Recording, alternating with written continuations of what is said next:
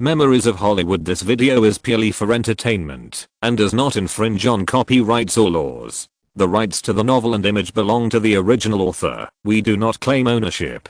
Don't like waiting and want to listen to this fanfic in full now? Subscribe to our Patreon, where you'll find the best fanfics. Chapter 151, The Castle Rock That I Want to Sell Like Crazy. A big list of all my acquaintances. Roland's eyelids twitched when he heard the straightforward answer. How could he not know that he was being cheated?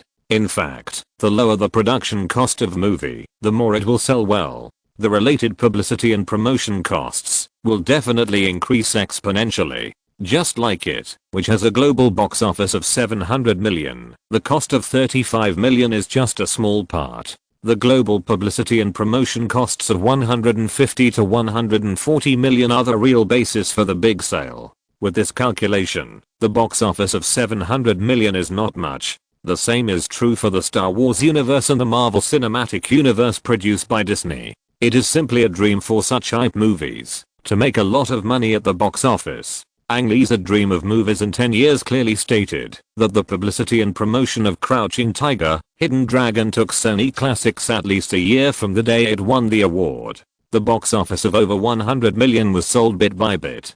Compared with the production cost, the publicity and promotion is a real big part. But unlike these movies, The Shawshank Redemption at this moment is a hot potato. As a movie with a plot that is highly similar to the Simpson murder case, no film company dares to release it in a big way. Because in this kind of thing, no matter which side you stand on, it is wrong. If it is released in a big way, it will inevitably be regarded as a voice of justice by those black people. At that time, they will march and argue more vigorously. That kind of mess is not something that a film company can handle. At the same time, the film company will offend those white people who support the trial of Simpson, and if it is not released in a big way, isn't it just waiting for losses? Since you can't please both sides, what's the point of doing such a non-profitable thing? In fact, after the Simpson murder case broke out, Sony had already discovered that the distribution project in its hands was a pile of shit. Unfortunately, the contract had been signed, and the project had been established. In this case, if they did not publicize it, it would be a breach of contract. Or, Castle Rock Pictures is waiting for Sony to breach the contract so that it can make a fortune and make up for the losses. There is no way. Who makes Sony the rich man in the eyes of the whole Hollywood? According to Castle Rock Pictures calculations, the entire movie now has a maximum box office of 30 million. Even if Sony does not take a cut, Castle Rock Pictures can only get 15 million at most. If the transaction tax is collected, the box office can only get a few million at most. Compared with the production cost of 25 million, it is a huge loss. As for thinking about selling discs to make money, my god. Before the dust settled on the Simpson murder case, they dare not publicize it in the disc market. This kind of thing that puts pressure on the judiciary. Even if you want to do it, you can't do it in public. Isn't this clearly setting yourself up as a target for others to hit? Traffic control. The fact that I was secretly taken back, just keep it in your heart. If you have to publicize it arrogantly, won't it cause me to lose Jing's-Hao? Therefore, finding a fool to take over is obviously what Castle Rock Pictures and Sony want to see most. And now, aren't you a fool in their eyes? When Roland found the truck driver hiding in his office with the list handed to him by Mike McDavoy, the old man learned that Roland wanted to spend tens of millions of dollars to buy a movie that was similar to the story of the O.J. Simpson murder case, but the protagonist was wronged. The old man immediately looked at Roland with eyes that cared for the mentally retarded.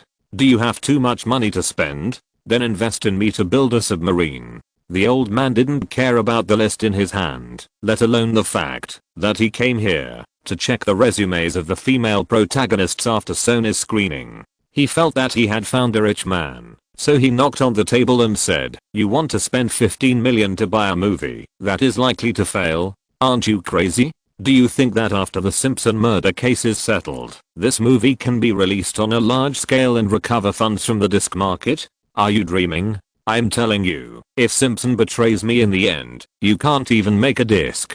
Those black people who support him will think that this movie is to redress Simpson's injustice. The fact that it was not released on a large scale in theaters and can only be sold secretly in the disc market is the best proof, because they were suppressed by white people.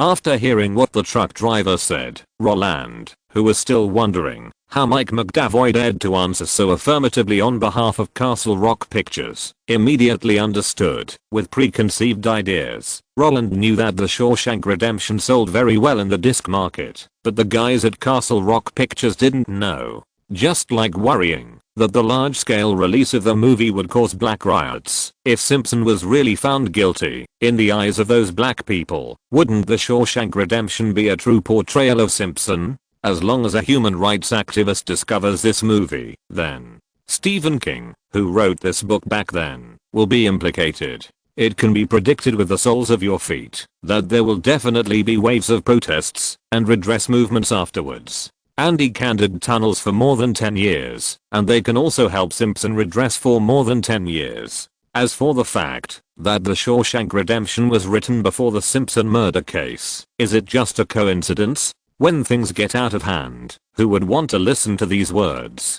Perhaps they would also think that Stephen King has foresight. He had long seen the corruption of America. However, Roland, who understood the reason, was not worried about these things. The reason why he felt that he might be cheated was purely because he was worried that Castle Rock Pictures would make a fuss about the transaction contract. But now, if the box office and disc market prospects are unclear, and someone is willing to pay $15 million to buy a high probability garbage home, so he would readily agree, then he has nothing to worry about. Because he knows that Simpson will be acquitted. In other words, even if his wings are strong, he can't make a fuss about such a big deal as racial issues. Of course, the reason why Roland wanted to buy it was simply to pick up a leak and expand his own poor film library. This is the best film in history, voted by movie fans one by one. Putting it in his own film library is a face. As for making money from The Shawshank Redemption, don't be kidding. No one can become the richest man by relying on movies. If you have this idea, you might as well throw your money into the stock market again. So, Roland, who knew that he would not be cheated, rolled his eyes and pushed the truck driver down from the boss chair prepared by Sony for him. Get out of my way. Even if I buy a movie and it can't be released and sold, I can watch it slowly at home by myself. If I invest in you to build a submarine, I can't drive it. Who said no? Although he gave up his seat, the truck driver moved his butt and sat on the table again. I'll teach you. It's very simple to drive a submarine, and it's also very cheap to build a submarine. How could Roland not know that the old man's submarine building meant to make a single person submersible to dive to the Mariana Trench? Even if Roland didn't know this, after hearing the old man's idea of buying investment, he was not interested in the budget reported by this guy. Nonsense. Tripling the budget is his real goal. Who dares to invest in such a project? Although he thought so, he did not say it out loud. The Lion King cannot be screened on a large scale, and we can only wait for Disney to slowly gather the funds. Since I get a share of the profits, I can only wait until the final settlement. Although Forrest Gump is a hit, I didn't get a penny. The last time I had income was from the share of Jurassic Park. But the problem is that I have to pay $15 million to buy the project, leaving more than $30 million for David Fincher. So please don't look for me, okay? I don't have any money. Roland is not trying to be pitiful, but he is really that miserable now. According to his previous idea, The Lion King was released, which set off a wave of movie watching. He stepped onto the altar and was crowned king like Simba.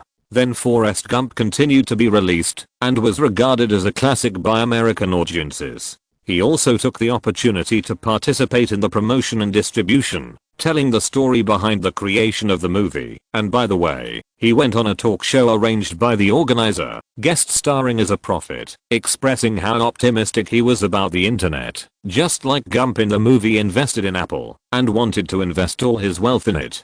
Finally, he made a statement in front of the people of the country that he would set up an investment company in Silicon Valley to invest in internet companies, and then he could wait for a group of guys who regarded him as a rich man to come to the door for financing and pick and choose them. But what about now? Plans can't keep up with changes. The reason why he dared to go out and play calmly before was because he felt that his arrangements were seamless. But who knew that the Simpson murder case was far more exaggerated than he imagined?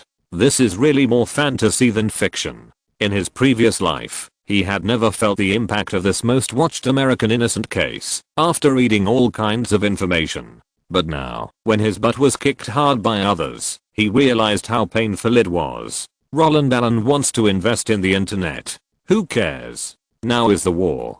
Fortunately, even if the sudden explosion of The Lion King is gone, it is okay to get the best film in history, and for investment, he can only ask David to set up an office in Silicon Valley. Although there is no nationwide live advertising, it is still okay to take the initiative. Of course, this accident that he didn't pay attention to also made Roland understand that the name is all false. The size of the news you can make is the key to grabbing the headlines. Otherwise, why do the media always want to make a big news? But even if Roland described his miserable current situation, the truck driver didn't take it seriously. No hurry, no hurry, I'm not going to build submarines now. I'll wait until all the projects on hand are finished. I'll give you the project plan when the time comes. Let's get down to business first. Okay. This old guy is relying on me. Roland shook his head helplessly, and he was too lazy to talk too much, so he directly picked up the documents he had thrown on the table before.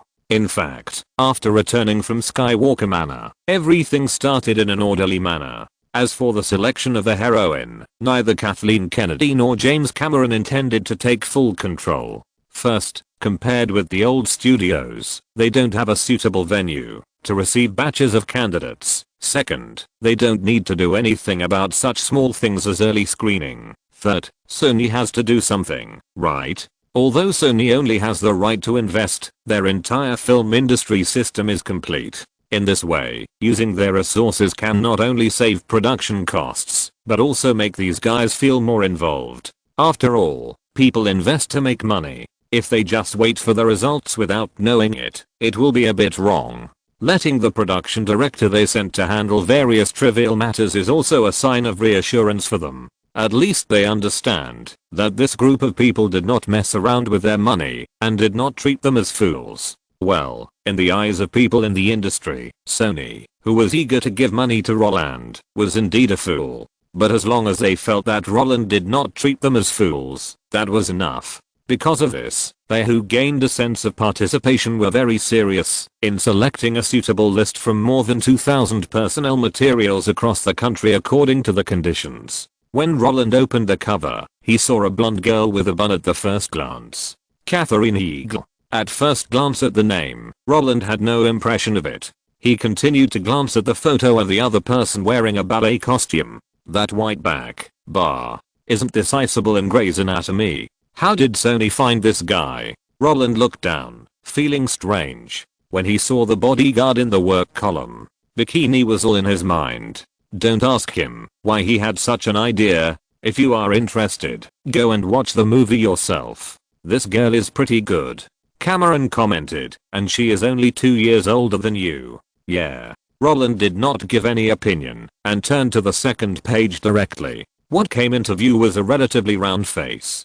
Scanning the name, Drew Barrymore. When he saw her, Roland directly skipped her personal information and turned to the third page. The reason is simple, because this guy is Steven Spielberg's goddaughter. Like Gwyneth Paltrow, she was born into an acting family. At the age of 6, she starred in The Old Man's It. Later, she also starred in the Charlie's Angels series and 50 First Dates. However, this guy is addicted to alcohol and sex. He has been in and out of drug rehabilitation many times when he was a teenager. If he was really talented, the old man would have recommended him to Roland long ago, instead of appearing on the audition list and waiting to be selected. And the third page is a black-haired girl. When Roland saw those sapphire eyes, his eyelids jumped. What the hell is this? Who selected Liv Tyler? That's right, the third person on the audition list was the elf princess from the Lord of the Rings series. Born in 1977, she was only 2.5 years older than Roland.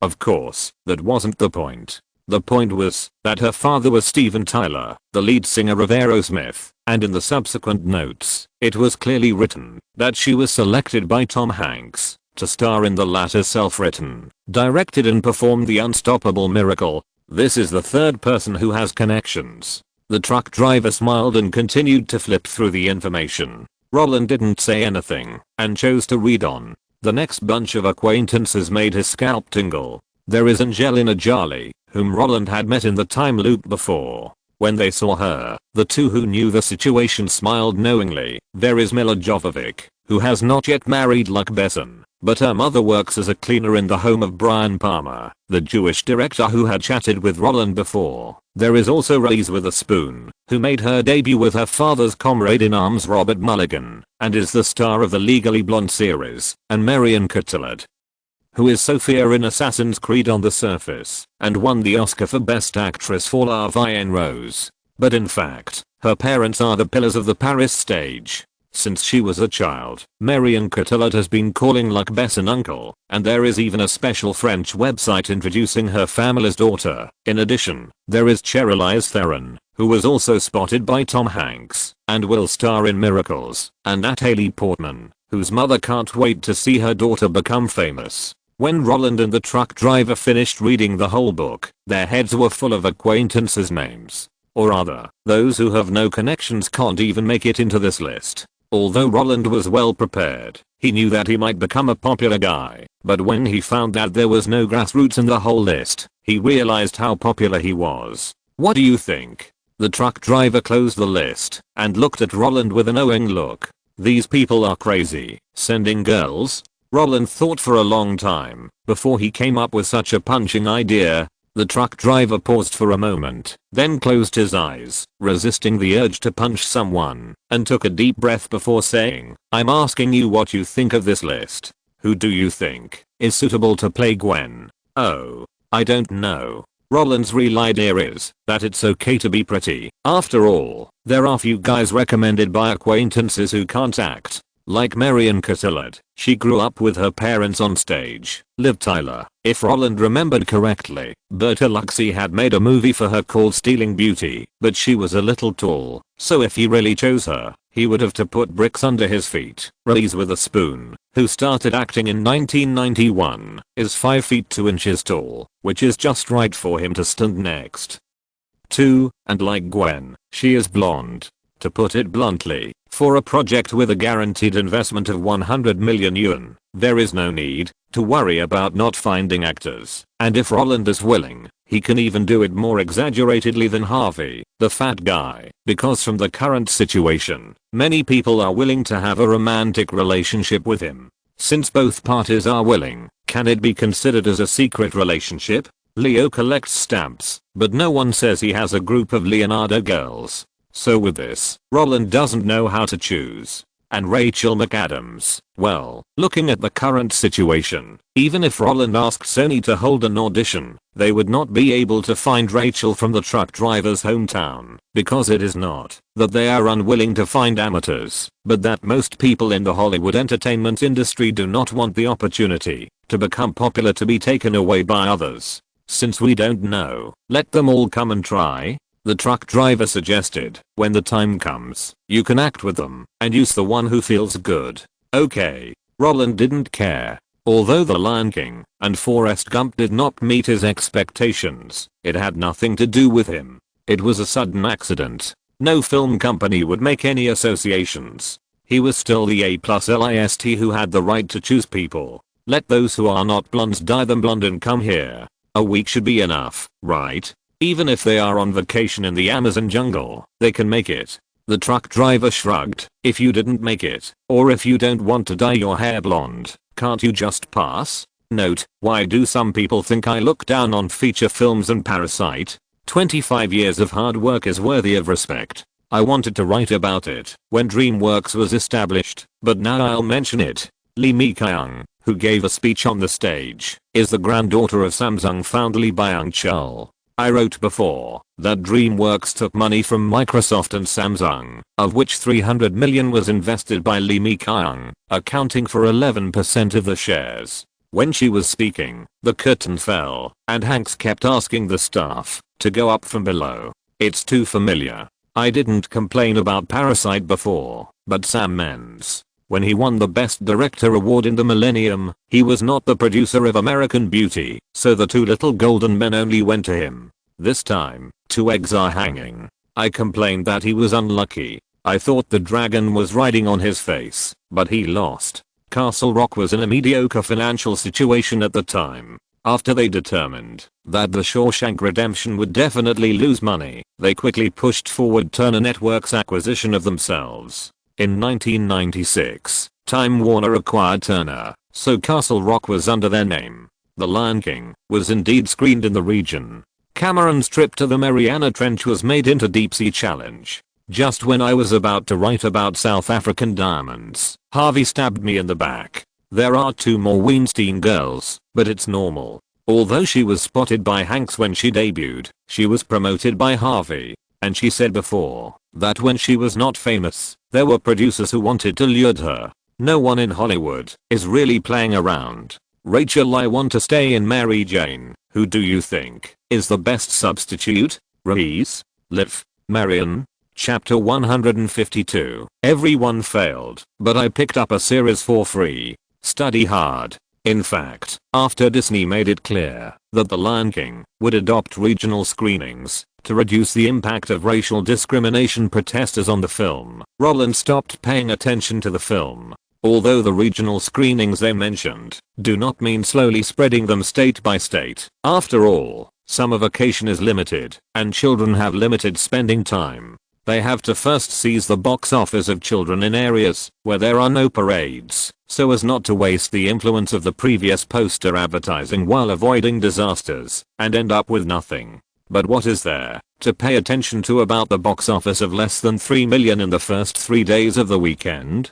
For Roland, this result is simply a shame. Okay, if it is 30 million in 3 days and 70 million in the first week, he will definitely feel proud. Although compared with the first week of Jurassic Park, the box office of 70 million in 7 days is much less, but he is the only one who can resist the box office. Such data, even if Harrison Ford and Clint Eastwood are tied together, they can't do it. But after Simpsons commotion, everything is gone. Even after the first weekend, with the increase in the number of screenings, the average daily box office has risen slightly, from 2.5 million to less than 3 million. But even if this data can be maintained until the end of the summer vacation, the total box office will only be between 150 million and 180 million. If they want to continue to rise, they must be prepared for a long-term battle. Of course, for Disney, after being beaten by Roland twice in a row, they have accumulated rich long-term combat experience. The release time in Europe is directly scheduled to October. They are not afraid that their film's profit-sharing period will be extended. However, Roland, who enjoys the light-speed profit-sharing model of settling in 2 months and 1 year, is a bit painful. Counting on his fingers, if Disney continues to do this, he will have to wait until mid-1995 to get the first payment at the earliest. He will be thankful that all the money can be settled before 1996. As for the channel, Roland has ignored such a thing. When he receives the money, he will just think of it as winning the lottery. Compared with The Lion King, Roland's cameo in Forrest Gump was just too lucky. It's not known whether it was Paramount's initiative to release the news, or whether some Simpson supporters really discovered the content of the movie. They felt that Forrest Gump, who was born with osteomalacia, ran into college through his own efforts, which was the best tribute and support for Simpson at this time. As a result, after the first week, the second week box office of Forrest Gump actually grew by nearly 4 points. As for the beginning of the film, Roland and Hanks sat side by side on a park bench, listening to each other's stories with awkward expressions, and responding to the scene of chocolates stuffed into their mouths with helpless faces. To be honest, his cameo effect must have been there, but it was definitely not as strong as those fanatical supporters. This kind of thing can't be explained at all, right? This situation made Roland very embarrassed. On the surface, his influence as a Hollywood A+ list was simply not as good as those people in the sports circle, but after thinking about it carefully, Roland was relieved again. Why? because he thought Black Panther was not good, and he was not optimistic about the news that Black Panther 2 was approved and started filming. But Black Panther not only sold 1.3 billion worldwide, but was also selected as the best picture at the Oscars. North America contributed 53% of the share on its own, making 700 million box office. Compared with Black Panther, these guys who were crazy about supporting Forrest Gump don't seem so magical. In this way, Roland really realized his wish of not making a movie in 1994 and becoming a little transparent. It's not that he wanted to wear an invisibility cloak, but society and the market helped him wear an invisibility cloak. Of course, Roland is far from the most miserable one in the whole big wave. Speed, which was released before The Lion King, seriously collided with the public opinion storm brought by The Simpsons. It still had 14 million in the first weekend, but after 3 days, the whole of America stayed at home watching the live broadcast. True Lies was even worse. It was invested 115 million, but only made 25.8 million in the first weekend. It was a bit different from the 30 million that Fox had expected. Compared with the performance of Forrest Gump, well, looking at it this way, Roland was still somewhat useful. At least without his governor and trucker, they could not achieve the achievement of 30 million in 3 days. With Zemeckis and Hanks, they successfully broke through the 30 million mark. Of course, this kind of self-entertaining joke was actually only Roland's idea, because from the surface, except for Speed, The Lion King, Forrest Gump, and The Mask, this year's summer movies are expected to be all flops. Jack Nicholson's Werewolf, with an investment of 70 million, did not make more than 18 million in the first weekend. Joel Schumacher's The Client, with an investment of 45 million, just made more than 17 million in the first weekend. Harrison Ford's The Pursuit, with an investment of 62 million, just made more than 20 million in the first weekend. In a situation where a bunch of big guys might go bankrupt, no film company can laugh. Because of this, when Castle Rock Pictures saw the grim situation and learned that Roland wanted to buy their movie, these guys immediately contacted Roland, but they were dissatisfied with the price of 15 million proposed by Roland, thinking it was too little. Roland was not that kind of idiot. He was a guy who could watch Mike Mulhame, Cole Needham and others generate electricity with love without investing. As a stingy man who is only generous to his family, you want him to increase the price for no reason? Unless the sun can climb out from the west. So, in order to let Roland raise the Shawshank Redemption to the cost price, Castle Rock Pictures took out its own film library to tempt. Their idea was actually very simple. At this time, Roland was stupid enough to want to buy the Shawshank Redemption, so showing him the film library, wouldn't it be for him to screen whether there are projects that will definitely lose money? As long as he chooses them, they will sell them to him at cost price. Anyway, they are all movies that are about to be released. According to the current market reaction, they have no idea. Roland, who thought bargaining was annoying and wanted to refuse outright and let them see what it meant to sell if you want, or get out if you don't want to sell, swallowed his words after hearing Castle Rock's self-exposure in the proposal of opening the door wide. The film library is the root of the film company. MGM has been rotten for so many years, but it can still sell 4.8 billion in 2005. Although this is related to the fact that they have a lot of hotels and resorts under their names, the treasure-like film library is what Sony is interested in. So Roland asked the guys from Castle Rock to bring the film library list. After a closer look, there are other good things in it. Clint's In the Line of Fire, Tom's Golden Times, NBC's Seinfeld. You actually have all these things? Roland was full of surprise. We are only responsible for the production of these, and the specific copyrights are not in our hands now. What about When Harry Met Sally? You made it independently, right? Roland didn't care, and continued to ask. We won't sell it. The person in charge rubbed his hands and smiled. 10 Days of Danger? We won't sell it either. After all, it's been released. Well, after hearing what the other party said, how could Roland not understand that these guys simply regarded themselves as fools?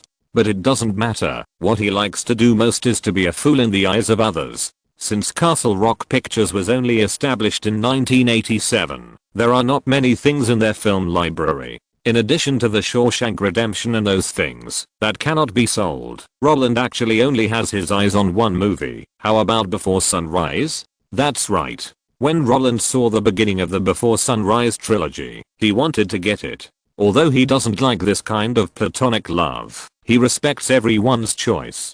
Just like Seven Deadly Sins, since many people think that the Love in the Sky trilogy is very good, it proves that the director's ideas can at least be understood by others. In this case, even if the entire series will definitely not make money in the short term, Roland still wants to buy it and put it into his own film library. This is not a question of whether it is profitable or not, but a question of filling the film library in many aspects. Who would choose a bad movie when they can fill the film library with high quality resources? The purchase of The Shawshank Redemption was based on this consideration. Roland may never be able to shoot the first film in the eyes of the audience in his lifetime, but it doesn't matter. The first film in the history that you like is lying in my warehouse. Roland's idea, Castle Rock Pictures naturally does not know, but they know that a low-cost drama film like Love in the Sky with a budget of less than $2.5 million will definitely be a big flop, no matter how it is distributed. If you want to make a profit, you have to sell the disc for at least a year. This made things much simpler. They hoped that Roland could purchase all the copyrights of The Shawshank Redemption at the cost price of $25 million. The copyright transfer fee for the Love in trilogy was $2.5 million in cost and $500,000 in series investment and distribution rights, totaling $28 million. Roland naturally did not accept this price, and the reason he gave was very simple. I invested $30 million in David Fincher's new project, which includes the salaries of Brad Pitt, Morgan Freeman, Gwyneth Paltrow, and Kevin Spacey. All of them can't take $15 million from me. Your Shawshank Redemption has no box office appeal and has caused a lot of trouble. Why is it so expensive? I haven't even seen your movie. I just like Stephen King's book. If you sell it like this, then I won't buy it. Who knows when the Simpson case will end? Who knows if the result of the Simpson case will have an impact on the release of the movie's videotapes and DVDs? When Roland brought up the argument that I haven't even seen the movie, Castle Rock Pictures, which wanted to bargain, was a little confused. They thought that Roland had at least seen the movie from Sony and thought the content was good, so he wanted to take a gamble, but they didn't expect that this gentleman really acted on his own preferences. He is simply the stupid son of a landlord. When they remembered that Roland liked to collect the tattered copyrights of Marvel before, they felt that their analysis was more reasonable. He was born with a silver spoon in his mouth. Buying something at a price of tens of millions is like buying cabbage in the market. The biggest difference between him and Nicolas Cage is that the former likes to spend money on wine and women, while Roland is looking for the meaning of life. They are all idiots. Looking at it this way, there is no point in testing the price. They are not necessities for Roland, but just a hobby after getting excited. If it takes 2 weeks, maybe he will be too lazy to buy them. In this situation, where it doesn't matter if I don't buy, and you will fail, if you don't sell, the deal will be negotiated faster. In the end, Roland agreed to use $22 million to purchase the investment and distribution rights of The Shawshank Redemption and Before Sunrise and the subsequent series, which reduced Castle Rock Pictures' losses to $6 million. Although they still lost money, they transferred the biggest risk to Roland, and Roland, $20 million to buy a film with the best reputation in film history, and $2 million to buy a love series that literary young people like to watch. This is a big profit, no matter how you look at it. After the official signing and completion of the transfer, Roland discussed the publicity and distribution arrangements with Sony again. He still had to participate in the Toronto International Film Festival that was scheduled before, but as for the screening, he would be more relaxed. As long as the 7-day screening conditions for the Oscar are met, enough judges can see the film and get an Oscar nomination. Roland doesn't care about the box office at all. He is just waiting for the Simpson case to end and then sell the discs. After all, after attending George Lucas's 50th birthday party, Roland certainly understood how much those guys care about this game. Since Forrest Gump is the highlight moment of Robert Zemeckis and Tom Hanks, why does Roland want to join in the fun with The Shawshank Redemption? Not to mention that this movie didn't win an Oscar. Even if it did, he could just hide his work and not participate in the competition. Friends help each other. It's no big deal. As for selling discs, he doesn't have to worry about it. As the developer in the DVD standard war, selling a disc to Roland is really easy. After finalizing the acquisition in one day, the previously purchased Eat Drink Man Woman was also put on the screening schedule. Of course, this is more for self-entertainment. If it can make a profit, it's better. If it can't make a profit, Roland won't lose. He didn't sign any gambling agreement. It's his own profit. As long as he is happy, he can do whatever he wants. After finalizing the business that needed his presence, the rest of the work was naturally left to others to do, and Roland himself was learning from Master Yuan. Although he could use a double directly for actions that he couldn't do or dangerous actions, he had to put on a good look at other times. This was Spider-Man, not Charlie's Angels. The soft and floppy movements were fake at first glance. After all, it was recognized that, if 3 men were replaced to play the series, it would fail even more miserably. The reboot was even worse. Although the correctness of various fields was taken into account, the overall look was like a child playing house.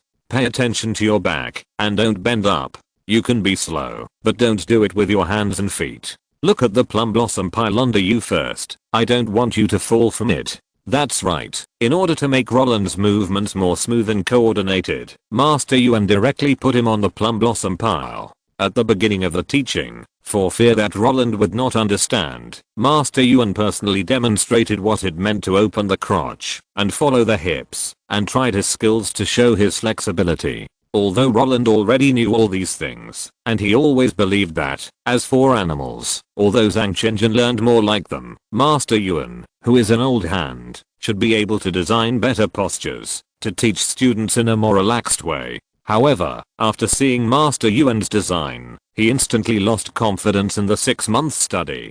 Damn, isn't the plum blossom pile a walking one? What the hell do you want me to crawl on all fours? The point is that it is easy to shift gears with high and low pitches. It is normal to have ups and downs with different spacing. Especially after Roland got on, he found that he was the Luozaohe who was chasing his tail. As we all know, cats and cattails are 2 different creatures, and Roland, who got on the plum blossom pile, is 2 species above the neck and below the neck. His eyes, ears and head told him that he was really good at it, but his limbs and body told him that no, you can't. Of course, although the practice in reality is much more difficult than imagined, Roland did not give up.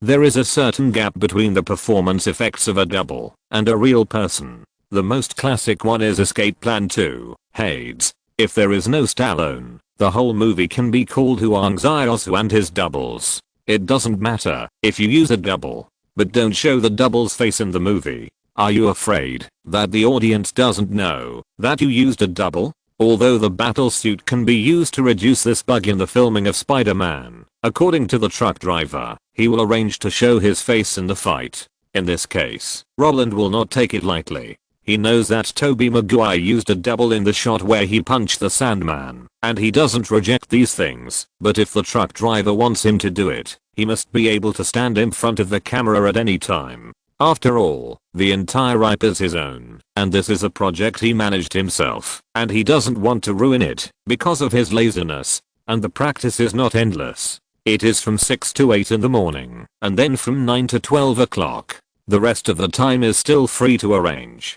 Compared with those guys who really make a living from action movies, Roland's time is really not enough. But to be honest, you want him to practice paralysis like Woojin. He admires Woojin's tenacity, but this kind of thing can't happen to him. Holding 20,000 shares of Berkshire Hathaway, he has a place on the rich list. Making money is just to practice paralysis? Before you start to enjoy life, you lie on the hospital bed to enjoy your old age, and then watch the cabbage being dug by others? Impossible. Absolutely impossible. He can keep learning for what he likes, but risking his life, he can't do it, and those old men won't let him do it. It's like Spielberg asked Jackie Chan how to shoot jumping off a building. For Roland now, if the problem can be solved by technology, then spend money to do it. Note, errata, as pointed out by a commenting book friend, there is a small bug in the paragraph about Panasonic selling American music. Panasonic was also in the console war at that time. They worked with EA, AT&T, and Time Warner to develop 3D and research home game consoles. I have played the Heroes of Might and Magic and Toy Soldiers Wars, but I always thought that this company was American because Motorola and Japan's Sanyo also participated in the production. I always thought that Panasonic was just a machine manufacturer like them, but in fact, selling American music and abandoning Universal were also related to the sudden death of 3D. Although it did not affect the plot, it was indeed written with problems. Many movies in the summer of 1994 were flops, or in other words, the movies on the list that year were either released before and avoided the Simpson case, or were released during the Christmas season and had little impact. There were few movies that competed with Simpson and made a profit. The Love-In trilogy was indeed made by Castle Rock, and the first one was already waiting to be released at that time. The old version of Spider-Man punching through the Sandman was indeed a special effect. I'm not being mean. Sony's explanation was that they found a disabled person to punch so that they could save money on special effects. They could just do the visual effect of sand flying without having to Photoshop the hand out. Chapter 153 Trivia. August 31st, 1994. In a burst of tight breathing, Roland performed the turtle fist according to the movements taught by Master Yuan. The fine beads of sweat all over his body shone golden in the sun, and the hair stuck to his face was like mottled shadows in a bird's nest. Although his image was not good, 2 months of training had changed Roland's previous carefree spirit. The look of Joe sitting on the sofa was gone. The spirit brought by continuous practice made him look sunny. Of course, if a fan saw it, they would definitely shout, "So handsome." The reason why the movements taught by Master Yuan were called Turtle Fist was because the other party did not teach Roland any real skills at all. According to the project requirements and Roland's own conditions, Master Yuan temporarily designed a set of training methods.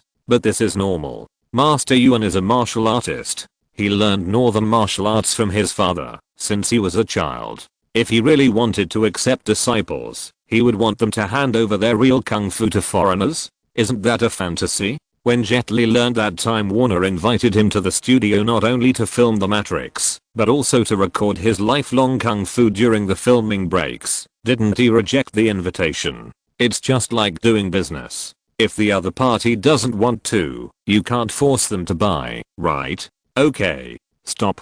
Master Yuan clapped his hands, signaling Roland, who was still posing, to get up. Roland, who was getting back on his feet, raised his hand and was about to wipe the sweat off his forehead with his slippery arm, but the studio assistant who had been waiting for a long time had already handed him a towel. He wiped his face casually, but before the towel was handed back, a blue water bottle was handed to him again. Almost at the same time, the towel he had used before was also taken away. Master Yuan, who had just arrived, thought he was a big shot at first, and his head was full of weird thoughts like you actually go to the toilet yourself, and you actually eat yourself, but after watching for 2 months, he got used to it. There was no way, who asked the head of the studio to come and take a look around when he had nothing to do. Not only that, the newly promoted CEO of the film company who got a promotion because Spielberg couldn't stand the two brothers who fanned the flames and had them kicked out by Sony, would also come to join in the fun and express his sincerest condolences to Roland, who was practicing diligently. Nonsense. You have to be sincere. If this gentleman is unhappy, he can get Sony to kick him out in a minute. In this situation, if Master Yuan is still entangled, then this class can't be taught. But for Roland, he has long been accustomed to this kind of A+ LIST treatment. Not to mention stepping on the high and praising the low, just based on Sony's brain circuit. He thinks everything Sony does is normal. There is no way, who said that except Sony, no manufacturer would study the weird design of skipping ads by shouting out the name of the ad. After 2 months of practice, you should be able to complete most of the movements now. In the next week, you can rest or practice freely. I will spend a week studying the director's ideas and designing special movements. In the next 4 months, I will continue to practice and test the feasibility of the movements and the aesthetics of the pictures. If you have any questions, you can contact me at any time. Master Yuan told Roland about the subsequent arrangements in his half-baked English. Roland nodded and agreed without objection. Okay. According to the shooting method of Hong Kong movies, all action scenes are designed while shooting. Master Yuan and his team thought about it on the set and started teaching the actors. After the actors learned it twice, they could shoot it. But it's not possible here. Not to mention that most actors have no action foundation. The model of learning first and then shooting that has been developed for many years is not so easy to abandon. It's good enough for the truck driver to let Master Yuan design the movements. As for designing while shooting, I can't see the finished product and I'm panicking. If you don't show me a finished product, how can I know whether the final effect is 10,000 years BC or 100 million years BC? You know, a truck driver is someone who has requirements for even the angle of the set. Want him to do it in the dark. Dream on. Whoever pays is the boss. Master Yuan will certainly not refuse, and for Roland, this is actually a good thing. All unknown factors can be eliminated during the preparation of the film, so that the danger can be minimized. Not to mention that when The Matrix 4 was filmed in San Francisco, it was not until it arrived at the location that it was discovered that this place seemed a bit high. After saying goodbye to Master Yuan who had taught him, Roland went to the bathroom of Sony Studios to take a shower. When he came out, after taking a shower, he went straight to the restaurant to fill his rumbling stomach. While he was looking for food, the old man in the baseball cap also came in. He looked around and saw Roland. Then he stepped forward. When he skillfully opened the seat, grabbed the big chicken leg from Roland's plate, dipped it in the sauce, and stuffed it into his mouth. Roland, who was already used to it, sucked his thumb and asked, "How was it?" The truck driver certainly understood what Roland was asking. He nodded while gnawing on the chicken leg, and then responded with vague and excited words. "Great. It's simply great. That's the most realistic picture I've ever seen." "Then are we still shooting the real scene?" Roland grabbed a napkin and wiped his hands. "Of course. The real scene must be shot, but those dangerous scenes of shuttling through the city can now be solved in the studio." That's right. What the two talked about was actually the content of the subsequent shooting. After the official injection of funds in the project, the truck driver had already asked people to think about the shooting location. When choosing the location, the person in charge encountered a problem how to shoot the scene of Spider-Man flying around in downtown New York. The solution given by the team to this problem was to use wire ropes at night. Although the truck driver felt that it was inappropriate, he had no choice. Because neither Jurassic Park nor Forrest Gump had a large number of moving scenes that applied CGI. He could not think of any other way except to use real shots and then synthesize them. After learning about these people's judgments, Roland directly threw away these ideas in front of the truck driver. "Really fly to the center of New York? Isn't this a brain hole?" The puzzled truck driver was directly pushed by Roland to the production base of Industrial Light and Magic. Roland asked him to take a look at the production scenes of Apollo 13. Although Ron Howard's side only started filming half a month ago, the visual effects of Apollo 13 have already started. The most classic is the scene of the launch of the Saturn V carrier rocket. The entire clip was generated by computers without using a single frame of data images. But even so, when it was put together with the real video of the rocket taking off, even NASA people couldn't tell the difference. Jim Lovell, the commander who brought Apollo 13 back to Earth from space, even wondered how the crew got the rocket launch footage from NASA after seeing the launch. Yes, 2 years ago, everyone was still running around, shooting the real scene first, then shooting the portrait with a green screen, and finally synthesizing the dinosaurs and humans through computers. The technology has been eliminated by the times. Now Industrial Light and Magic only needs to rely on the outdoor scene data and the studio green screen interior to synthesize various scenes, and in this way, Peter Parker doesn't need to fly around New York. The scenes that are difficult to shoot in real life can be done directly on the computer, and this is why Roland set up the practice venue in Sony Studios. While practicing, you can also get first-hand preparation information, instead of tossing around with phone calls. "How are the props?" Roland asked after wiping his mouth with a napkin. "The clothes are difficult to make." The truck driver told Roland the tragic news very straightforwardly. "Don't worry, the clothes are definitely elastic, but your height and body shape are not fixed." Stan told me clearly that, in order to avoid wrinkles on the clothes, he can only make the clothes according to your current body shape data. This may cause a problem, that is, when you wear it, it may be a little small. But he assured me that, even if it is small, it will definitely not affect the filming. At most, it will be. What is it? Roland was very concerned about this question. At most, you will wear the battlesuit naked.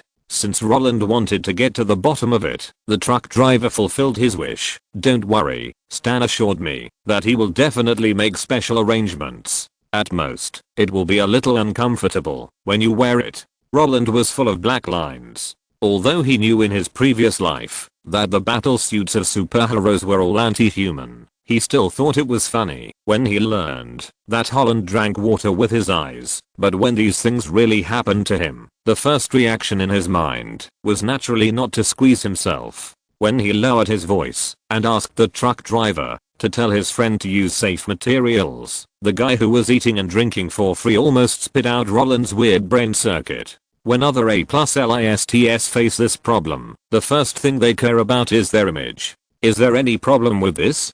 Do you think you are great just because you have a daughter? Do you believe me? I will draw a portrait for my niece. Okay, I will tell Stan. Don't worry. The truck driver immediately became timid. The reason is simple. When he went to Industrial Light and Magic to observe and study, he saw the portrait in Lucas' office. After discovering that Roland's name was left on the painting, he asked a question. This question was a big deal. Lucas told what happened at his birthday party 2.5 months ago, and Spielberg's initial revelation fell into the ears of the truck driver. Roland wants to draw a portrait of his daughter? The world is so big, you can draw anyone. Just spare me. I'm full. Let's go. As if he didn't want to give Roland a chance to continue, the truck driver who had just returned from Venice clapped his hands and stood up after eating 2 chicken legs. It's almost 1 o'clock. They should all be here. Go pick a girlfriend for you.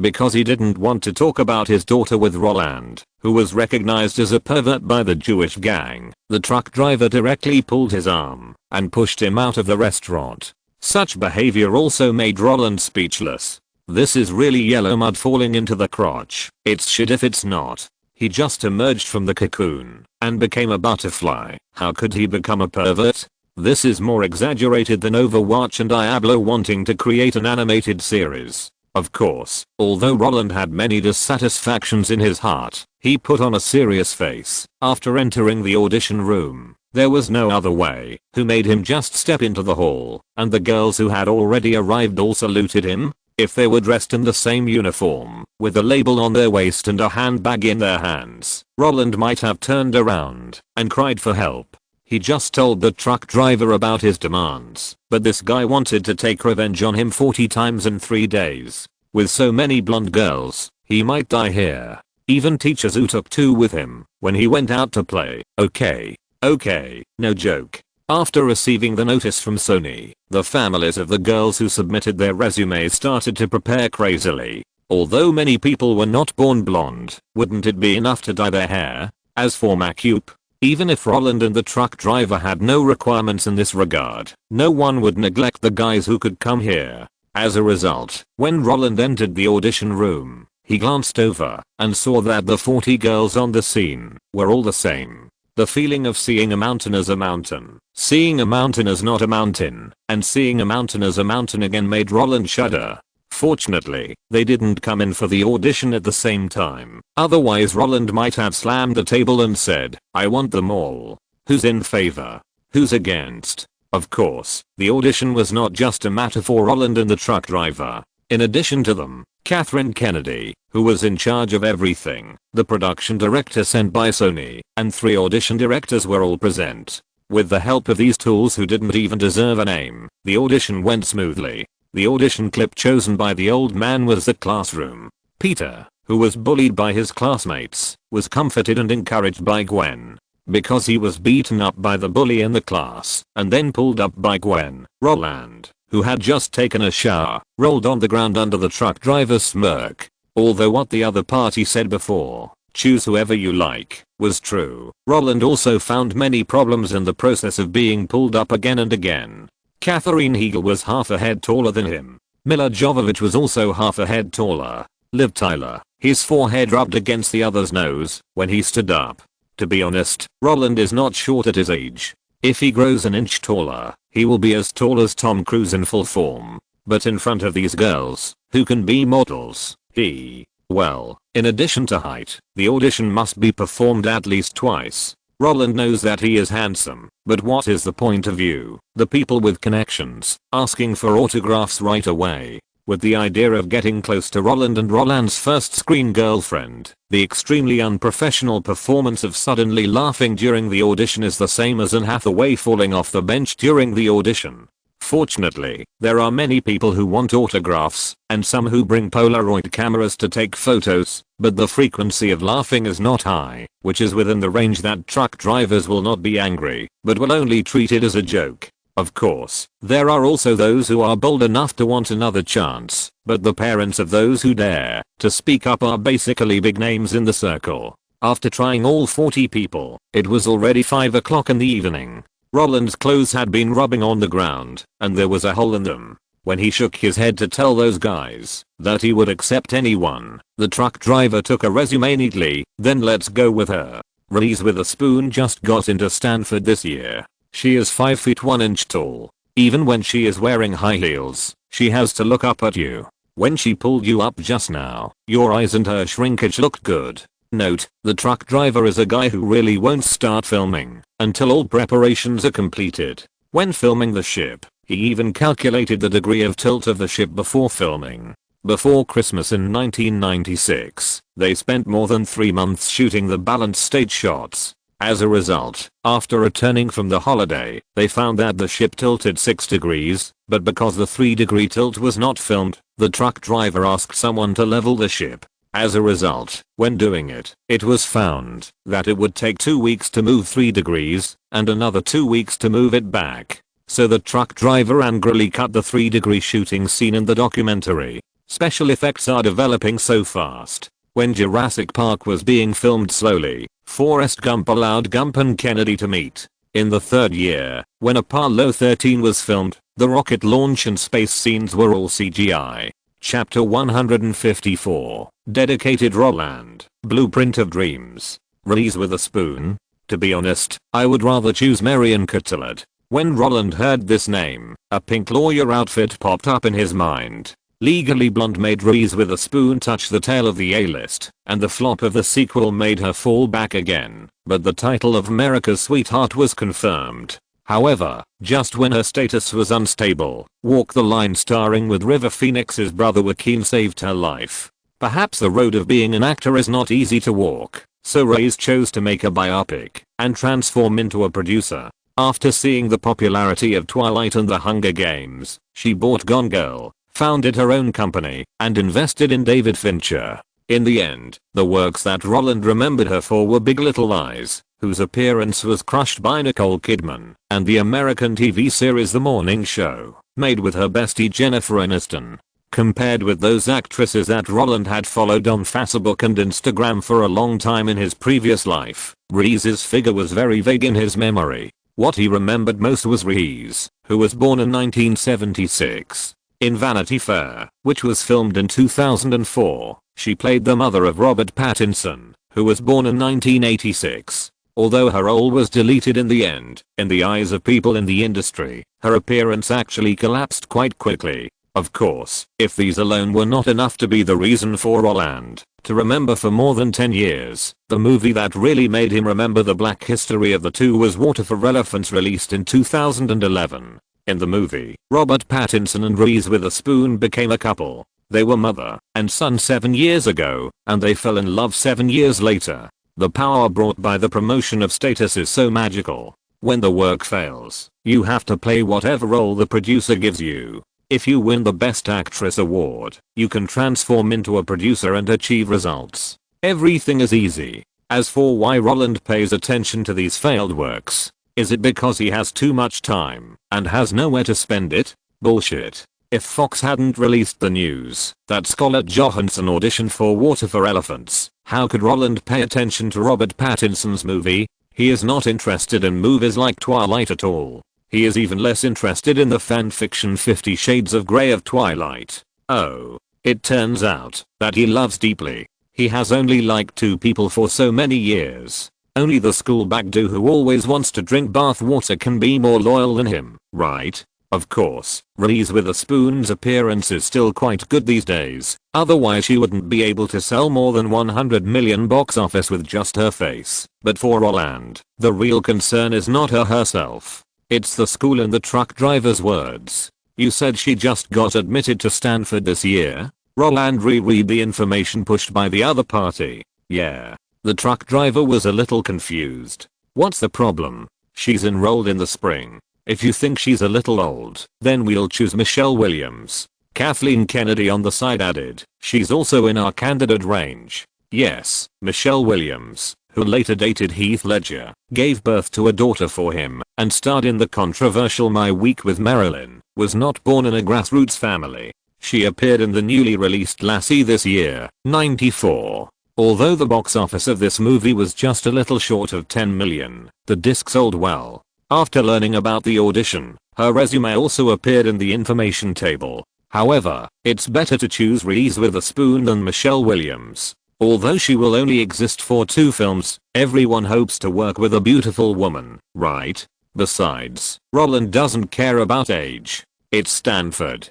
For Roland, Stanford is a magical school. It produced Vinton Cerf, one of the co-designers of the TCP/IP protocol and the internet architecture, Sergey Brin and Larry Page, the founders of Google, David Packard and William Hewlett, the founders of HP, Lena, the founder of Cisco, and the 2 founders of Yahoo, Chiefs Jerry Yang and David Filo. As a guy who had just traveled through time and reincarnation, and wanted to finish from the door to the door, he naturally would not miss these opportunities to make money. Before the Simpson case broke out, he wanted to create a wealthy persona to let these guys know that he had money, but nowhere to spend it. Now, with all the talk show promotions cancelled, he couldn't find a channel to release the news, right?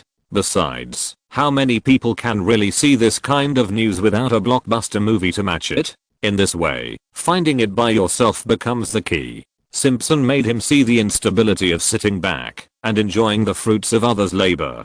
Sometimes you want to be lazy and don't take the initiative to attack. If you miss it, you will miss it for the rest of your life. However, after he tried the domain name countless times at home according to his memory of his previous life, he found nothing. If Google had not yet been established, it was natural that it could not be found. But he could not find Yahoo's official website even after entering Yahoo. What the hell was this? He firmly believed that he could not have remembered Yahoo's website wrong. When a bunch of classmates were using Heyo 123, he typed the website address himself to find the official website. He had been typing the Yahoo website address for many years, and it was impossible to type it wrong. As for Yahoo not being established, that's even more nonsense. During the time when the alien Jack Ma became the richest man, there were endless reports about Yahoo and SoftBank.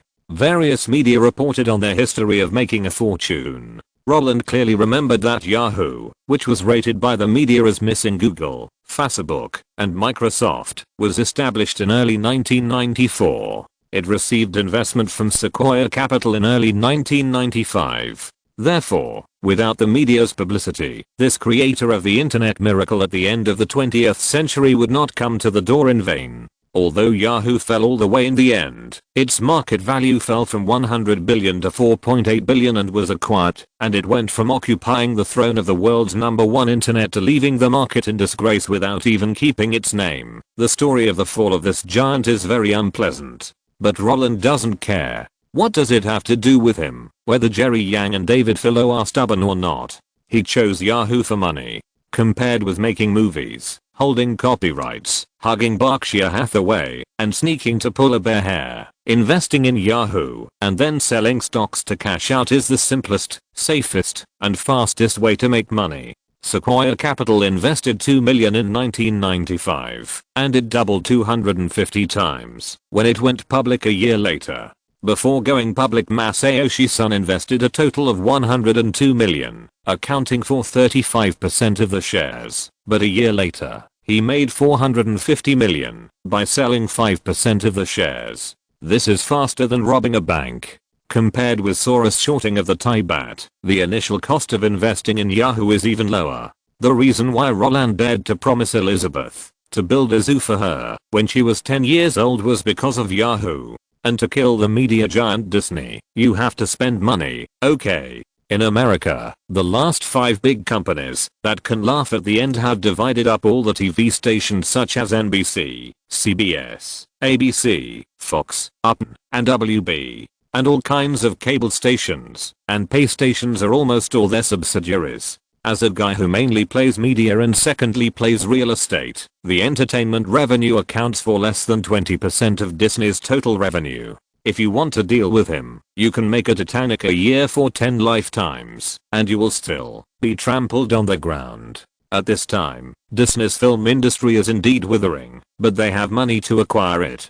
In this case, finding Yahoo is a must. Invest in the other party first, and then when the market value soars, you can find a buyer. That's right, there is no need to wait for the internet bubble to burst, because the money that is slowly cashed out can do a lot of things. For example, Masayoshi Son himself said that before Amazon went public, Jeff Bezos approached him to invest and offered 30% of the shares for 130 million, but Masayoshi Son only wanted 100 million, and the deal fell through. For another example, Sergey Brin and Larry Page wanted to sell Google's web crawler algorithm for 1 million. For another example, when Jobs returned to Apple in 1996, Apple's stock price was less than $1 per share. There are so many things that can be done. Roland is not greedy. He knows that, even if he has money, he can't eat all these things. If he eats alone, he will be targeted. Epstein is a typical example.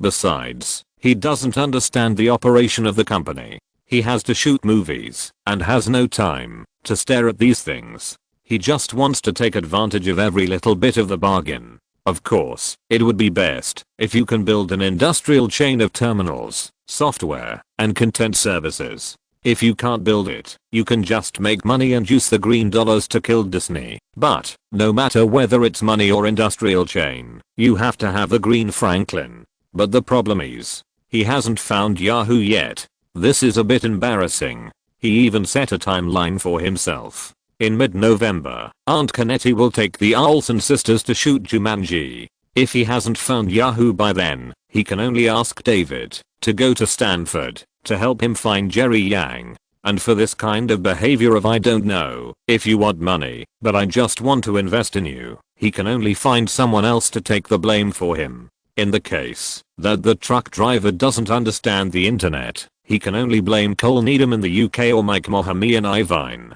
Roland thinks they won't mind, because their beloved industry also needs to burn money to develop. However, with the appearance of Raise with a Spoon, Roland felt that he might not have to wander around the internet alone. He glanced at the other party's resume, and found that the other party had no filming schedule in the first half of this year.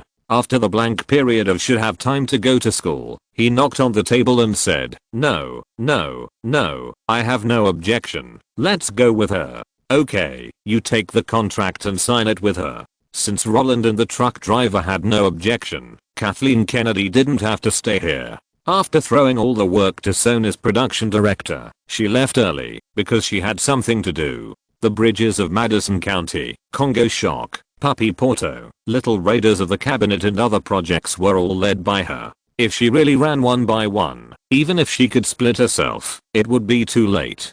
Controlling the overall situation and throwing things to others is a real way for these producers to make money. Without interpersonal relationships, the position of producer is not stable. "I'm leaving too. Call me if you have anything." The truck driver is the same. Although he has divorced Catherine Bigelow, he still invested in The Last Days, directed by the other party, and wrote the script, and served as the producer. The whole movie is in production, and will be released in the second half of next year. Even if the relationship is not harmonious, 42 million real money has been spent, and the publicity and distribution party is Fox, which has a long-term cooperation with the truck driver. In this way, the quality of the movie really needs to be carefully checked by him. Although the divorced couple is working together after 3 years, this kind of thing sounds like the 110-year-old American Boy Scouts Association filing for bankruptcy, which makes people feel very mysterious. But when Roland thinks of the bald Steven Soderbergh who is obsessed with multi-threaded narratives in Contagion, Pepper is green and cute, while calling the other party to tell him I love you, he doesn't have too much doubt about the truck driver's behavior. After all, reality illuminates the movie. In an era where Tetris can drive, it's not surprising for him to have anything happen. Besides, the truck driver hasn't married Linda Hamilton, who gave birth to his child yet. If they are not married, it's not considered cheating, so he can do whatever he wants. As the two left, Roland was relieved. After all, things wouldn't go well with them around. After the production director showed up with the drafted contract, Roland, who was acting as a supervisor, followed him out. Although the staff on the scene had already cleared the scene before the result was finalized, and everyone left with the result, Reese Witherspoon also knew that she was selected, but when she really saw Roland, the excitement was still beyond words. Gee whiz. I really didn't expect it to be such a result. Do you want to shout damn? When I first learned that I was selected by the director, I was as excited as you. Because they had met before, and these guys came just for her, Roland didn't feel alienated. Oh, I usually like to use my god. Reese saw Roland responding to her with a smile. The girl, who was 3 years older than Roland, immediately covered her mouth and said embarrassedly, I prefer to use damn to curse people. Really? Then you can tell James about this speaking habit. I think that guy will modify his tone according to your speaking habits. Roland tilted his head slightly and suggested. Hearing this, Reese Witherspoon immediately showed a surprised expression. She didn't expect that Roland would be so friendly when they met for the first time. After seeing the other party cover up his surprise with a smile, Roland knew that the first greeting after confirmation could end here. Don't be nervous, I just want to formally meet you, who was chosen by Catherine and James. Before the filming officially starts, I will be here every morning. If you have any questions, you can come to me. What? This statement surprised Reese even more. Just as she was stunned, the agent who brought her here immediately agreed with a smile. She was so excited that she was stupid. After all, you are the biggest star she has ever seen.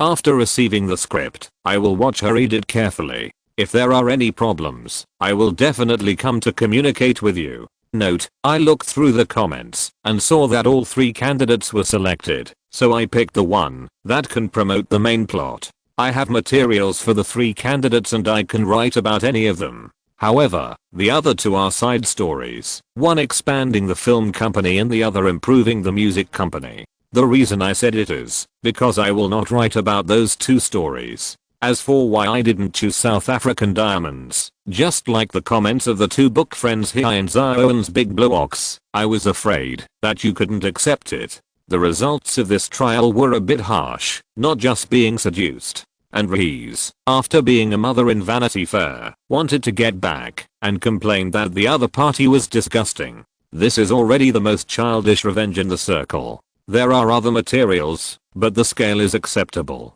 Cameron's love life is indeed magical. He and Linda both have children, and he also invested in Bigelow's movies. In the early days, Gail Hurd said that she couldn't understand him.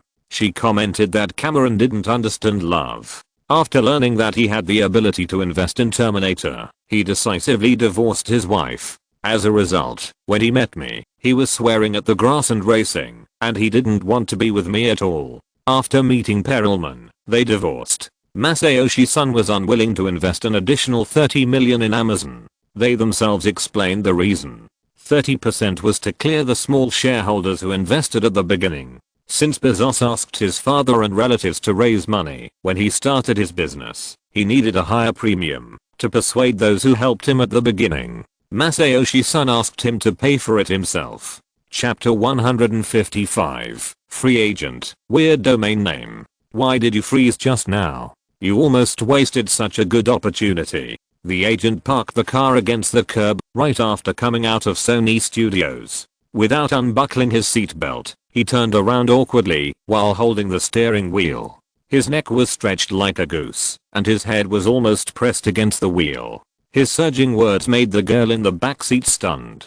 Do you know what you almost missed? It was the face-to-face feeling. When we first met, Roland greeted you in a friendly way. Couldn't you just continue talking along with what he said? Why did you look at him with surprised eyes? Do you think he was overly enthusiastic and had bad intentions? Or do you think he was mentally ill? The barrage of questions stunned the girl, who was deeply excited and surprised for a few seconds. When she came to her senses, a feeling of apology surged on her face. Although she did not explain, this action, which was more like a tacit agreement, made the agent take a deep breath and stare at her. Looking at the girl, who was listening attentively, the agent spoke in a much calmer tone. Robert Mulligan is indeed your father's comrade in arms, but his highlight moment in Hollywood was To Kill a Mockingbird. And this time, we heard about Diane Keaton's audition. Will people pay attention to you all the time? This unexpected opportunity is very rare. Please don't waste it, okay? The girl nodded silently after hearing the earnest words. After seeing the other party's punished look, the agent sighed, sat back, started the car, and continued to move forward. That's right, Diane Keaton was the key to let Reese with a spoon hear the news of the Spider-Man audition. This Oscar-winning actress, who played with Francis Coppola and Woody Allen, became a director in 1990 and made a movie called Wildflowers. Reese's second work after her debut was to cooperate with her. Of course, although she had connections to protect herself, and after a few cameos, she became the leading actress within 3 years and filmed The Illusion Hunt. But this kind of network of connections was not enough in front of Roland. In fact, when facing Roland, Reese's sudden stunt action had already made the agent who came with her secretly shout badly, because at this time, or no matter how they climbed up, they could never offend Roland, a small person, just like Renee Zellweger played in the movie Judy, where she won the title of Queen. In this circle, without the blessing of capital, you will never be you, but a commodity on the industrial production line. Freedom to eat, drink, defecate, urinate and sleep is a luxury. Although Forbes only briefly broke the news about Roland's wealth, when Michael Jackson was tossed around, the media, the police, and even the plaintiff, none of these three parties mentioned Roland, which was the best time to show off. In addition, Reese's agent came from CAA, and the flat management model in CAA let him know a lot of news. In his opinion, Roland, who couldn't get CAA before he became famous, showed goodwill to his employer, so that's it. Compared with him, you are a poor guy. Since you have nothing, are you still worried about being cheated? As for your body? Haha. Go out and ask, how many people in the circle are willing to be cheated by him? It was with this mentality that when he sent his ancestor to the doorstep, he did not forget to tell him, give you 3 days, go and deal with the school. In the next few days, I will take you to the studio. This is your chance to take off, don't mess it up. If Roland knew about the strange brain circuit of Reese's agent, he would definitely be like young Master Yang, who forced his father Nick Young to do whatever he wanted, with a head full of question marks. Is my behavior so special that it looks like a pervert? If the other party could hear it, he would definitely agree, yes. Who among the A+ list in Hollywood is not arrogant? Although they are kind in front of others, unless they are greedy, who would welcome the female lead when signing the contract? Don't say that you don't know each other. Get closer. There are so many opportunities to get to know each other. There are so many times to talk closely, such as fitting, makeup, and script reading. There is no need to meet at the beginning, and there is no need to expose the director's past, saying that the other party can modify the lines according to the actor's speaking habits. Yes, Roland, who was a little impatient because he couldn't find Yahoo, was a manifestation of love at first sight in the eyes of normal people. As for saying that Reese was decided by Catherine and James, this is just to fool children. People outside the circle don't know what Roland is like, so how can people inside the circle not understand? Even if those grassroots don't know, there is no grassroots who can participate in the audition. It's just that Roland's status is too high, and those staff on the scene can't complain, and those who can complain about him don't know the truth. But no matter what the eyes are, Roland doesn't care. On the morning of September 4th, when he unexpectedly saw the other party appear in front of him, Roland, who was still thinking about how to ask the other party out, felt very happy. In the eyes of others, Reese, who went from being unfamiliar to being natural, was getting into Roland's state in advance. But for Roland, the top priority was to spy on Stanford's news under the banner of getting to know each other and creating a feeling of classmates in advance. After communicating, he learned that the other party's major was English and that she didn't use the internet much. In Roland's heart, there were 100,000 beasts galloping through. You, an American actress, studying English at Stanford? Are you kidding me? It's better to find a few oral teachers to teach you at home than to go to Stanford to study English. But it's not his turn to manage what the other party learns. After confirming that the other party didn't use computers much, Roland was a little disappointed that he didn't get a satisfactory answer, but he was not discouraged. He didn't want to wait for the result and suggested that the other party take him to her school to find out what it felt like to be a student. Others looked at Roland's idea even more strangely, but Reese knew she couldn't refuse Roland's legitimate reason. If those seniors who were interested in experience knew that Roland chose to liberate his nature for acting, they would definitely be moved to tears, because the school's grove was the place where feelings were most likely to grow. But Roland didn't think so much. After arriving at Stanford, he became the focus of everyone's attention without hiding his identity. After his secret investigation, these guys gave him an unexpected answer. What? You said that the website you use most now is Jerry and David's World Wide Web Guide? Roland couldn't believe it. What a weird name. I've never heard of it. If it is really the former name of Yahoo, then it is harder to remember than the former name of Barrymore, Pete's Subway, the former name of Starbucks, Warehouse Coffee, the former name of Nike, Blue Ribbon Sports, and the former name of Google, Webcrawler. Okay. Roland's surprise did not surprise others. The chubby boy who was holding a book and looking for Roland's autograph saw Roland's curiosity, so he shook his body and wanted to talk more with his favorite star. Yes, this guide was made by my senior. In order to complete the thesis, they found a lot of information on the internet, but in the process of collecting information, they felt that there were too many web pages, and it was difficult to remember, so they wrote a classification guide. The guide is placed in our school's workstation. Many people use it every day. The normal operation of the school's computers is often disturbed by this. The school has talked to them many times, but they have no money, can't set up a company, and can't afford a server. When Roland heard the word they, he had a hunch that he had found the right one, and under his inquiry, the name Jerry Yang finally appeared. Although it was a bit different from Jerry Yang, with the special identity of Asians, it was impossible to make a mistake.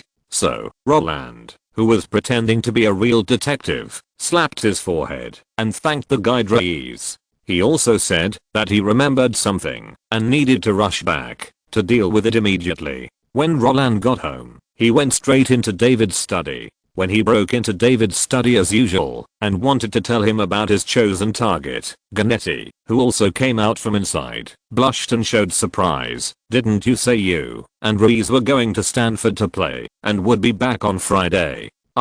Something unexpected happened, so I came back early. Roland replied casually. Why didn't you call us in advance? So we can ask the chef to prepare dinner? Ganetti stretched out his tone. I can eat anything. Roland responded indifferently as he entered the room, but when he smelled a strange smell in the air, he immediately turned his gaze to David sitting behind the desk. When his eyes swept over the other's untidy shirt, he guessed the reason and quickly changed his words. Company matters are more important than what to eat. You can't learn from us. The reason we argue is because no one can convince anyone. Your company listens to you alone. There is no need to delay your health for work. Ganetti forced an explanation and then said, I'll tell them and ask them to prepare some food you like. Oh, by the way, are you going to pick up Lizzie later? David and I promised Ashley and Mary to pick them up together. We originally wanted to pick them up first and then turn around to pick up Lizzie. Now you're back. No problem. Roland smiled and nodded, knowing that they wanted to correct his confession. At the same time as he answered, the satisfied Ganetti also opened the door and left. When the bang sounded, Roland, like Sherlock Holmes, used his 24K titanium alloy wire dog eyes to carefully look around. After confirming that there were no signs of fighting in the place he chose, he sat down opposite David with a peer. The moment he sat down, he smacked his lips. TSK TSK TSK. I really didn't expect it. My dear Uncle David. If James and the others knew that their parents wanted to give them a brother or sister when they went to school and went out, I think they would be very happy, right? Especially Lizzie. She is finally not the youngest in the family.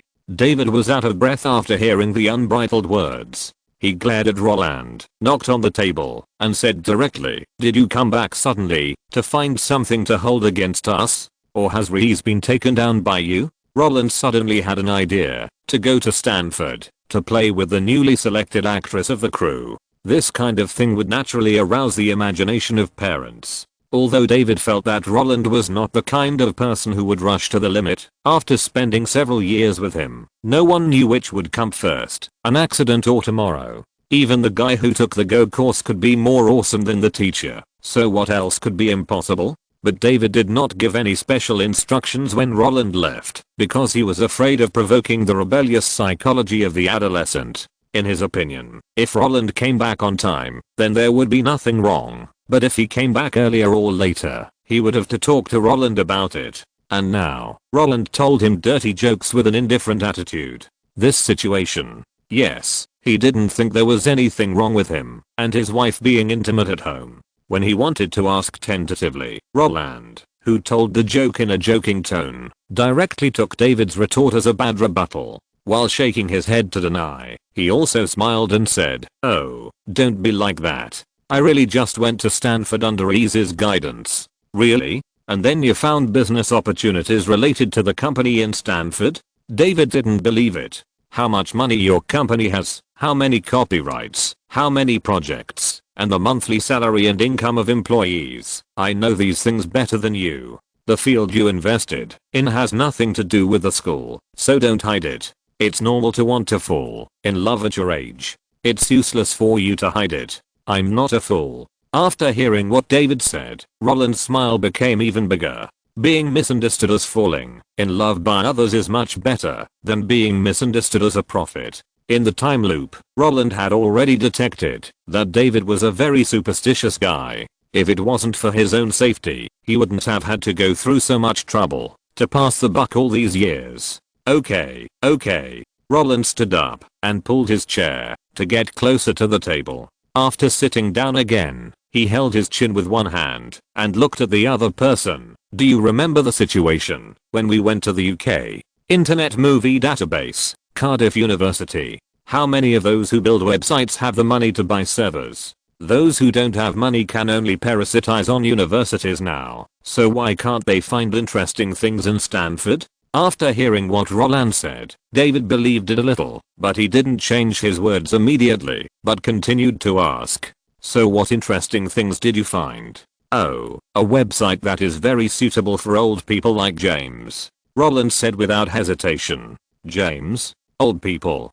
David suspected that he had heard it wrong, because his son was not old. Roland realized that he had not explained it clearly, and quickly added, "James Cameron, old people like him.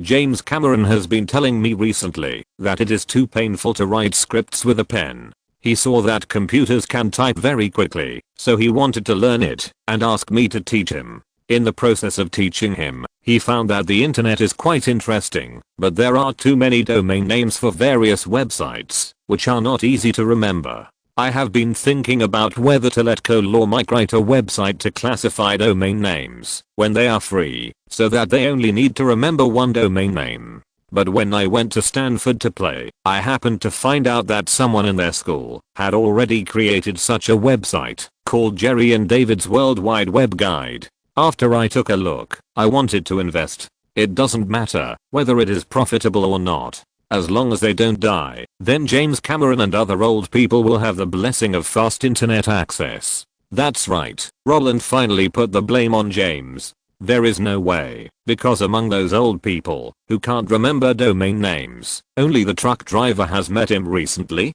When Roland once again used the other party as a shield, David, who was still suspicious that Roland and Reese were in love, put away this idea, because in his opinion, if Roland was really in love with someone, the needs of the truck driver would never be the fundamental reason for Roland to go home early. Roland and the truck driver would fight, after staying together for a long time. The two of them had such a big conflict. How could Roland give up love and do what the other party wanted? If Roland knew his thoughts, he would be even happier. Okay. Then all the blame will be piled on this old man. Okay. For the sake of your benefit to the elderly, I will ask someone to talk to you about investment. What's the name of this website? Jerry and David's World Wide Web Guide. What a weird name. Do you think James and the others can remember it? Forget it. When I ask someone to talk, I will also ask them if they can change the name. How much are you going to invest? Tell me so that I can also ask someone to talk. Oh, this rhythm is right. After getting the confirmation, Roland was finally satisfied. Of course, I have to follow the law to decide how much I will invest. Didn't the Securities Act of 1993 come out last year? Angel investment cannot exceed 20%. Let's follow this standard. Of course, don't force others. If they don't have any commercial ideas now, then leave them a phone number. When they are short of money, they can come to us. After all, we are not the devil. We can't force others to drop out of Stanford. Note, Reese is from CAA, and her current husband is also an agent of CAA, but her husband doesn't take her with him. Her agent does control her private life. When she was 21 years old and talked to Ryan Phillip, her agent was particularly opposed and wanted her to go the sweet girl route, but she chose comedy herself. So there was the romantic teacher and the Thunderbolt girl. Behind Reese is indeed Diane Keaton. Diane used her in the first movie she made when she wanted to be a director. Diane is also Pacino's wife in the Godfather series. Of course, this is not the point. The point is that she and Woody Allen started dating in 1970. The movie she won the Best Actress award for was the movie that Woody Allen won the Best Director for, Annie Hall. Again, all teachers who teach acting in emotions are liars. As for the origin of the name of the movie Annie Hall, Annie is Diane's nickname and Hall is her real name. Yahoo was indeed called Jerry and David's Guide to the World Wide Web at the beginning, and the domain name was JDGWWW, but Jerry Yang himself often made mistakes. So in the second half of 1994, when the number of hits exceeded 1 million, it was renamed Yahoo. Later, when registering the company, they encountered the same problem as Blizzard, that the name had been registered by someone else, so they added an exclamation mark after Yahoo. The US Securities and Exchange Commission Rule 501 and the Securities Act of 1993 have clear angel investor standards. Investors must have a net worth of $1 million and an annual income of no less than $200,000, or invest at least $150,000 in the transaction, which must not exceed 20%. If you're listening to this novel on a channel other than Fanfic World, it means they downloaded and uploaded it without effort. We cordially invite you to visit our channel, Mundo Fanfic Novelos. There you'll find the original version of this story and you can explore many other novels of various genres. We're waiting for you to immerse yourself in a world of incredible novels. Chapter 156. Roland, who knows nothing, is a rich mouse in the chaotic market. What is the development history of Yahoo? Roland is not clear. What is the secret of Yahoo's success? Roland is not clear either. What is the core of Yahoo's defeat of all competitors and its position as the world's #1 internet company? Roland is even less clear. Yes, although he lives in the internet age, he knows nothing about the success factors of those internet giants. If you ask him to analyze the movie market, he may be able to talk endlessly, but if you ask him to write a brief talk about the development of the internet, he can only fart and jump 3 times. He is just a user, not a creator, and he is not capable of becoming a pioneer of the times. If you want to do whatever you want, you will succeed. Isn't that just a dream? If success is really that simple, he would have been above 10,000 people in his previous life. Roland only knows that in the face of the threat of AOL, Jerry Yang rejected the other party's acquisition, and when the giants were also tinkering with similar products, Jerry Yang led Yahoo to successfully stand out. As for how they succeeded, How much help did Sequoia Capital, which invested in Apple and Cisco, give him? What ideas did Masayoshi Son, who started tinkering with SoftBank in 1981, give? Will Roland's intervention cause a star product to die suddenly? There are no answers to these 4 questions. Roland didn't know whether his actions would have an impact on Yahoo. To put it bluntly, he knew that apart from money, he could not give the other party any active help. If Jerry Yang needed his help to advertise on TV, or like Jack Ma, to find a way to get on the cover of Forbes and make the cover photo the best business card for him when he went out for negotiations, Roland could help him get these resources. But what development suggestions did he want him to make? If he really had the ability to point out the way, he wouldn't be waiting here for Jerry Yang. He would have formed a team of programmers long ago and let people create websites according to his own ideas. It is precisely because he knows himself that his most valuable asset is the memory of his past life that he clings to movies and only invests in other projects. Compared with other industries, movies are his home field. Even if there are problems, there are a bunch of old antiques around him who can help solve them. For those he does not understand, or only knows the fur, he can only believe in the power of professionalism. He is willing to invest money for them to try and make mistakes, and help them contact the most accessible helpers, such as NBC's publicity media, such as Jobs Marketing Genius, and if he really can't do it, then ask Spielberg to help him contact Microsoft to see if they need a portal website. As for things that are not sure, why do you still do it? Womanful, think about asterisk.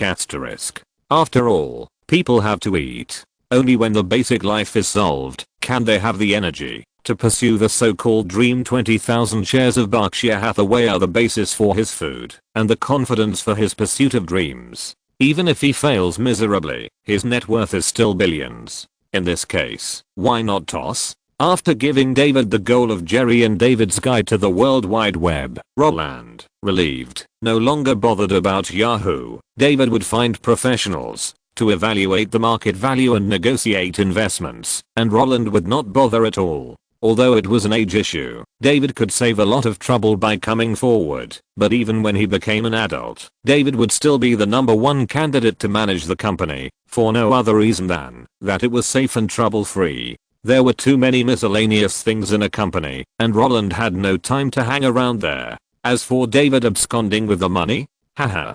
Your daughter is in my hands. Where can you run to? My first goal, after making money, is to build a zoo for your daughter. As a father, you don't watch and help, but you have the nerve to run away with the money? Where's your face? This is called using cabbage to control your father-in-law. Because of this, he asked the other party to contact Yang Ziyan and others in the near future. After receiving a positive answer, Roland, who was in a good mood, ran to Leakey's school to pick up the little girl who had already finished school. Because he came here often, everyone in the school was familiar with him, so naturally there were fewer onlookers at the beginning. The moment she saw him, Elizabeth, who had known that Roland would go to San Francisco with his partners, immediately showed a surprised expression. She stood still as she walked towards the door with her small school bag on her back. When Roland squatted down and clapped his hands and shouted, the little girl who heard the sound reacted and smiled instantly. She rushed over and bumped into Roland's arms. The raised hair swept Roland's face, and the action of throwing the school bag was even faster than a monkey. She let Roland carry the school bag in one hand and hold her up with the other hand. The little girl who was holding his shoulder asked curiously, "Didn't you go to San Francisco? Didn't you go to Stanford to play? Why did you come back early? I thought you might have no one to pick you up, so I came back early." Roland lied with his eyes wide open. "Really? Aren't you in love with Reese?" The little girl lying on Roland's shoulder asked like a cat. "Who said Reese and I are in love?" Roland looked confused. "James." The little girl sold her brother out again. "Hey, your brother doesn't have enough homework again, and the teacher needs to make up for him." Roland threw his school bag in the car and got in with the little girl in his arms. "Do you believe him or me?" "I believe you." The little girl answered very straightforwardly. "So?" Roland started to guide again. "James lied to me again." The little girl said very dissatisfiedly. "Bingo." Roland snapped his fingers and raised his hand to rub the other's head like the Golden Lion King. The little girl was used to Roland's behavior. She was still giggling when she bent down to avoid it. As for the driver responsible for the pickup, when Roland got into the car, he had already opened the liftgate. Although Roland's new project was being prepared in an orderly manner, there was not much news from the outside world. Spider-Man was officially funded and approved. Everyone has heard about this. Spider-Man has a super luxurious lanoop. Everyone knows about this. Spider-Man has selected the female lead, and Gwen's look has been revealed first. Everyone has seen Raze's look. That's right, no matter how Sony spreads the news, the impact of public opinion is very limited, and this result is also expected by Sony. It's not that Roland is out of date, nor that Marvel has failed, nor that the luxurious lanoop of stars and directors can't arouse people's desire to watch movies, but that the entertainment industry is not a necessity in people's lives. What's more, there are too many major events this year. For example, more than 40% of the American public are concerned about the case of the century.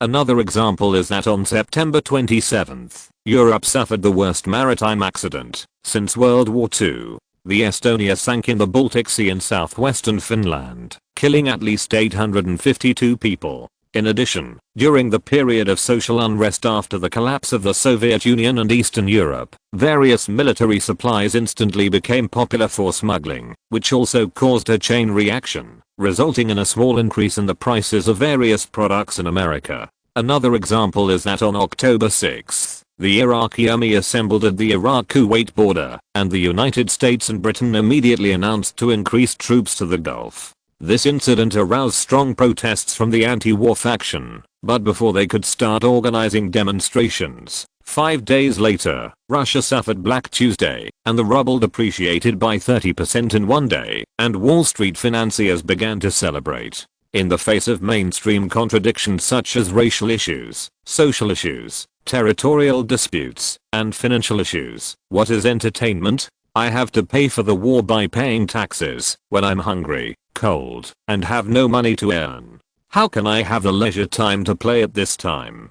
So, although 1994 is the 100th anniversary of the birth of movies, the box office of movies is terrible. Except for Forrest Gump that everyone loves, other movies basically open low and close low. Admittedly, it is impossible for all people to pay attention to these acute social issues, and whether the ruble depreciates or not directly affects the interests of a few people, and it is impossible for everyone to go to the streets to participate in anti-war demonstrations. But this is not the era of mobile internet after all. People can't use their mobile phones to surf the internet and watch. Those service providers use big data to provide them with news that they will be interested in. With traditional media controlling the outlets, the news people are exposed to is extremely uniform. In this way, a situation has emerged. Entertainment still exists, but compared with the acute problems that emerged at the same time, entertainment is a younger brother. Yes, people do know that there are new movies released recently, but how many people are willing to watch them? When entertainment news cannot overwhelm social news, its influence on people is minimal. If you take a closer look at the North American box office rankings in 1994, you will find that the #1 movie, Forrest Gump, depicts the American dream that everyone hopes for, and the following movies, The Lion King, The Santa Claus, The Flintstones, Wrestling Attack, Dumb and Dumber are all movies driven by children's purchasing power. Due to the impact of social problems, adults' desire to watch movies has dropped rapidly, and children who are not affected have directly become the main force contributing to the box office. In this case, The Lion King voiced by Roland is still selling well, but the influence is limited. Want to trigger a wave of movie watching like Jurassic Park and Home Alone 2? Before asking this question, you have to ask yourself, are you worthy? Can you overcome the contradictions between different races? Or can you overcome the price increase? Can you overcome the anti-war people? Or can you overcome the financial crisis? Since no one can overcome it, just do your own thing honestly. You can't always be the focus of people. Because of this, Roland, who was temporarily forgotten, was happy to be free. He didn't expect to become Franklin, whom everyone loved, but he could ensure that he would not become a rat crossing the street that everyone shouted and beat. When everyone didn't need him, he consciously didn't join in the fun. Of course, no matter what problems occurred, life still had to go on. In the sluggish film market, TV programs that everyone can enjoy for free naturally became the first choice for those who want to kill time, and the one that got the top bonus was Friends. The American drama, which only started filming on April 28, 1994 and premiered on September 22, exploded as soon as it was broadcast. Yes, this is indeed a magical drama that has been always popular and never eliminated. But the creation of all legends has always been about the right time, right place and right people. On the afternoon of the day when Friends was launched, NBC had just done a special report on the first round of evidence collection in the Simpson murder case. Tens of millions of people watched the show, and not long after the show ended, Friends was broadcast. The second episode happened to coincide with NBC's special report on the analysis of the Estonia shipwreck. NBC organized experts to speculate on the cause, and linked it to the sudden changes in the Soviet Union and Eastern Europe, and explained the impact of global material panic buying on the current American society. Then, tens of millions of people expressed their concern about their own food problems. Not long after the show ended, Friends was broadcast again. You can say that the quality of Friends is excellent, but no matter how good the work is, it will be lame without decent publicity. After NBC TV station deliberately kidnapped the audience with social issues twice in a row, all publicity was saved. Because of the existence of the Simpson murder case, The Shawshank Redemption was a direct failure, but in the hands of NBC, the entire case was the best way for the TV station to retain people. Because of the Estonia shipwreck, the move is released at the same time and the potential price increase may have a sharp contradiction. But in the hands of NBC, this is the best publicity for public American TV series. You don't have to spend money, and you can watch the show. At this time, for people, free is the best. So when the high ratings data are placed in front of peers, no one will envy NBC's performance. Not only that, Universal and Disney, which do not have a broadcasting and television network, have also set their sights on preparing Fox, Time Warner and Paramount. The former directly spent money to build a TV network after Murdoch's intervention, and Time Warner had already become the world's largest media group through mergers in 1990. As for Paramount, Viacom, which owns CBS and MTV, is its parent company. When these three companies were frantically tinkering with cable networks, the other two thought they had too much money to spend. But now, everyone has seen clearly that when the movie market is pre-cooling, cable TV networks can still bloom with unlimited possibilities. It's a pity that Universal has no choice. They can't decide who Panasonic will sell itself to, but Disney has secretly contacted ABC's parent company Metropolitan, wanting to acquire the other party at a price of no less than $15 billion. No time to build a radio network. The market share has been divided up. Then buy it. Spend money. If $15 billion is not enough, then $16 billion. If $16 billion is not enough, then $17 billion.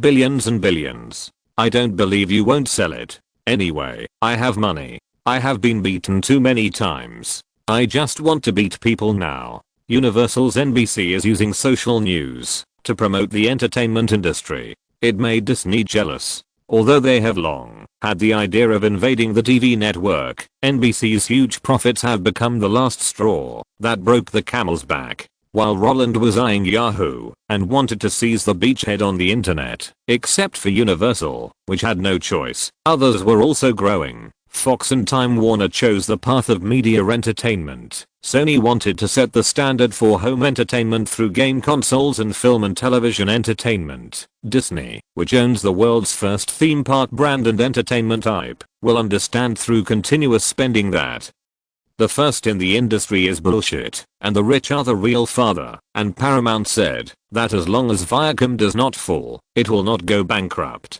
Alas, guys like Paramount and Universal who are sons of others are actually the most pitiful children in the circle. And just when Disney couldn't wait to show its money ability, the old man who had not contacted Roland for a long time finally released his big move that he had been holding back for 4 years in October.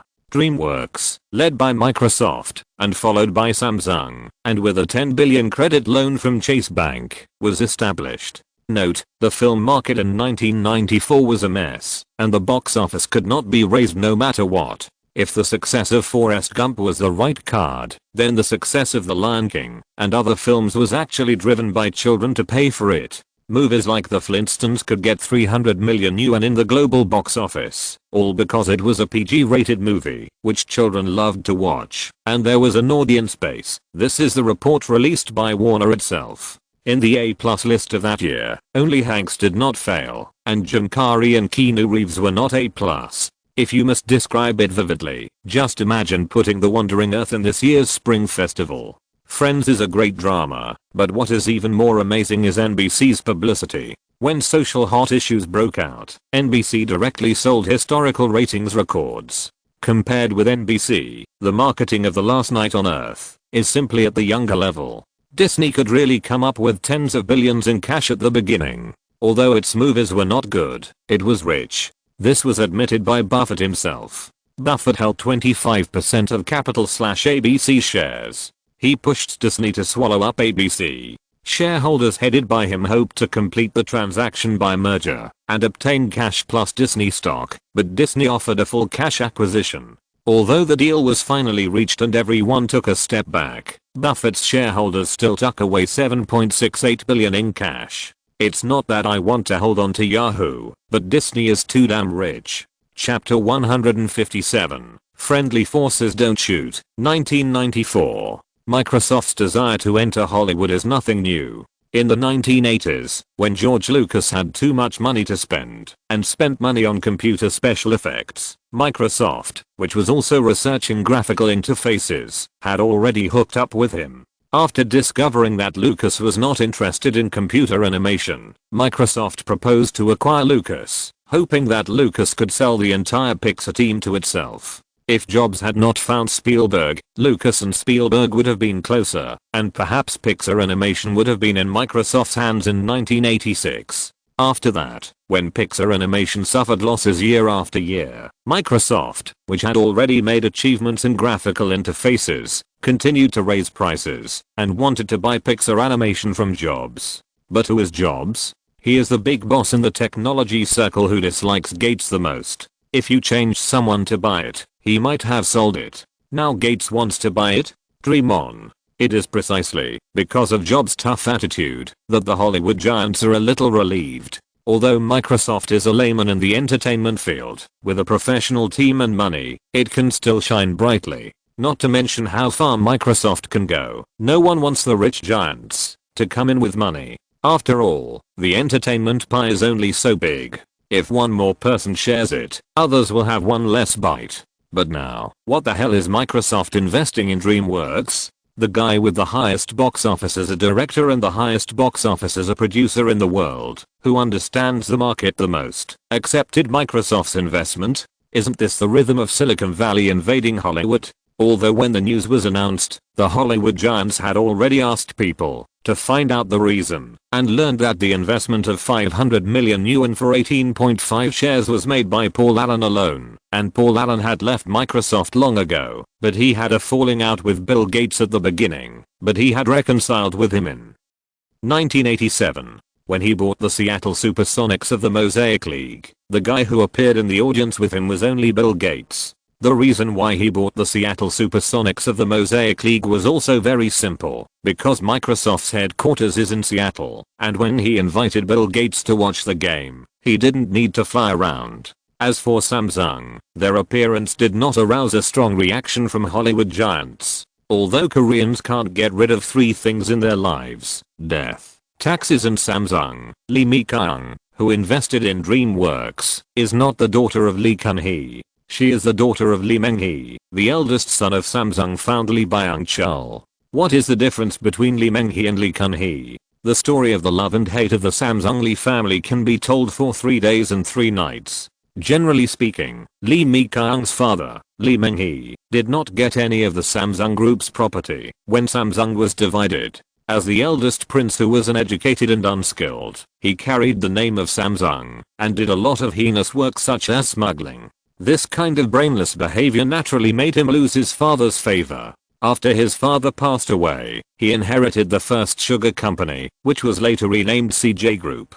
Lee Kun-hee is the current head of Samsung Group. Lee Mi-kyung, who invested in DreamWorks, and Lee Kun-hee are uncle and niece, but this relationship is useless in the eyes of those Hollywood giants, because Samsung Group, which is still buying semiconductor products from Sony, is not good enough. If it was Lee Kun-hee who invested in DreamWorks, they would still pay attention to it, but that useless prince's daughter?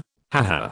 What's the point of taking 10.8% of the shares with 300 million? Is the Korean entertainment industry good enough? Apart from money, Lee Mi-kyung has nothing. And if you really want to compare money with your pockets, MGM United Artists, who has been getting up and shouting I'm going bankrupt, lend me some money to operate it every year, is not afraid of the CJ Group. After all, the Broccoli/Wilson family behind them does not want to see the collapse of the 007 series. In this way, what really makes Hollywood giants wary is actually the financial invasion and technical support of Silicon Valley.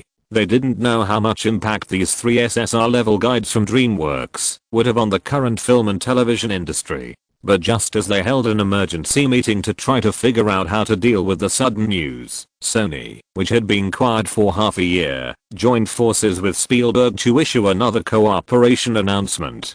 Sony announced that it would divest Columbia International and TriStar International under Columbia TriStar Pictures, and transfer all 41 distribution offices and 26 long-term cooperation agreements around the world to the newly established company. Not only that, Sony also sold 50% of the shares of the new company in exchange for the investment rights of the Spider-Man trilogy and a series of Spielberg's films. The new company has only 3 shareholders. In addition to Sony, which holds half of the shares, Roland and Spielberg hold the remaining half. When this news came out, Ben, who was still thinking about how to kill the giants of DreamWorks, was stunned. What?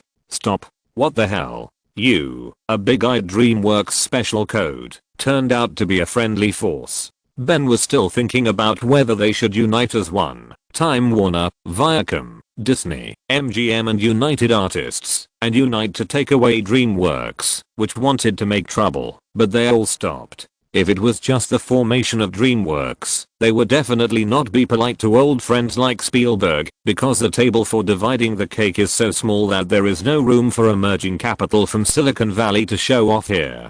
But the problem is, if it is to take over Sony's overseas distribution, then everyone will be friends.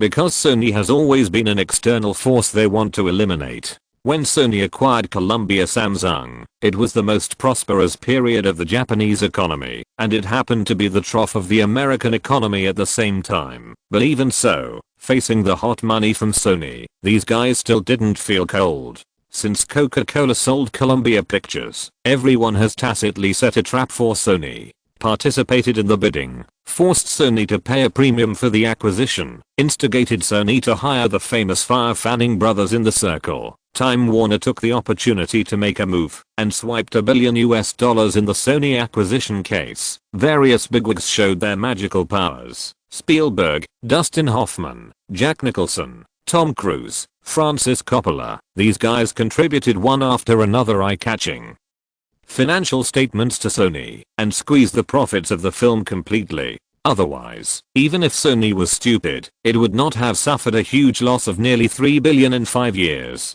Even if they don't understand the rules of the game, they still have the ability to distinguish profits, right? In fact, from the beginning, these guys didn't take Sony seriously. In their opinion, even if the Japanese consortium acquired many American companies, they would have to spit out the principal and interest in the end. Mitsubishi acquired Rockefeller Center. In the end, didn't it return to Goldman Sachs at half the price? Yoko Hideki bought the Empire State Building. Panasonic, which dared to acquire American music company, is now crying and looking for a buyer. As for Sony, they felt that Sony, which was about to lose money and cry, could not hold on for much longer. Of course, this was the previous idea. To be more precise, it was the industry consensus before Sony announced that it had obtained the investment rights for Spider-Man. But after winning Spider-Man, these giants no longer thought so. Because an A+ list recognized by the market can support the performance of a company, MGM was able to hold on like this. That's right, although the circle was harmonious, when the news of Spider-Man belonging to Sony broke out, their feelings about Roland changed. The subsequent Forbes magazine or the forced purchase and sale of copyrights were all a means of testing them, but Roland didn't know it. They were going to calculate everything and then carefully study the relationship between Sony and the Jewish gang. If these old men are tired of living and want to support Sony, then you still have time to turn around now. Give up Sony and we are all good friends. Just when the film market was sluggish and each company was ready to cut down according to the situation, the company that Sony bought at a high price had its overseas distribution eaten up by half. Spielberg and his guys didn't want to introduce Silicon Valley funds to work alone, but wanted to dismember Sony. Damn. Since they want to kill Sony, they must be friendly forces. What's the situation now? On the high slope of Beverly Hills, the most secretive and precious place is called Beverly Park. It is a wide green space. Dozens of mansions of different styles are hidden among the trees and flowers, as well as heavy iron gates that separate these mansions from the world. Those who can live here are either Hollywood superstars, senior producers, or media tycoons. Even the smallest house has never been sold for less than 10 million yuan. In such a garden, a 71-year-old rich man who had just climbed out of the swimming pool sat on the edge of a lounge chair and let the waiter wipe his body. His eyes were always focused on the middle-aged man next to him. It seems like there is a big commotion outside? Yeah. The middle-aged man in a plaid shirt smiled and nodded. Steven and the others are making too much noise. If it was just to attract funds from Microsoft and Samsung to set up DreamWorks, we would have already targeted them. But the problem is that, while setting up DreamWorks, Steven also took away half of the shares of Sony Overseas Distribution Company. If they are here to seize the market, we will definitely not give them time to develop, but if they are here to replace Sony, then it will be difficult for us to do it. The words of the bald middle-aged man made the old man laugh. He raised his left hand slightly, and the waiter, who understood the situation, naturally handed over the wine glass. After taking a sip, the old man asked again, "This should not be your idea alone, right?" "Of course." The bald middle-aged man responded, "Jeffrey, Gary, these guys haven't taken action now, because we all want to figure out what is going on." The Jeffrey and Gary mentioned by the bald middle-aged man are the two helmsmen of Time Warner, and the old man who is asking about the matter here is Summer Redston, the boss of Viacom, and the bald man is Philip Thorne, Redston's deputy who has followed Redston for more than 10 years. "Do you think they are dismembering Sony?" Redston asked. "It's possible." Philip's answer was not so certain. "Reason?" Redston put down the wine glass. "Take the lead in occupying overseas distribution?" Philip's eyes flickered a little. Although he had been with Lei Shidong for more than 10 years, Philip still did not dare to confront him, because he knew that Lei Shidong had a bad temper. If his answer deviated too much from Lei Shidong's idea, Lei Shidong would definitely scold him without leaving any face. Although the overseas distribution channel is not making money now, selling it hastily is definitely a sign of Sony's surrender. Since the acquisition, Sony has suffered losses for 5 consecutive years, which is in line with our expectations. According to our estimates, if Sony still cannot see the hope of profitability, then they can only give up the film and television entertainment project like Panasonic. Now they would rather sell the shares of the overseas distribution company to win over Steven and others. Isn't it just to make a last-ditch effort before the official launch? If they can make a profit, they still have hope of rising. If they can't make a profit, then I'm afraid they will officially withdraw. Why do these media giants want to exclude Sony? Isn't it because the whole circle cannot tolerate outsiders? The two helmsmen of Time Warner are either Jewish or married to Jewish wives. Redston, who controls Paramount's parent company Viacom, is Jewish. Stanley Gold, who owns the majority of Disney shares, is also Jewish. After these 3 companies are eliminated, Universal is looking for a new owner. Sony is clinging to Hollywood, and Fox, Murdoch, who is sensible, is not Jewish, but he has 1/8 Jewish blood. Although he is not popular, because of his friendliness towards Jews, no one wants to attack him immediately. From this point of view, isn't it reasonable to get rid of Sony? Because now there is only this outsider messing around in the industry. The reason for getting rid of Sony is that their identities are wrong and the weapon of public opinion cannot be controlled by outsiders. The reason for getting rid of DreamWorks is that the knife for dividing the cake is already full. But if DreamWorks only eats up the part of Sony, if DreamWorks wants to replace Sony, it is actually a good thing for us. Philip shrugged and said, Sony's Columbia TriStar Pictures and Music Company are not of much significance to us. Our next goal is to acquire Columbia Broadcasting Corporation, while Time Warner has its eyes on Turner Broadcasting Network.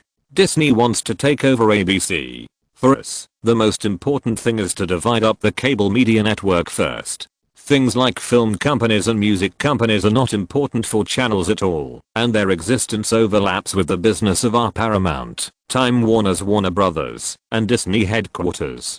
Perhaps Disney, which has no live action film business, will want to take over Columbia, but taking over Columbia is not very meaningful to us. That's right, Roland initially wanted to use Sony's channels to break through the blockade of the Big Six, but for these giants, what they feared was not DreamWorks' ability to create myths, but that there were too many people dividing the cake.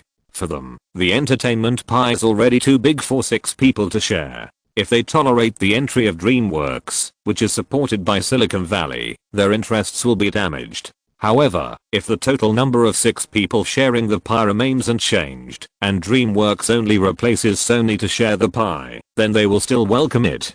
Because the 3 giants of DreamWorks are all Jews, their interests are the same. In their view, Roland asked Spielberg to take over Sony's channels, which was not meant to unite Sony and fight against the 5 companies, but to unite the 5 companies and eat Sony with their help.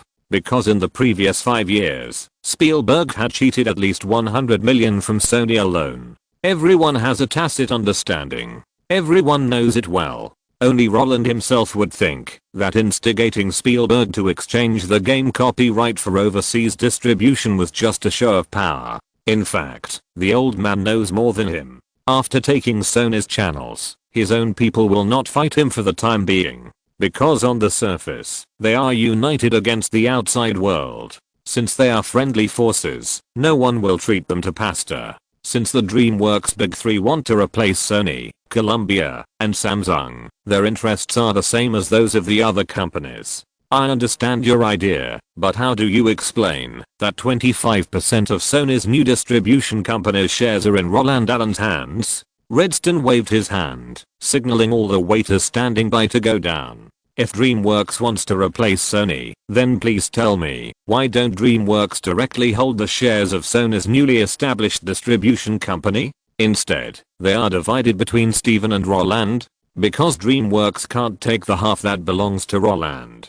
Philip had read all the information his subordinates had collected before coming. All the copyrights sold by Marvel are now in Roland's hands, and the Spider-Man he and James are working on is the project Ronald, Perelman, and Carl Icahn need. We can say that they are working on something they like, or we can say that they are helping those 2 guys advertise globally, but no matter which case, we can't deny the possibility that Ronald and Carl may profit from it.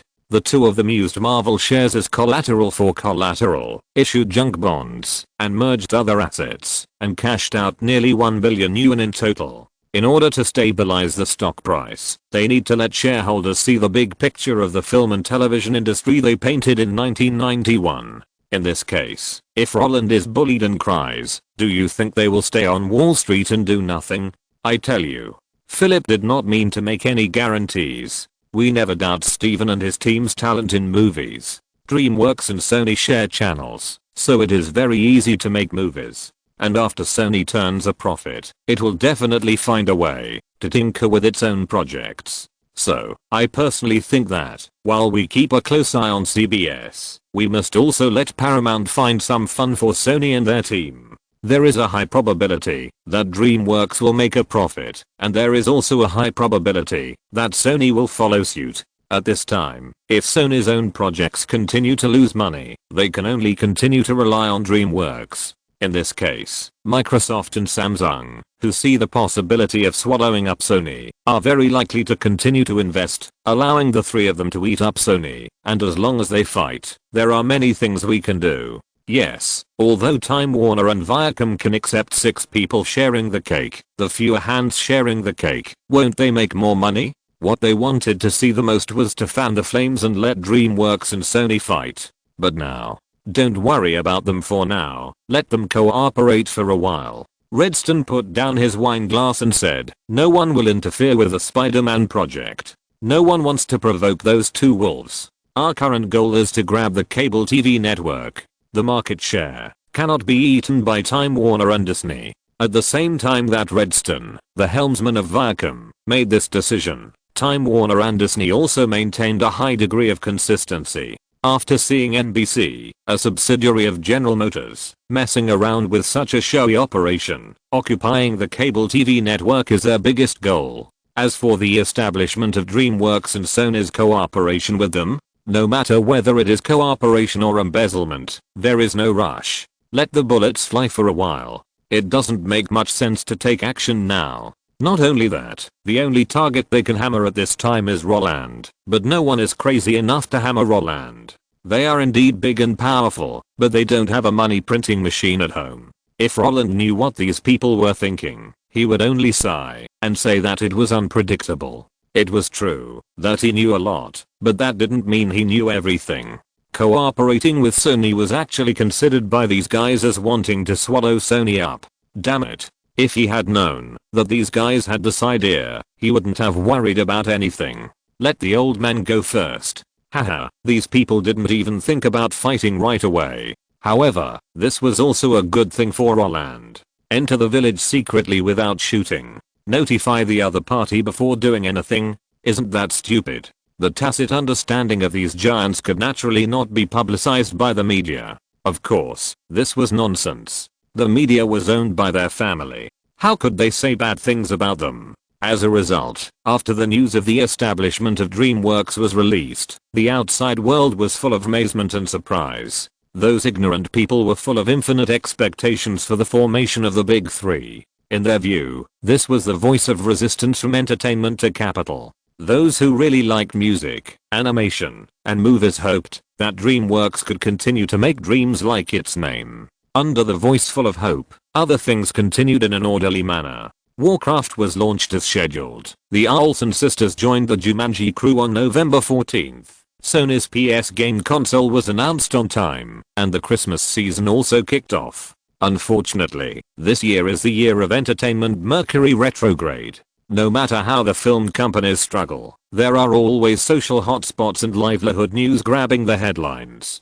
On December 19th, 1994, Mexico suddenly announced to the outside world that its currency, the peso, depreciated by 15%. The Mexican financial crisis came suddenly, and what impacted this country, which is close to America and needs to be isolated by a wall in the future, bring to America? America's 20 billion stocks in Mexico evaporated 7 billion directly, and with the devaluation of the peso, the accumulated losses exceeded 10 billion. As money became worthless and prices soared, some people who were already struggling to make ends meet wanted to take risks and sneak into America. Such behavior naturally became a social hotspot. In the face of such a sharp problem, what is the Christmas season? With refugees constantly pouring into the country, who would go to the movies? The 4 states on the US-Mexico border were directly affected. In this case, the guys who were staring at the cable TV network did not hesitate. If the movies were damaged, then they would start the TV business. There will be crises every year. Only if the size is large enough and the business is sufficient can we survive every time a risk arises. It was given away for free in 1994, and this year's losses mean better profits in the future. Note, Paul Allen and Gates did have conflicts, but they were resolved shortly after Microsoft went public. Gates accompanied him to watch football games. He helped Gates prepare for the wedding. He was always with Gates when Microsoft was under antitrust investigation, and later he proposed to acquire Google. When he invested in DreamWorks, there were voices in Hollywood that Microsoft wanted to save the country in a roundabout way. Those giants never doubted that if DreamWorks took off, Allen would sell his shares to Microsoft. At first, it was Lee Kun-hee who wanted to invest in DreamWorks. He prepared $1 billion for Spielberg, but during the negotiation, the old man found that Lee Kun-hee was not interested in entertainment at all. He invested in DreamWorks just because Sony bought Columbia. Samsung's goal at the time was to break away from Sony's control in semiconductors and copy their successful model. So the old man refused to cooperate with such a guy who didn't understand entertainment, while Lee Mi-kyung was interested in entertainment. So the investment of $300 million was reached. Sony was pitted by these guys when it entered Hollywood. In reality, it could not survive, but a miracle happened.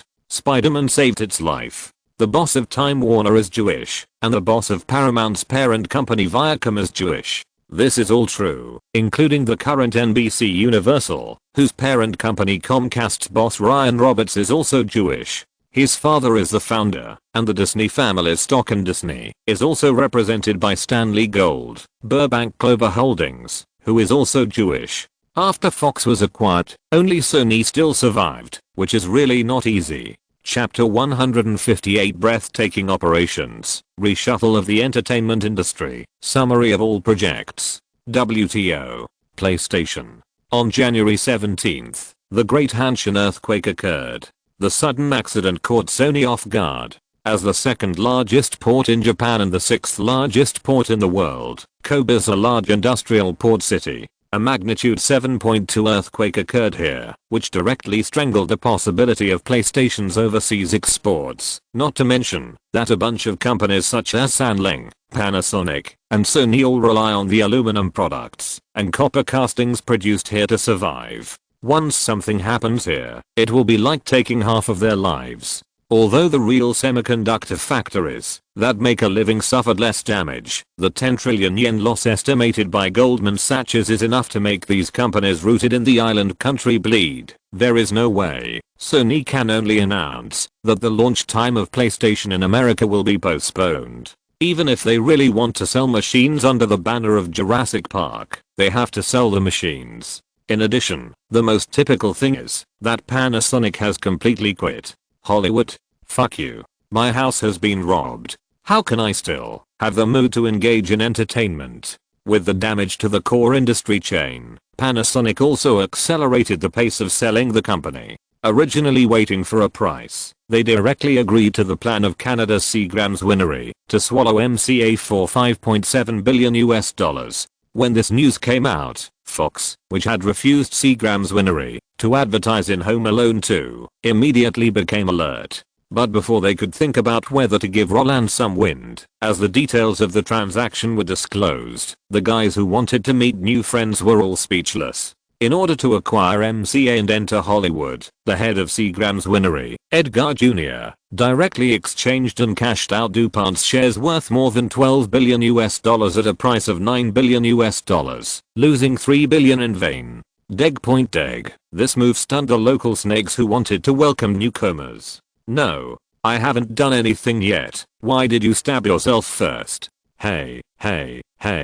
Don't lie on the ground and pretend to be dead. At least get up and let us slap you first. $5.7 billion to swallow up MCA. This deal could be done by Time Warner, Viacom, Disney, News Corporation, but no one would cash out their $12 billion in assets to $9 billion in the acquisition case. Cashing out is to cash out at a high point. No idiot would cut 25% by himself and force the cash.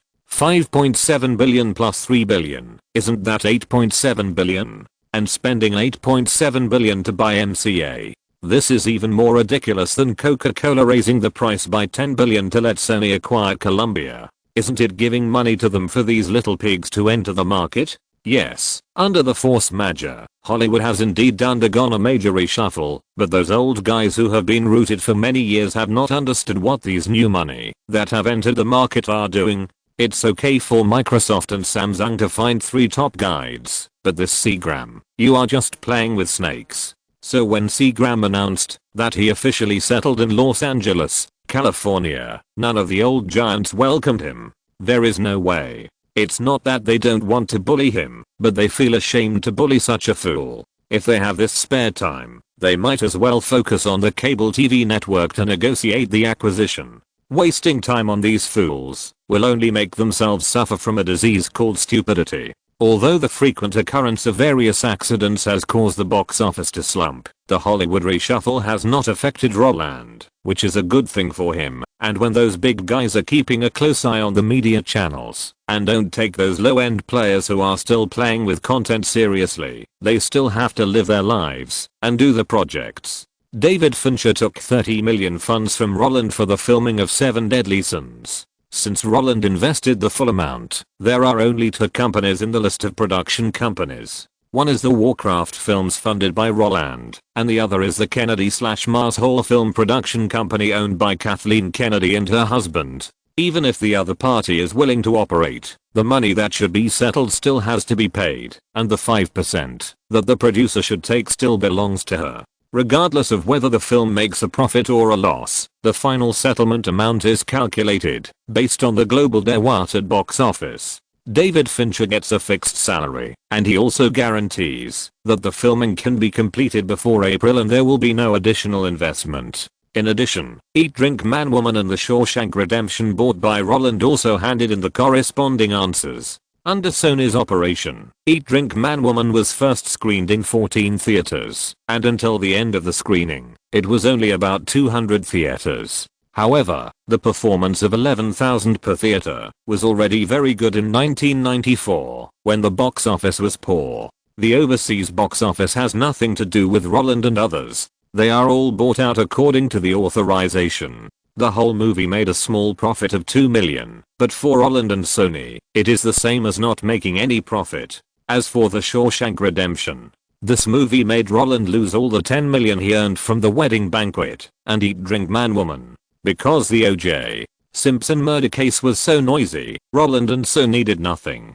After returning from the Montreal International Film Festival in Canada, Sony followed Roland's instructions and screened the movie for free. That's right, he really paid out of his own pocket to book a theater in a city where Golden Globe judges, Oscar judges, and film critics gathered and screened the movie for free. Before the screening, he sent invitations to those guys by invitation, ensuring that every audience member was an industry insider. Although they didn't send gifts, hold parties, or lobby after those guys watched the movie, who would not know what the boss of this movie meant. Roland almost told them clearly that he didn't want to cause social disputes anymore, so you can choose for yourselves. And it was this kind of sensible idea that made The Shawshank Redemption successfully miss this year's Golden Globe nomination. On January 21st, when the 52nd Golden Globe Awards were held, the movie Shawshank Redemption was not on the list of candidates for the Best Drama Film.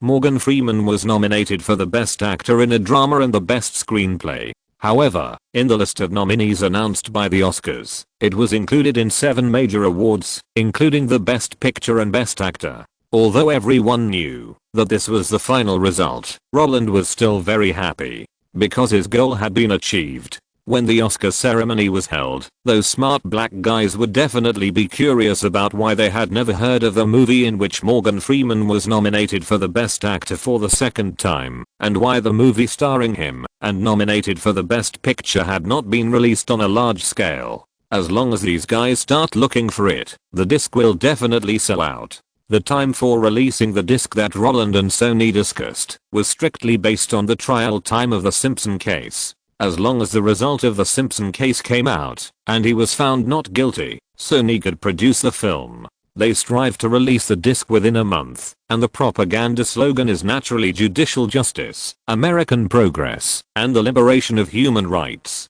What, do you think there is a problem? How could it be? It is precisely because of the rigorous trial that Simpson can avoid the prison disaster like Andy. Isn't this justice? The jury can withstand the pressure and make such a decision in the case of innocent before the doubt that the whole country is concerned about.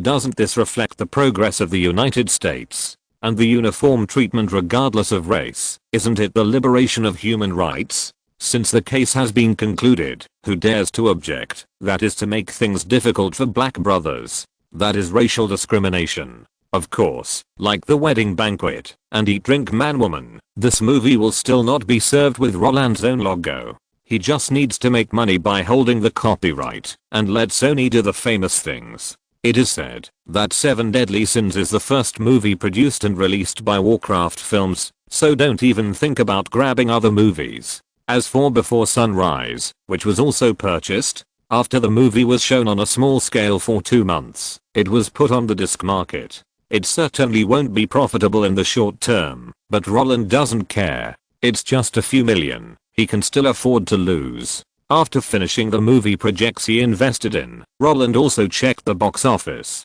Forrest Gump is indeed a hot Oscar candidate. After 6 months of screening, the global cumulative box office has exceeded 600 million. After winning the Oscar, it will be extended, and it is possible to exceed 700 million. Tom Hanks, who only gets the share, will make a lot of money. As for The Lion King, which cannot be promoted on a large scale, its global box office has exceeded 500 million since it was shown in the region for half a year. According to a general calculation, Roland's pre-tax income will be able to reach 25 million. For this kind of work, that only worked for 2 weeks, could not be used to promote the film on a large scale, and had to give Roland a share of the money. Disney was really helpless and wanted to hit him when they thought about Roland giving up more than 10% of the box office share in order to give them a friendly price and choosing 5% of the omni-channel. They almost found a piece of tofu to kill themselves.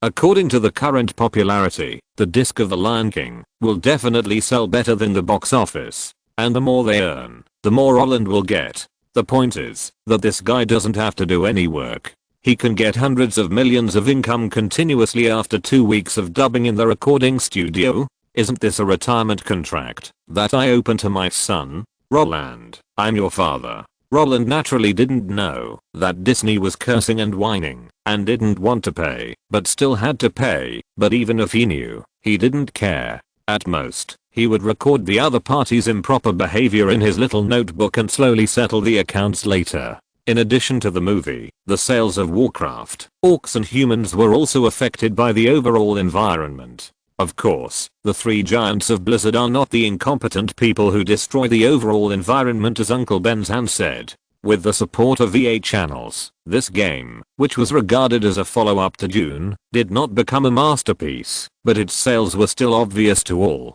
The most popular part was actually the random map generator and real-time strategy online mode that came with the game. It was precisely because of the ability to play against players that the entire project started to make a profit just after 4 weeks. When the time entered 1995, the first batch of profits from EA was enough for them to develop 2 games at the same time. Roland, who learned the news, was not stingy and directly took out 30% to give them a bonus. Not only that, Roland also approved their ideas of developing a sequel and recruiting soldiers. In addition, Roland also paid out 1 million yuan from his own pocket, of which 500,000 was donated in his personal name and another 500,000 in the name of the entire production team of Warcraft to California, which was hit by the flood. Although this amount of money is small compared to the economic loss of 3 billion, it has made a name for himself. Blizzard, the game company, finally made a profit, but Amidst was still a bottomless pit. After donating 200,000 yuan in early 1994, these guys shamelessly asked for 800,000 yuan at the beginning of this year. However, their asking for money was a good thing for Roland. Moreover, with their help, J.K. Rowling's divorce case and permanent custody of her daughter also came to an end in early 1995. There was no other way. The founding team of Amidst had a lot of masters and doctors from Cambridge, Oxford, St Andrews, Durham, and Imperial College. They might not have money for the time being, but they had too many ways to get legal advice. Roland donated money to help them fulfill their dreams, and they helped Roland find a law professor in the school to fight the lawsuit. With Roland paying for the lawyer's fees, it was easy for them to fight a divorce lawsuit. As for J.K. Rowling's husband accusing her of having no source of income and wanting to take her daughter away, the judge just laughed when he heard this. The lawyer they hired was well known all over the country. When he sat there were only 2 words: expensive. You said this kind of person has no money? I believe you, but I believe more that the guy who can hire such a lawyer can make money. Because of this, when the dust settled, Cole Needham and other guys asked Roland for sponsorship again. He gave it very generously, and Aunt Rowling, who wanted to forget the chaotic past, also began to work hard on writing, striving to write the stories that Elizabeth and others were interested in, as soon as possible. It didn't matter how much money she could make, But the main thing was not to let Roland feel that she had wasted her money. In addition to Blizzard and Roland actually participated in another internet company, Yahoo. Unfortunately, after a brief contact, the two founders of Yahoo were still thinking about writing a company development plan. Because the plan had not been handed over, David, who adhered to the principle of good faith cooperation, had not invested in them for the time being, but because the Overwatch venture capital led by David was a venture capital that took the initiative to come to the door, the probability of them running away was not high. Of course, this was also related to David being a celebrity who didn't know about the Olson sisters and Roland. David, who often appeared with them, was naturally well known to everyone. What did Jerry Yang and his team have to worry about when such a guy came to them to invest? He was worth more than $1 billion, so there was no need for him to make himself happy. After finishing these trivial matters, on January 25th, Roland flew to New York with the crew. After filming Jurassic Park in 1992, he finally started filming again. Well, the one in Forrest Gump wasn't considered a serious filming, but the dubbing in The Lion King was just like playing. Note, Panasonic did agree to Seagram's plan to acquire MCA not long after the Great Hanshin earthquake, but Seagram's had already killed itself before it was targeted by those guys. The loss of $3 billion in the acquisition of MCA was fine, but the most incomprehensible thing for people in the industry was that when they acquired Polygram in 1998, in order to raise $10.4 billion in acquisition cash, they sold Tropicana, the world's #1 juice brand with an annual profit of $3.3 billion US. Then, after Polygram and American Music merged to form Universal Music, they suffered losses for just 2 years and they didn't want to play anymore, so they sold the entire company to Vivendi for $34 billion. Yesterday, I wrote that the Jews have always targeted outsiders, but after Seagram's breathtaking operations, they took themselves away before they even started to wrestle with Time Warner. The Lion King had such a high box office after the first round of screenings, the second round of IMAX re-screenings, and the third round of 3D re-screenings. I'm not suppressing it. Chapter 159 Filming. According to the original arrangement, after the Christmas holiday in 1994, the crew would fly directly to New York to start filming in early 1995. After 2 years, Roland, who had learned, experienced, and accumulated experience, would stand in front of the camera again. But things are unpredictable. Even with Kathleen Kennedy, who knew the industrial production process by heart, as the operator, she had to consider the schedule of each actor. Roland was indeed idle for a long time, but Robert De Niro took the project for Martin Scorsese's sake, while he was also filming The Old Man's Casino. The filming started on September 14, 1994 and ended on January 25, 1995. As the absolute protagonist, even with Scorsese's help, De Niro's scenes were finished first, and it would be around Christmas when he finished work for them. Taking a break for 20 days before filming again was already a very short adjustment. Not to mention that Heat, a collaboration between De Niro and Pacino, was going to start filming at the end of February 1995. Even if Pacino didn't mind the crew filming his scenes first, De Niro, the second male lead, had to rush back before mid-March, leaving Roland and his team with only 40 days for pre-production. Anthony Hopkins had already taken on Oliver Stone's Nixon, and although it was pushed back to May, the overlapping filming schedules of Hopkins as the Green Goblin and De Niro as Dr. Lizard were very short. As a result, the only option for the crew to arrange the schedule was to go to New York to shoot the drama first, and then return to Los Angeles to reshoot the scenes of the final battle after the two of them were done. There was no other way, because these big names were so popular. It was already very good to give them face to act. As for acting, if you can shoot every part of the film well, that's your strength, and if you can't shoot a single film well, then Hollywood doesn't have the soil for him to act. What's more, guys like Robert De Niro like to wander around in various crews. When filming The Fanatic, he also took on The Boss. While wandering around in the Tuck cruise, he also went to Diane Keaton and Meryl Streep's It Starts With the Heart to play a cameo role, and in his words, this kind of wandering will not affect his performance at all, because he is acting with guys he likes and is familiar with. In this situation, where I know what you are going to fart as soon as you stick your butt out, playing a cameo role can also perform better than others. The point is, what we are shooting now are special effects blockbusters. Isn't it a matter of course to contribute normal acting skills and special effects blockbusters? You watch Independence Day to study how Will Smith successfully promoted to the A+ list with his superb acting skills?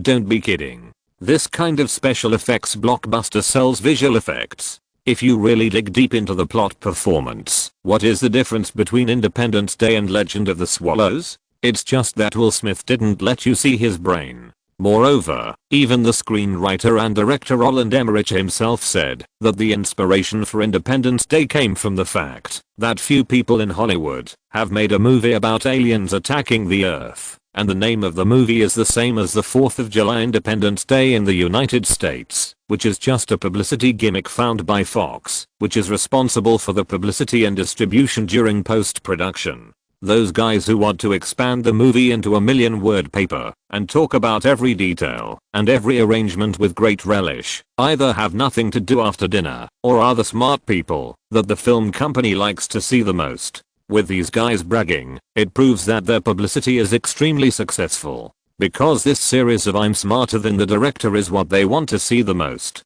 Because of this, they know the selling points of special effects films very well and have no intention of being restrained. Since time is limited, they will shoot in groups. The rivalry between Robert De Niro and Anthony Hopkins, two old actors, is all handled by Stan Winston. This guy's not only a special effects master, but also the truck driver's exclusive assistant director. He helped the truck driver shoot Terminator and Alien 2. He is responsible for the scenes of two guys who are 100 years old in total. The truck driver is very relieved. As long as they follow the storyboard script, it will be difficult for these guys to make the audience lose interest. As a result, when Roland checked into the Hilton Garden in Times Square and packed his luggage to rush to the set, the only ones being stared at by the truck driver and talking about the play were Roland and Reese. At the beginning of the story, Peter's feelings for Gwen were just like what was described in Leon, the professional. Leon likes Matilda, but he knows he can't be with her.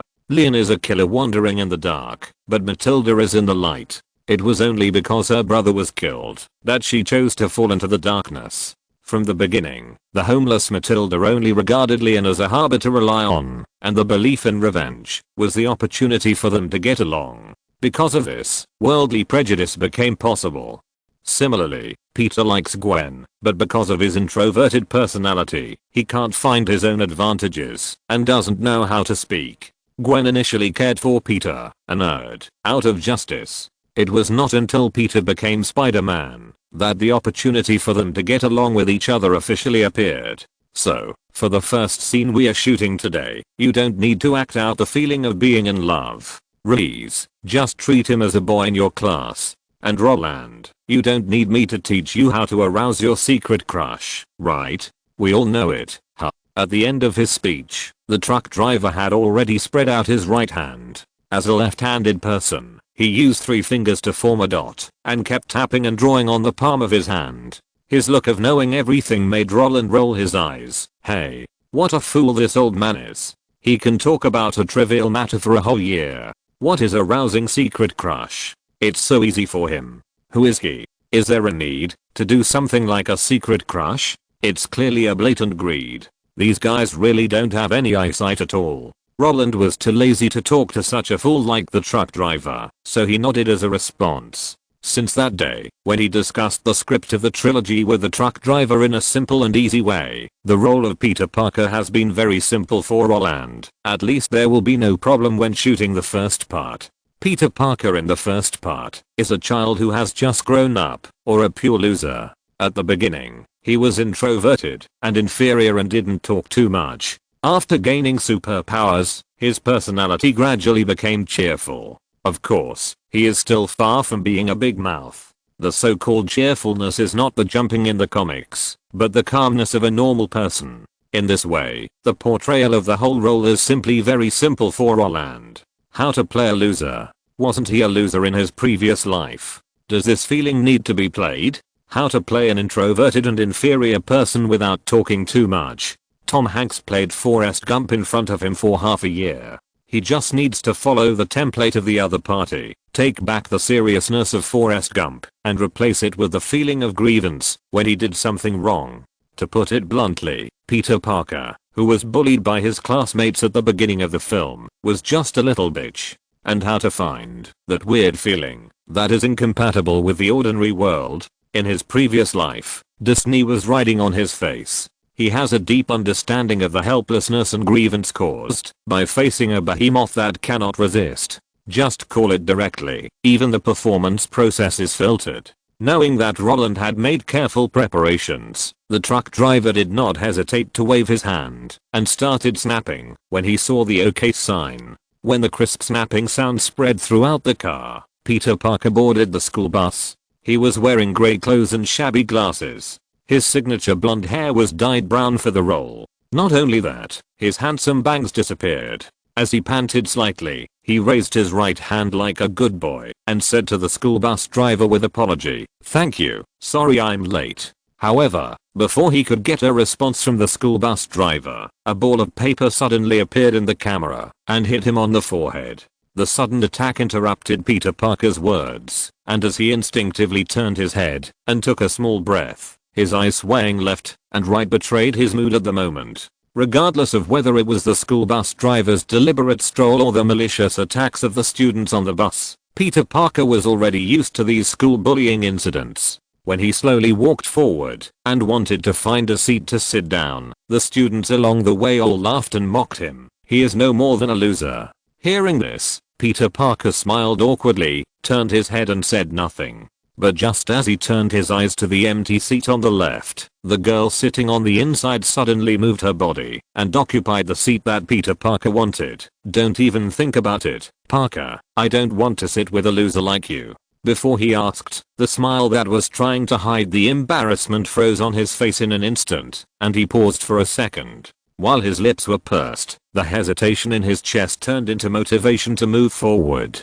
As he moved forward, his eyes kept wandering. His wandering eyes and the helplessness that enveloped him fully reflected his feeling of being out of place. Unfortunately, no matter how he moved or who he passed by, the guys sitting on both sides of the seat all said no to him with their actions. When he saw that he might have to stand all the way to school, the girl sitting on the outside of the second to last row suddenly picked up her school bag, moved her body, sat in, and gave up her seat. The attitude of "I won't say anything more, you move on your own" made Peter Parker very happy. But just when he wanted to sit down and thank the blonde girl, a black foot suddenly stretched out, trying to trip Peter Parker, who was walking forward. Under normal circumstances, a continuous shot here would be considered completed. The director would shout "cut good" or "no good." But how could the truck driver's filming end so easily? Since he didn't call for a stop, Peter Parker continued to move forward. But just when he bumped into the Blackfoot and was about to fall to the ground, he was responded by a sharp break.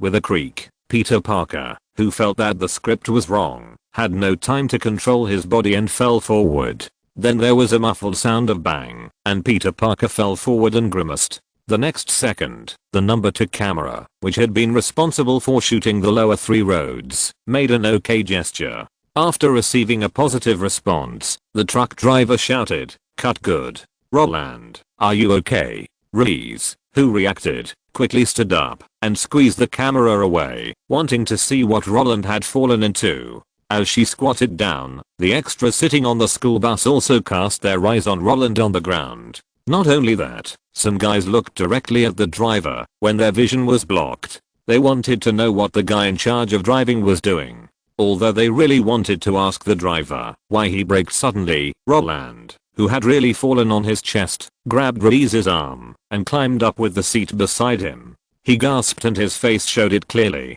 Real fall? He was used to this kind of thing. The last time he was filming Terminator 2, the truck driver directly used a fake corpse to scare him. This time, in order to make the fall real, isn't it easy to understand that the driver stepped on the brakes? So, while rubbing his chest and standing up, he forced a smile and said to Reese that it was okay. After that, he looked at the old man helplessly with a dark face and asked, "How is it?" "The effect is good." The truck driver smiled very satisfied. Not only that, he also asked knowingly, "Does it hurt?" Nonsense. Try falling on your chest once. Roland was too lazy to pay attention to him. Oh.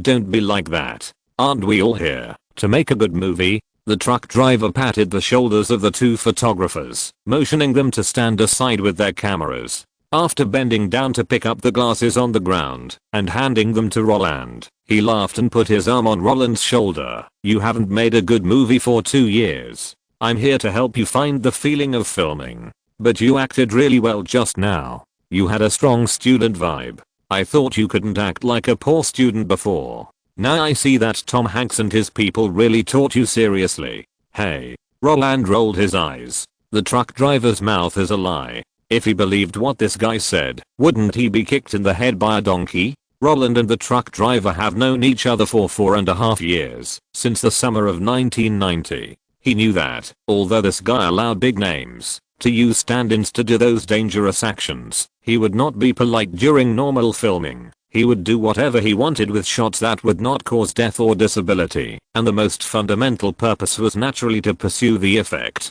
Although this kind of word sounds a bit contradictory, Roland can understand it. It is to strive for excellence while ensuring safety. Of course, Roland is not opposed to this method. It is understandable to pursue the effect without losing his life. He is indeed afraid of death and disability, but these old men have a number in their hearts. There is no way who let the old men cherish his body more than him. Without his face, how could Fox be willing to give him the startup capital? And he is not as delicate as Robert Pattinson. He has to find a substitute even when riding a motorcycle. Note, It Starts from the Heart is Marvin's Room. After the release, De Niro was criticized for acting, and then he replied, "How can acting with familiar actors be called acting? He likes to act very much, and he took Marvin's Room, because it is a movie with Diane Keaton, Aunt May, and Little Leo." Yes, Little Leo is also an acquaintance of De Niro. In Boy's Life, they played father and son. The script of Independence Day was written during the filming of Assassins. The director himself said that it was purely a reporter who asked him if he would make another movie about aliens falling from the sky. Then the reporter and the director brainstormed and the script came out. The name was decided after the filming was completed, because the naming rights of Independence Day were in the hands of Time Warner. In order to get this name, they negotiated with Warner for 2 weeks. The so-called connotation was all the Hollywood screenwriter formula. This one must not be offended, that one must be flattered, and then publicity and promotion were put in place. Chapter 160, The Narrow-Minded Roland and the Honest Leo. The filming process of Spider-Man is not complicated, because the filming mode of superhero origin movies is the same. The first step is the emergence of contradictions, the second step is the intensification of contradictions, and the third step is the elimination of contradictions. To put it simply, it is the total score that primary school Chinese teachers emphasize when writing. But even if it sounds simple, the final results written by different people are very different. The reason for this difference is that everyone's ability is different. Dark Phoenix and Men in Black are also in this format, but they are bad when they are filmed. Why? Because their narrative structure is wrong. There are 2 common narrative structures for superhero movies. One is the Golden Fleece. The prototype is a story of the hero Jason in ancient Greek mythology who traveled through mountains and rivers to obtain the treasure Golden Fleece. The protagonist will go to some places with beautiful scenery, but full of dangers along the way, and the protagonist completes self-identification, value choices and psychological growth in the adventures and battles along the way. The other is the Oedipal style, the prototype of which is Oedipus Rex written by the tragedy master Sophocles. Of course, the core of this model in commercial films is not killing the father and marrying the mother or 3 unities. Instead, it focuses on describing the protagonist's constant struggle with a tragic fate. In this process, the protagonist recognizes himself, realizes his value, and finally achieves success. The most typical movie of the first structure is Spider-Man: Far From Home, and the most typical movie of the second structure is Iron Man. Although the overall structure has been reduced a lot, and the tragedy and 2 things that have nothing to do with business have also been cut, the method of creating conflict remains unchanged. As for the Star Wars universe and the X-Men series, they use the narrative structure of Campbell's myth theory, so any tribute is nonsense, and the world's articles are copied, and the director and screenwriter also write according to the framework. Because of this, Spider-Man, which is also written according to the framework, and mainly requires stability, cannot actively jump out of this comfort zone. Nonsense. This movie is just for making money, and only those with broken brains pursue originality. Even if you can't copy the answers correctly in an open book exam. This is clearly capitalism. Like in Men in Black, International, holding a Dyson vacuum cleaner to fight aliens? If the audience doesn't get the point, then there's something wrong. And the awkward dancing? Was this movie invested by Kelly Chen? Keep dancing. It's better to dance than to fall in love. The so-called selling point of the first Spider-Man is actually the cool special effects, fancy fighting and a little bit of love. Everything is based on satisfying the fans' eye, with a plot more suitable for children, inviting these little ancestors who can drive adults to spend money to the cinema. After such a commotion in 1994, the producers who did not doubt the purchasing power of children would not offend this group.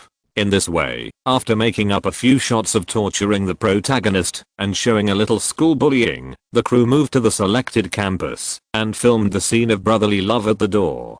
To be honest, although Roland specifically asked to invite Leo, this was also the first time he met him. In the previous life, the only channel to know about him was Media News, and before this life, it was still Media News. The reason why Leo was invited to play Harry Osborn was not only because he looked younger and had a suitable appearance, but also because they wanted to see who was more handsome. When Roland saw the blonde figure, his heart was finally relieved. Well, that cheap couple is really nice. A face that has charmed thousands of girls is still very popular. Roland touched his angular cheek and thought narcissistically. However, when Leo saw Roland suddenly appear, he, who was still struggling in the B-list position, walked up and wanted to say hello to the hottest star in the circle. He felt like a dark cloud was about to destroy the city, and Roland curled his lips. Well, it is true that a white face can cover up 100 ugliness, but a fat body can ruin everything.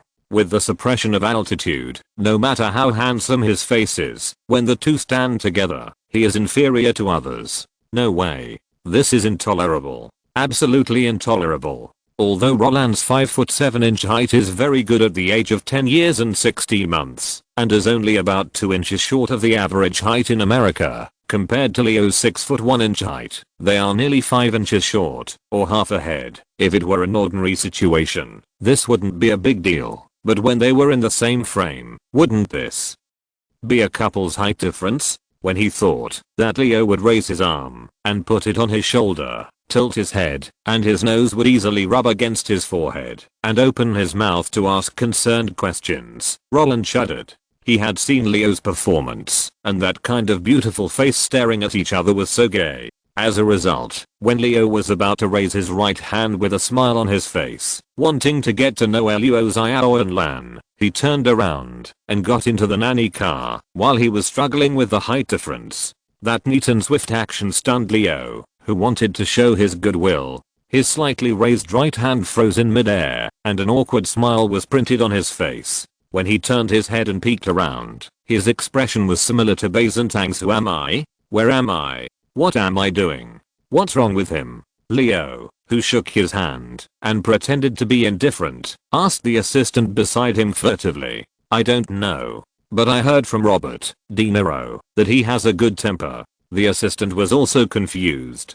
Could it be that he thinks I'm more handsome than him and is jealous? Leo, who is very satisfied with his appearance, secretly guessed, "No way." The assistant thought it was unlikely. The last time, the Los Angeles Times conducted a special survey among the female respondents, aged 10 to 28, 78% of them thought he was handsome.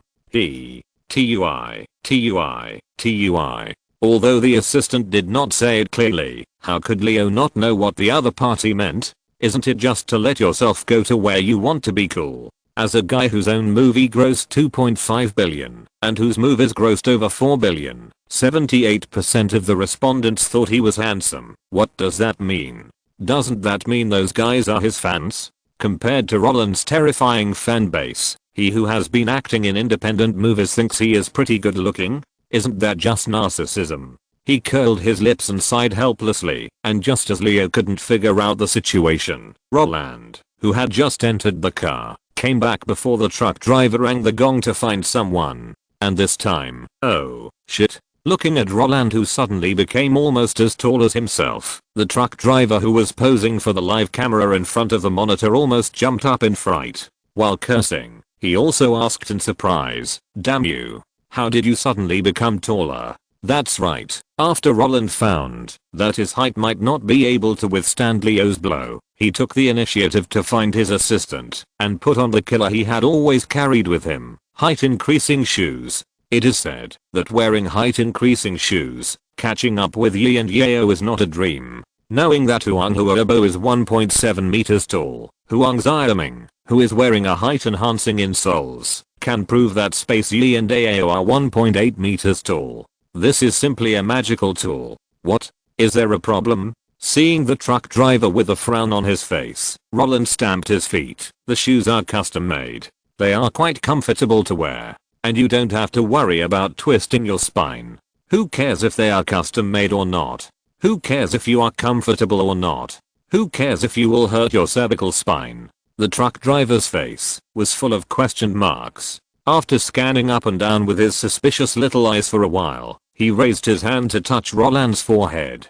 Are you sick, kid? Why are you talking nonsense here? Hey, don't touch me. I'm not sick. I'm not sick. Roland leaned back, not wanting to be caught by the old man. Upon hearing this, the truck driver immediately felt that Roland's logical thinking was problematic. Did you hit your head just now? If you feel uncomfortable, just tell me. This is Ronald Perelman's territory. I'll ask him to find the best brain doctor in New York for you. Oh, I'm really fine. Facing the octopus-like truck driver, Roland's face turned black. If you're fine, why did you suddenly change to high-heeled shoes? The truck driver didn't believe it. Hey, isn't it for the harmony of the composition? Roland stopped pretending and showed his cards. Hearing this, the truck driver was stunned at first. After staring at Roland for a few seconds, he turned around and cast his eyes on Leo next to him. After repeated observations, he loosened his hands holding Roland. A feeling of helplessness surged into his heart. Small-sighted. Don't talk nonsense. I'm devoting myself to art. Roland shamelessly retorted. I'm half a head shorter than him. How can you ask the photographer to shoot? If you think it's not good after shooting, and you say no good and start again, isn't that a waste of film? Yeah, you are right. Then what are you going to do when shooting Ruiz's scene? The truck driver was too lazy to pay attention to Roland and cast his eyes back to the scene. I'll take off my shoes at that time, isn't it? Roland shrugged. The truck driver took a deep breath, and he almost choked to death by Roland's words. He touched his forehead with his left hand. After a long pause, he finally said, "You are such a clever little guy." Although changing to high-heeled shoes is just a small matter. After all, when Dwayne Johnson, Vin Diesel, and Jason Statham were filming their close-ups, in order to create a visual illusion of equal strength, Bald Fan and Gu Oda were still standing on stools to film. Otherwise, how could a 5'10" diver and a 5'12" Bald Fan be as tall as the 6'5" Dwayne Johnson? If a guy with Johnson's size were to go diving, even the Filipino fish frying players would win the championship. But, the director hadn't even asked Roland to step on stilts yet. This guy was already changed. TSK. The truck driver didn't even need to think about it. He had already guessed Roland's idea. Not only that, he also wrapped his coat tightly, thinking about being on guard against Roland in the future. A kid who cares so much about his height must also care about other things. He felt that he had to be careful about what he said in the future, lest this little brat put the blame on him when he wasn't paying attention. Roland naturally didn't know what the truck driver was thinking, but when he reappeared in front of Leo, the guy who was still struggling with whether Roland had any opinions about him almost laughed out loud. Well, it turns out that he went to change shoes. You should have said it earlier. I wouldn't be nervous if you had said it earlier. Although Roland has a good reputation in the circle, the projects he has participated in, and the guys he has worked with have never revealed any disagreements, but everything has its surprises. In the case of only being able to receive low-cost independent films, no actor would offend him.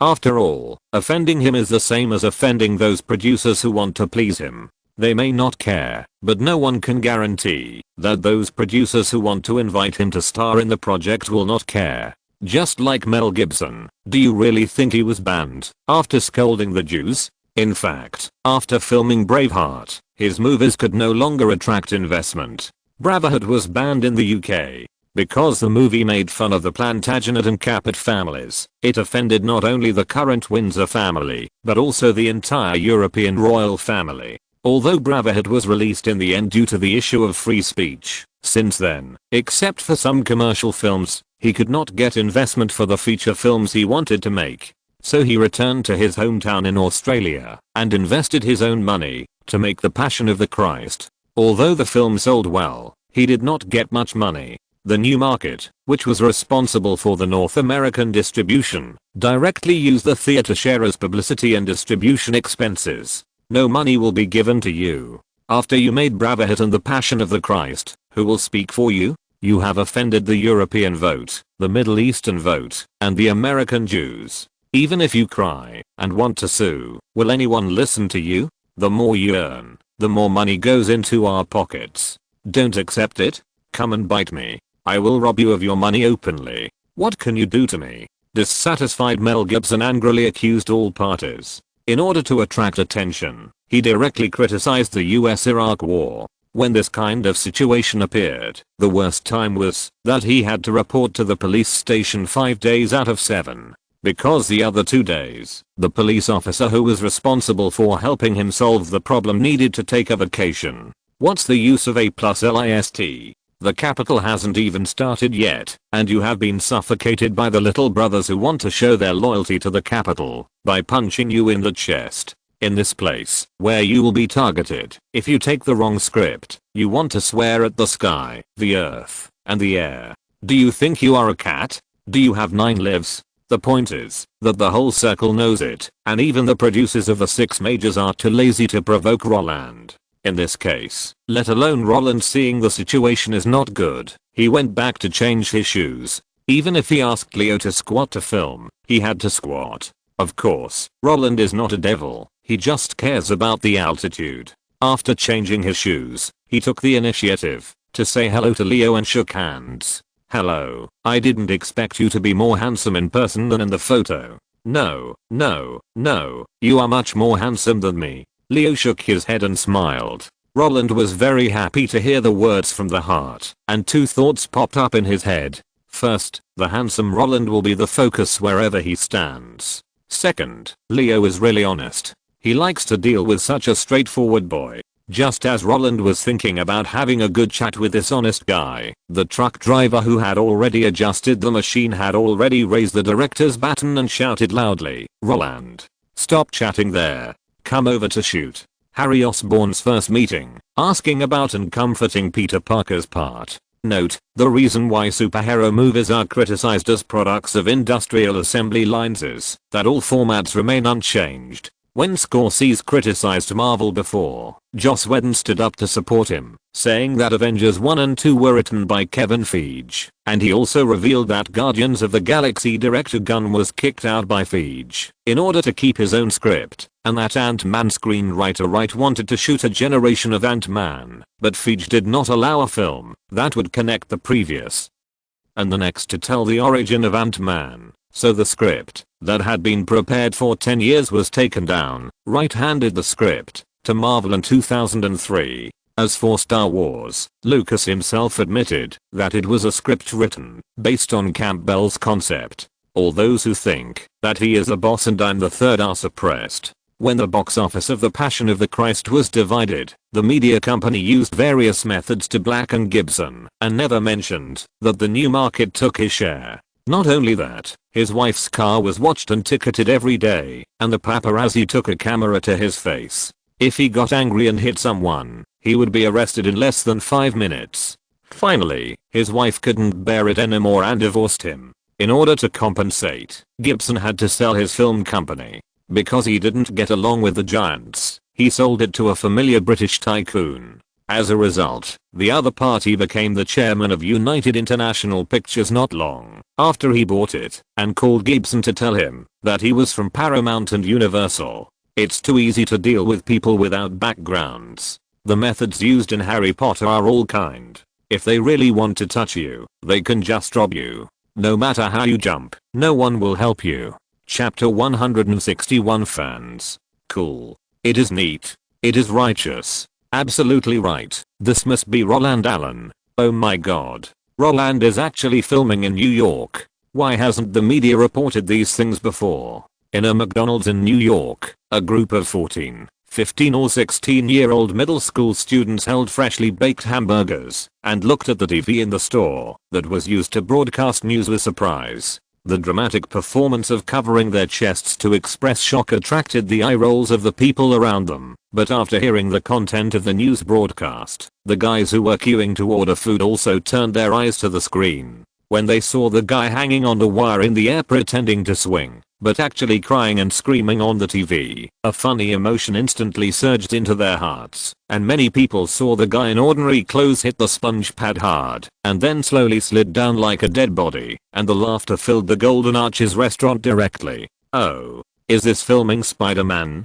A young man dressed casually and wearing a baseball cap backwards said in surprise. For Peter Parker, isn't New York his backyard? Why is it portrayed so badly in the movie? Another businessman in a suit, tie and briefcase also smiled. Oh, I see. This should be the scene when Peter just mutated. He should be testing his abilities. Even if it was a test of ability, Roland shouldn't have been hit so hard, right? The young woman who heard the businessman's analysis pushed her glasses on the bridge of her nose. She obviously hadn't read the Spider-Man comics when she asked this question, but it didn't matter, because while she was asking the question, her eyes were fixed on the screen. Damn. Roland has grown up in more than a year. I didn't expect that he would look so energetic after cutting his bangs. Yes, yes, yes. Another young lady in her 20s also nodded frantically, as if she had found a confidant, and said in surprise, I was worried that he would grow ugly because he only made a cameo appearance in Forrest Gump, but I didn't expect him to be more handsome with dyed brown hair.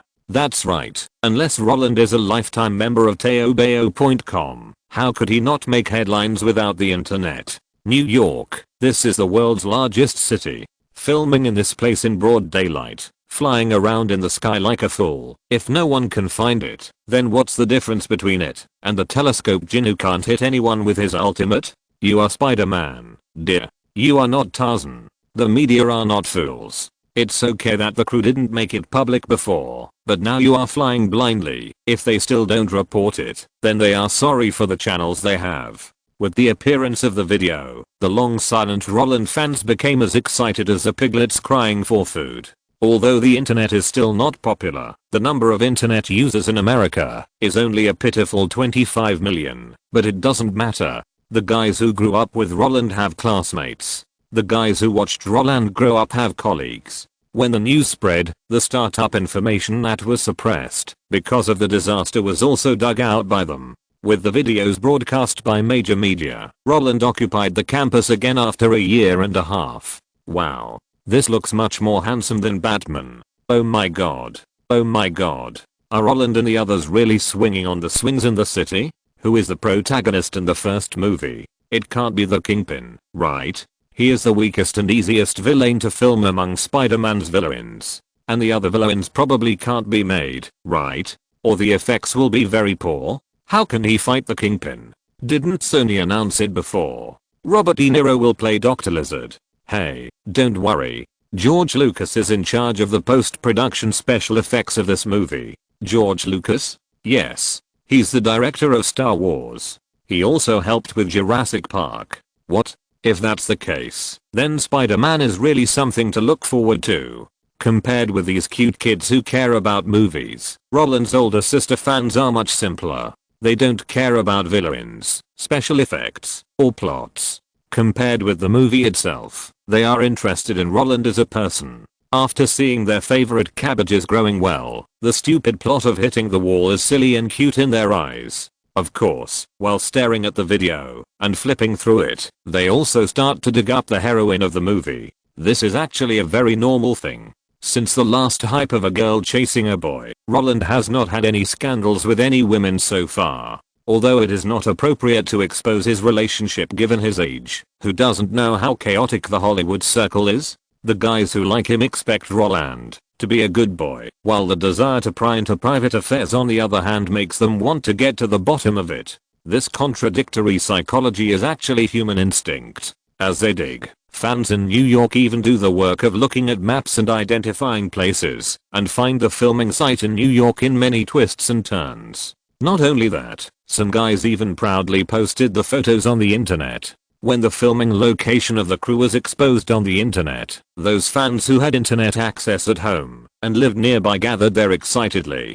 When Roland learned that the door of the temporary studio had been blocked by his fans, he didn't know what happened, and his mind was full of question marks. He also felt strange and strolled around the door with curiosity. Little Leo went out with a smile on his face and came back dumbfounded. The human wall composed of many girls made him tremble with fear, and the most unacceptable thing for him was, "Do you know? I just went out for a walk and heard that one of your fans said that she drove from Chicago to New York. 730 miles. She drove for more than 10 hours just to see you." Wow. Little Leo's words were extremely sour. Although I already knew that Roland was very popular, this kind of thousands of miles just to see you. Bah. What do you mean by destined to meet each other thousands of miles away? Isn't this a special gift of thousands of miles? Isn't this a bit too magical? What's wrong with me, Leonardo DiCaprio? I have good looks, height, and talent, but why don't I have as many fans as Roland Allen? Of course, no matter how he feels bad, Roland doesn't care. When the critics were boycotting Home Alone 2, he relied on these fans to turn the tables. Now that he knows that he is filming in New York, isn't it natural for some guys to come to visit him? Taylor Swift's fans can even rob a bank for Taylor Swift. What's wrong with these guys coming to see him? In this way, Roland, who smelled the sour smell, asked Leo to stay here and not move, and he went out to buy him a few oranges and let him continue to be sour. Although he could cruelly reject the kindness of those guys outside the door, considering that these guys are his bread and butter, he decided to say hello to the truck driver and go out to meet him. As he expected, as soon as he showed up, the fans who were waiting eagerly screamed. Looking around, wow, these fans were all wearing clothes made by their own company. With so many people supporting him, let alone buying oranges for Leo, even building a train station for him would be no problem. After waving his hands, saying hello, and thanking the guys who came spontaneously, Roland also agreed to their request for a photo. When he asked them why they came on holiday, the reasons they gave him surprised him. Because it's too boring. A girl in her 20s replied. What? Roland suspected that he had heard it wrong. However, these people's explanations really made him feel that these people were quite boring. Since all kinds of bad things broke out one after another, the entertainment industry has been bleak. Michael Jackson's concert was cancelled because of the heavy rain, storm, and flood. The filming of many American TV series was postponed. Not only that, after the box office market flopped last year, there were only 2 movies that could make people shine in early 1995. One is Fear starring Dustin Hoffman and Morgan Freeman, and the other is Bad Boys, which made Will Smith a star and earned $5 million per movie. Unfortunately, these 2 movies are almost nothing for Roland's fans. Fear tells the story after the outbreak of an infectious disease. Few of the guys who like Roland like this kind of disaster movie, and they are even less interested in the pure action movie Bad Boys. There is no way who made Will Smith not as handsome as Roland. The box office of these 2 movies is actually one good and one bad. Fear, released on March 10th, cannot make back its investment at all by relying on the box office. Although Bad Boys was a big hit, it was based on their investment of $19 million. This kind of low budget commercial film can easily make a profit as long as the visual effects are good, but it is a dream to expect a big hit of $500 million. His North American box office can't even reach $70 million. Compared with the sensation Roland often causes, this number is simply a younger brother among younger brothers.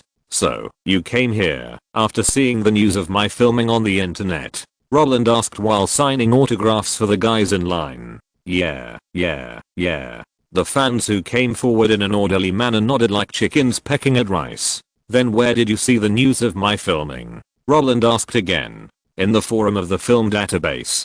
Someone posted your set photos there. Your name is ranked first in the cast list. We can see it when we click in. Roland was so upset by the almost identical answer. Oh, it turned out to be a pot stew. Compared with the sour little Leo, Roland actually cares about how these guys found him. They only filmed for 2 days on The Wire, and then moved on to other places. If fans can find this, then they are just like Lu Xiaofeng with 4 eyebrows. These guys have been fighting monsters and leveling up for 20 years, and they can help the Secretary of the Department of Homeland Security answer Congressman Kennedy's questions. But if they use him, should we praise Cole Needham and his team for their good development, or complain that they didn't delete the post in time? However, thinking that the website platform must be fair, just and open in the early stages of development, Roland didn't get stuck on this issue. After taking a family photo with the fans who came, he wanted to go back to the set to film, but was asked the last question by everyone. Roland, will you contribute your first screen kiss in this movie? No. Roland answered neatly. Don't look at his pleasant face now, but to be honest, no one likes fans blocking the door of the studio to interfere with the crew's filming. The guys who heard this were a little disappointed, but those who thought Reyes was not good looking secretly laughed, and even couldn't wait to know the answer. Why? Because after Spider-Man, I took on a love movie. Roland waved his hand and said with a smile, so, you don't have to stare at me now. The things you want to see will be filmed after Spider-Man is released. Go back, you can post anything in the forum of the movie database. I won't deny it, now that I have said it. Before he finished speaking, Roland went back to the set. As he disappeared, the fans who were hit by the heavy news were stunned for a few seconds, and then burst into cheers. Because what Roland said was the question that most people wanted to know the answer to. And why did Roland reveal this news? It's because he didn't want fans to block the door of the set. He can satisfy one group of people today, but what if another group comes tomorrow? With the New York scenes to last at least 3 weeks, he can't hide. In this case, let's spread the things they care about most. Roland is going to make a love movie. This news can make those guys who want to come to the set to get some free money stay at home. Anyway, they won't be able to see Roland and Reyes' intimate scenes on the set, so they might as well wait and put the motivation for the pursuit on the next movie. As for the announcement now, how should the next movie be shot? Oh my god. The big ship bought land, dug pits and built ships for filming. Even if Roland explained it in advance, these fans can't catch up. And how will fans discuss his love movies on the internet? This has nothing to do with Roland himself, but it has a lot to do with the database he is eyeing. Anyway, IMDb will eventually become his forum. Digest your own traffic yourself. It's not cheap for others. Hey, he is such a thrifty and clever guy. Just when Roland was besieged by fans because of his first public shooting, David Olson, who was far away in San Francisco, California, was making the final processing of Roland's needs in his office. The current valuation is $4 million, and the valuation after financing is $10 million. So in the angel round, we decided to invest $2 million to obtain 20% of the company's shares, and we also have to agree that, if the founder resigns, we have the right to ask the company to repurchase our shares. Do you have any questions? Yang Ziyuan and David Farrow, who had already discussed the details, smiled and shook their heads and said, no. Okay, then sign it. David pushed the contract in front of the lawyers of both parties. Note, Taylor's private fans are very crazy. Sneaking into her house and sending her emails are trivial matters. The most amazing thing is that they robbed a bank and sprinkled money on Taylor's house. Because star chasing interfered with her life too much, Taylor built 2 walls next to her house, one of which was 2 meters long. Later, she felt that it was not enough, so she built another 4-meter wall.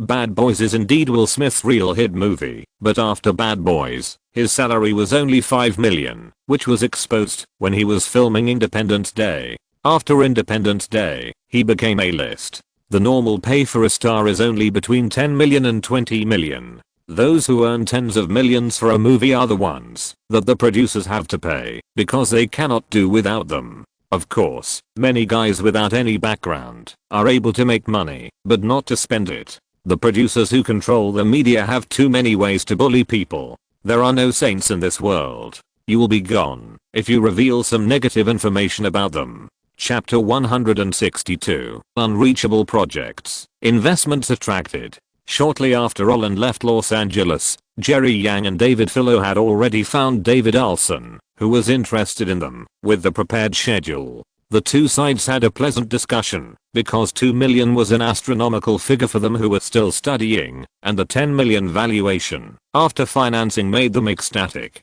Of course, they were not fools, and the reason why they agreed to David Olson's buyback condition was because compared with David's original veto power, he had already made a lot of concessions. Yes, David was not a spendthrift like Roland. In his eyes, although angel investment was very risky, it was also controllable and preventable. With the veto power, they could intervene in the company's development progress, and with the company's buyback clause, the investment loss could be reduced accordingly. Facing such harsh conditions, the two young Yahoo chiefs did not want to agree to it, but considering that so far, only David Olson had taken the initiative to find the venture capital, and the venture capital they found themselves were not interested in unprofitable schedules and projects. After persuading David to give up the idea of veto power, accepting the buyback clause became the best result for both sides. To take a step back, however, even if the two parties reached an agreement and signed a contract, David was not interested in Roland's idea of investing in Yahoo.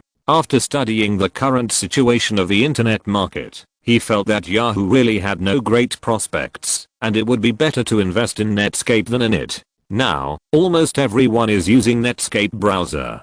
Their market share exceeds 90%. And they are still raising funds, and 40 million can get 5% of the equity. Investing in such a monopoly giant is much safer than investing in a portal website. In addition, Netscape is the last round of financing before its IPO. If you enter the market at this time, the possibility of profit realization is very high. I don't know what he is thinking instead of making such quick money and staring at a web page. He is still surfing the internet every day. He can't even see such a good project as the browser. I really don't know what he is playing all day long. After flying back to Los Angeles from San Francisco, as soon as he entered the house, Ganetti asked about the result of the matter.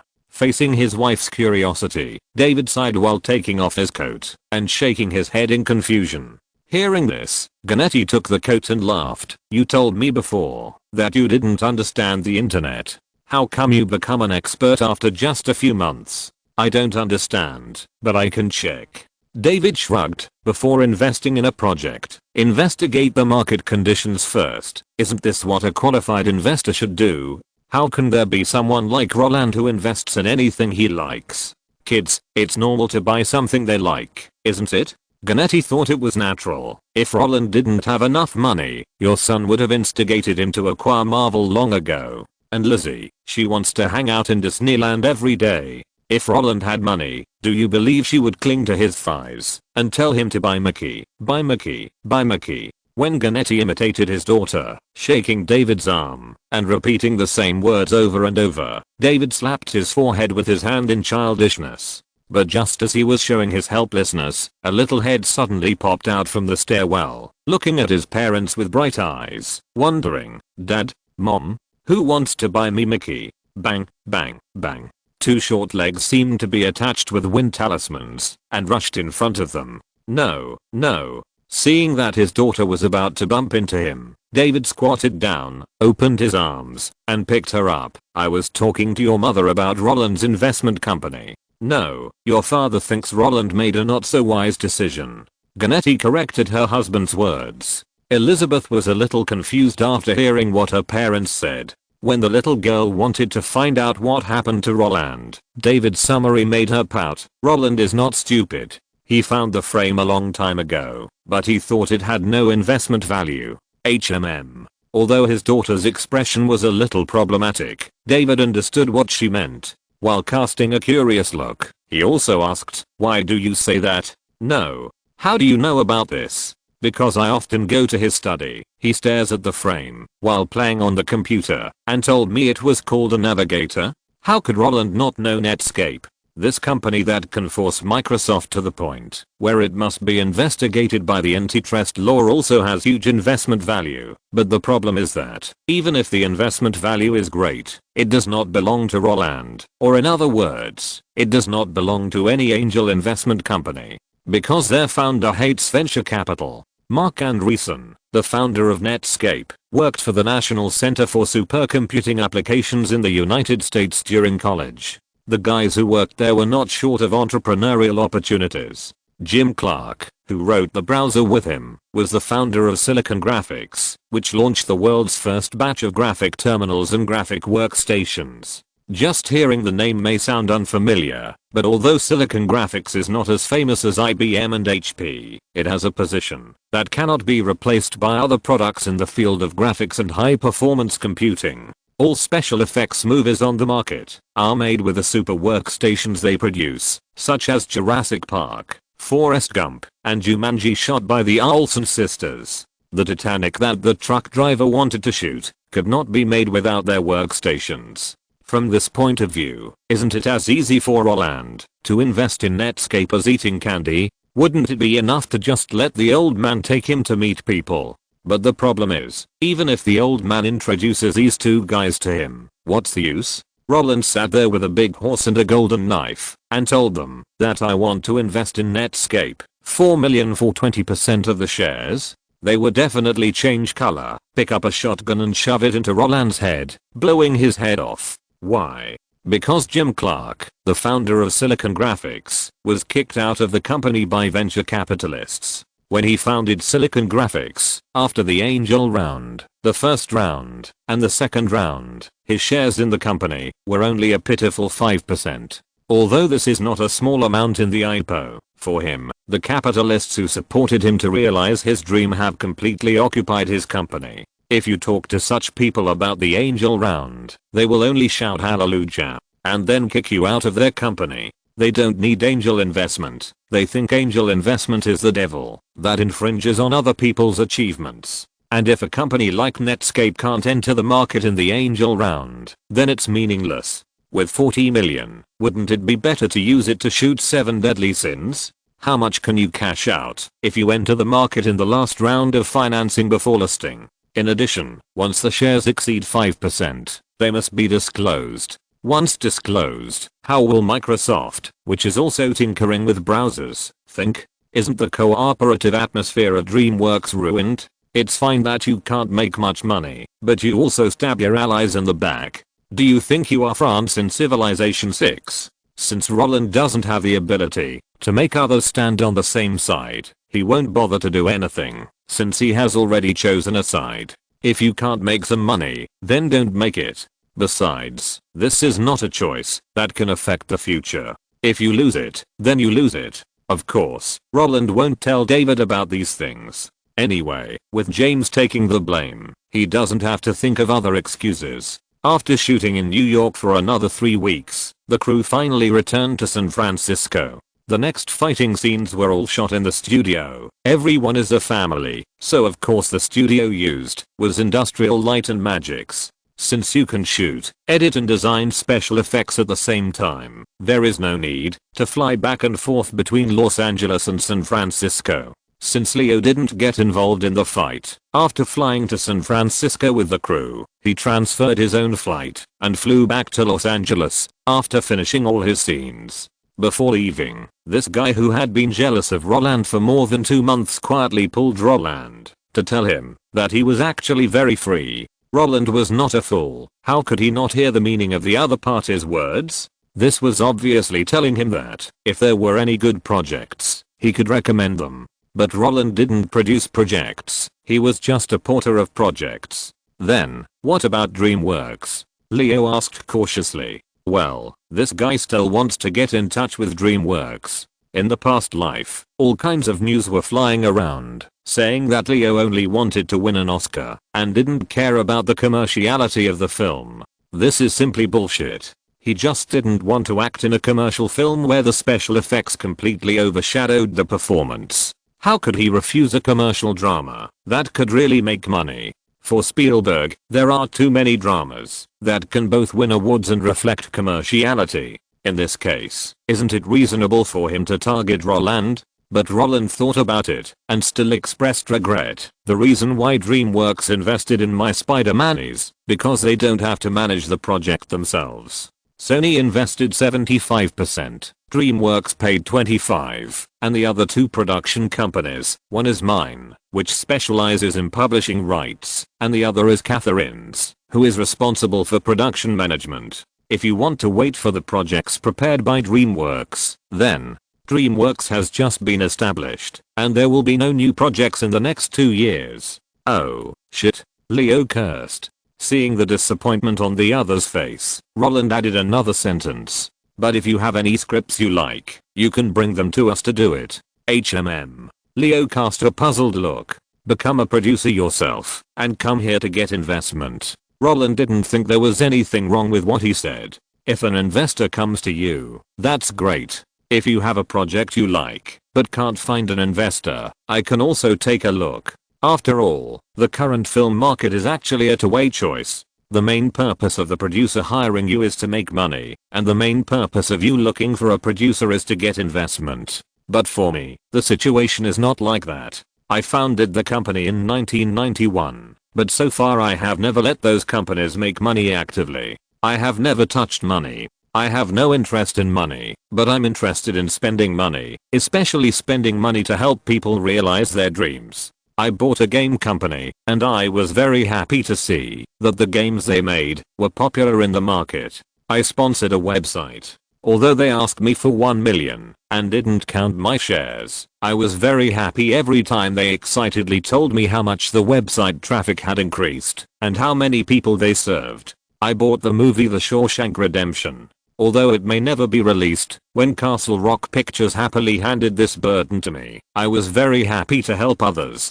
And that David Fincher, I gave him 30 million to make a movie. I was very happy to see him pat his chest and tell me that he would definitely make a good movie and guarantee that it would be released this year. So, if you have any ideas, you can also come to me. Although Roland said it seriously, the corners of Leo's mouth twitched. I don't believe you. You are a bad old man. The company doesn't make money? That's because your movie can take away half the life of the producer. If I can take away 18 points of the box office, I don't care whether the project I invested in makes money or not. He gave Roland a blank look, but Leo's mind became active because of this. Yes. Anyway, there is a sucker here. Since I can't get on the DreamWorks line for the time being, it's the same to find a rich man to invest in the project myself. Thinking that this was feasible, Leo boarded the flight home with great fighting spirit. While watching him go farther and farther away, Roland also returned to Lucas's old nest, Skywalker Manor, with his hands in his pockets. Why did he suddenly mention investment? Was it because he wanted to compensate Leo for stealing his Titanic? Bullshit. He was not the kind of saint who wanted to repay you for stealing your opportunity. He mentioned investment because it was valuable. Roland believed that even without Titanic, Leo could still make a name for himself. Why?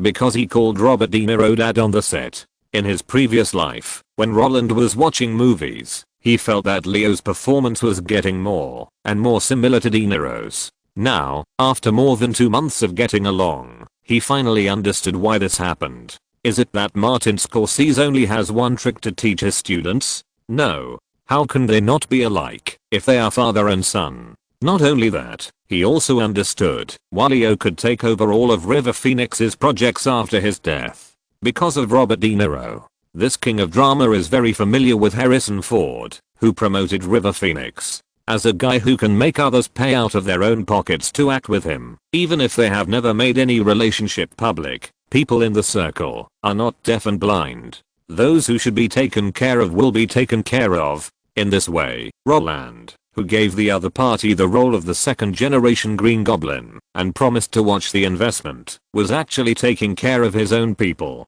It doesn't matter whether it is profitable or not. This is an investment in people, not an investment in movies. Note, Netscape could not enter the market in the early stage. The founder was driven away by venture capital. Jim Clark would remind entrepreneurs in every speech later that relying on people for funding was wrong from the beginning. If you let seed fund investors hold 20 to 30 shares, you will pay a heavy price for it. And it was because of his speech that Bezos only asked his family members to raise money at the beginning of creating Amazon. Of course, Jim Clark had the confidence to say this. Shortly after Netscape went public, his wealth in the internet industry ranked 4th, ahead of Jobs, Intel CEO Andy Grove, and Bill Gates. He is very awesome, or in other words, without his research, computer special effects may not appear until a few years later. The achievements of Industrial Light and Magic Digital Domain and Weta Digital are all based on his workstations. Leo did not start from scratch. How could an idol who shot a big ship have such an easy transformation? It is true that he has a good relationship with De Niro. The most typical example is the 1995 movie Fatal Pleasure. Sony did not want Leo to act, but Sharon Stone paid Leo's salary out of her own pocket. As soon as this project was finalized, Sharon Stone immediately received Scorsese, De Niro, and Joe Pesci's Casino. You should know that Scorsese has already decided on Madonna for this project. Not only that, she also won her first Golden Globe and Oscar nominations for the film. There is no such thing as luck in Hollywood. If there is, it is only that the big guys take a fancy to you, and then you will be very lucky to appear in some big name projects. If you're listening to this novel on a channel other than Fanfic World, it means they downloaded and uploaded it without effort. We cordially invite you to visit our channel, Mundo Fanfic Novelos. There you'll find the original version of this story and you can explore many other novels of various genres. We're waiting for you to immerse yourself in a world of incredible novels. Chapter 163, The Bad Year of 1995. Fox secretly rejoiced.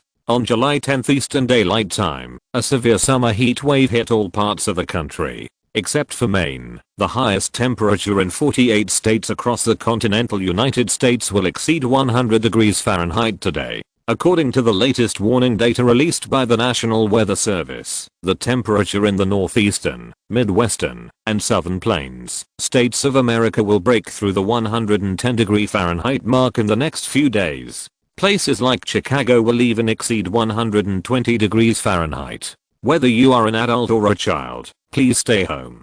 Don't go out. If you have animals at home, lock them at home. Keep them in the shed.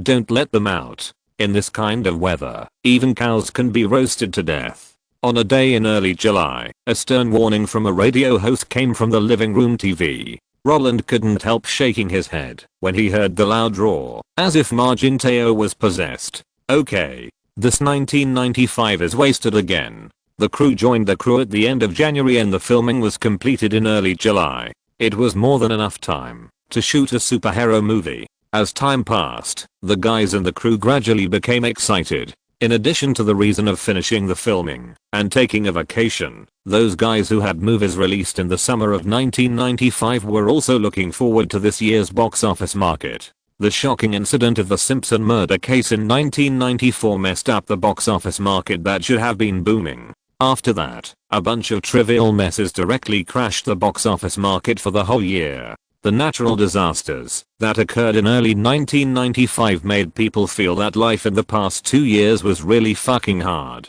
Many people expected that with the arrival of the summer vacation in 1995, the entertainment market would bloom with new vitality with the influx of young people. However, no one expected that before the students had been on vacation for 2 weeks, a deadly heat wave swept across the Midwest of America. What does a normal temperature of 100 degrees Fahrenheit mean? If you stand in any cool place without air conditioning, it's like spiraling to heaven. What does it mean that some areas exceed 110 degrees Fahrenheit, and the Chicago area can even reach 120 degrees Fahrenheit? The roads and railroad tracks can be bent by the sun. The Bull Demon King was eating a mouthful of grass, and before he could chew his cud, he was already killed by the heat. Of course, any disaster is just a hooligan if it is described without data, and the worst in this regard is NBC's daily news broadcast. In addition to the nonsense about how hot it is today, the data is also shocking.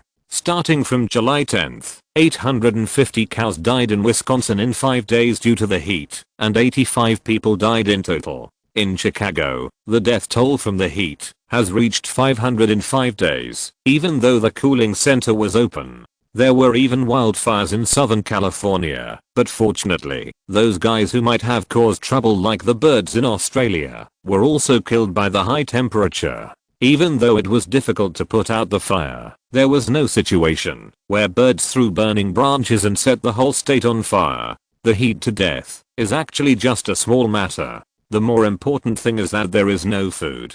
Due to the heat and lack of rain, the farmland cracked, and the growth of crops was seriously affected. The corn and soybeans that were about to bloom were almost dead. What followed was a surge in food prices.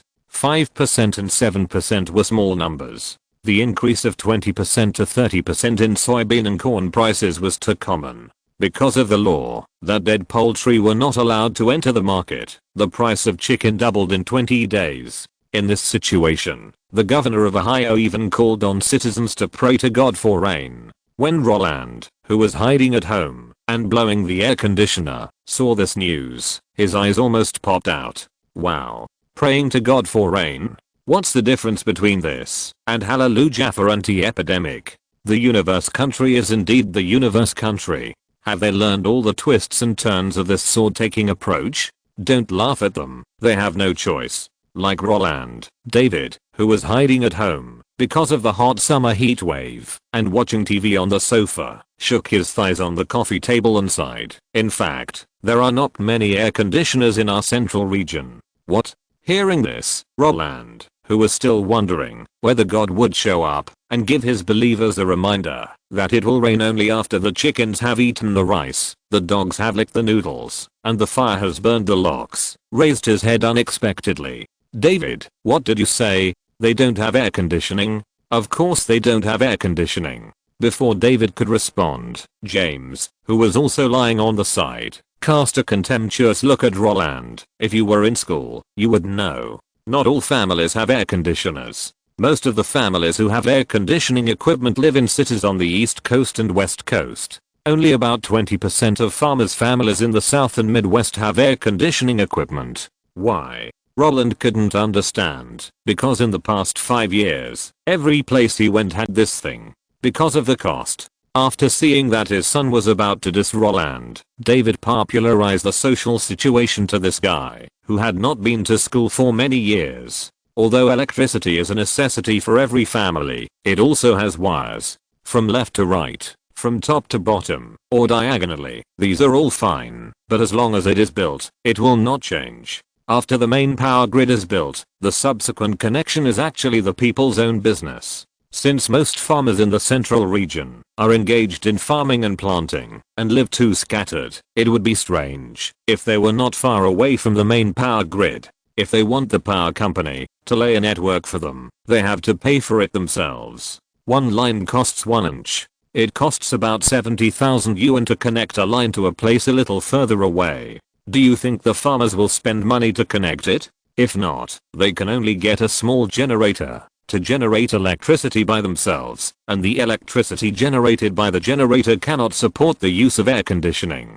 So, the governor of Ohio can only let them pray to God, because even if they pray to the federal government cannot pay for them to build a power grid. Although it is a public utility, it also has to consider the operating costs. Yes, those who died of heat in the central region are basically real poor people who have no air conditioning or even fans. Without any protection measures, they can only stay at home and hope that their lives can be tougher than this heat wave. In this case, it is normal for the governor to take the lead in praying. Of course, although the deaths are all poor people, the impact of heat waves on all walks of life is still very large. The most typical one is the summer season mentioned by Roland. If you stand in the sun for 3 seconds, the smoke coming out of your head can make you gather 3 flowers and 5 ki to the top of your head and directly ascend to heaven. In this case, does anyone dare to go to the cinema?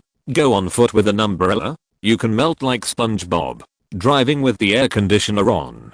Believe it or not, you and your car will be in heaven as soon as you hit the road. Even railroad tracks can be bent by the sun. It is normal for tires to burst. In this way, when the outdoor temperature exceeds 90 degrees Fahrenheit, all film companies played the good game again, just like in 1994. Warner Bros. Announced directly that Batman Forever, which will be released on June 16th, will most likely lose money. Disney also lowered the box office estimate for Pocahontas, which was released at the same time. After Apollo 13, which was released only 10 days ago, took nearly $100 million in box office, Universal decisively announced that under the influence of the death heat wave, the North American box office is expected to be around $150 million. And those who released early are not the worst. The worst are those who were released at the right time. For example, Steven Seagal's Hitman 2, the first movie was released in October 1992, a garbage time slot, and the box office took $15 million in the first weekend, but the second sequel was released in the summer, and the box office only took $12 million in the first weekend.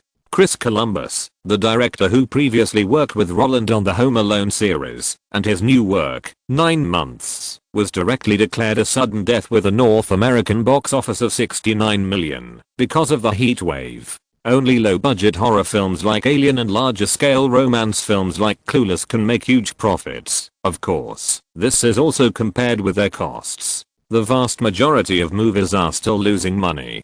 To be honest, they can understand the sudden death of the summer season in 1994. After all, it was all done by the people who like to parade. If Michael Jackson had not been searched naked, even if the Simpson murder case had a big impact, it would not have made all the people stay at home to watch the live broadcast analysis every day. But, after the Simpson murder case, the weird development trend, they can't understand it. They can understand bad luck once, they can tolerate bad luck twice, but bad luck 3, 4, 5 times in a row? Is this a retrograde of the entire industry? Heavy rains and floods at the beginning of the year, death heat waves in the middle of the year, will there be another ice age that will not be seen in a century at the end of the year? Ugh. Ning really thinks he is playing a game here. The frequency and speed of such natural disasters are too fake. Of course, although Hollywood, the global entertainment factory, could not understand what was going on in the past 2 years, while each household was clearing up their losses, they discovered a very serious problem. Kyodamade. Not everyone was losing money. Those 2 guys who wanted to start their own business seemed to have not been affected by this series of problems. After setting a global box office record of $1 billion in 1993, the 2 of them disappeared.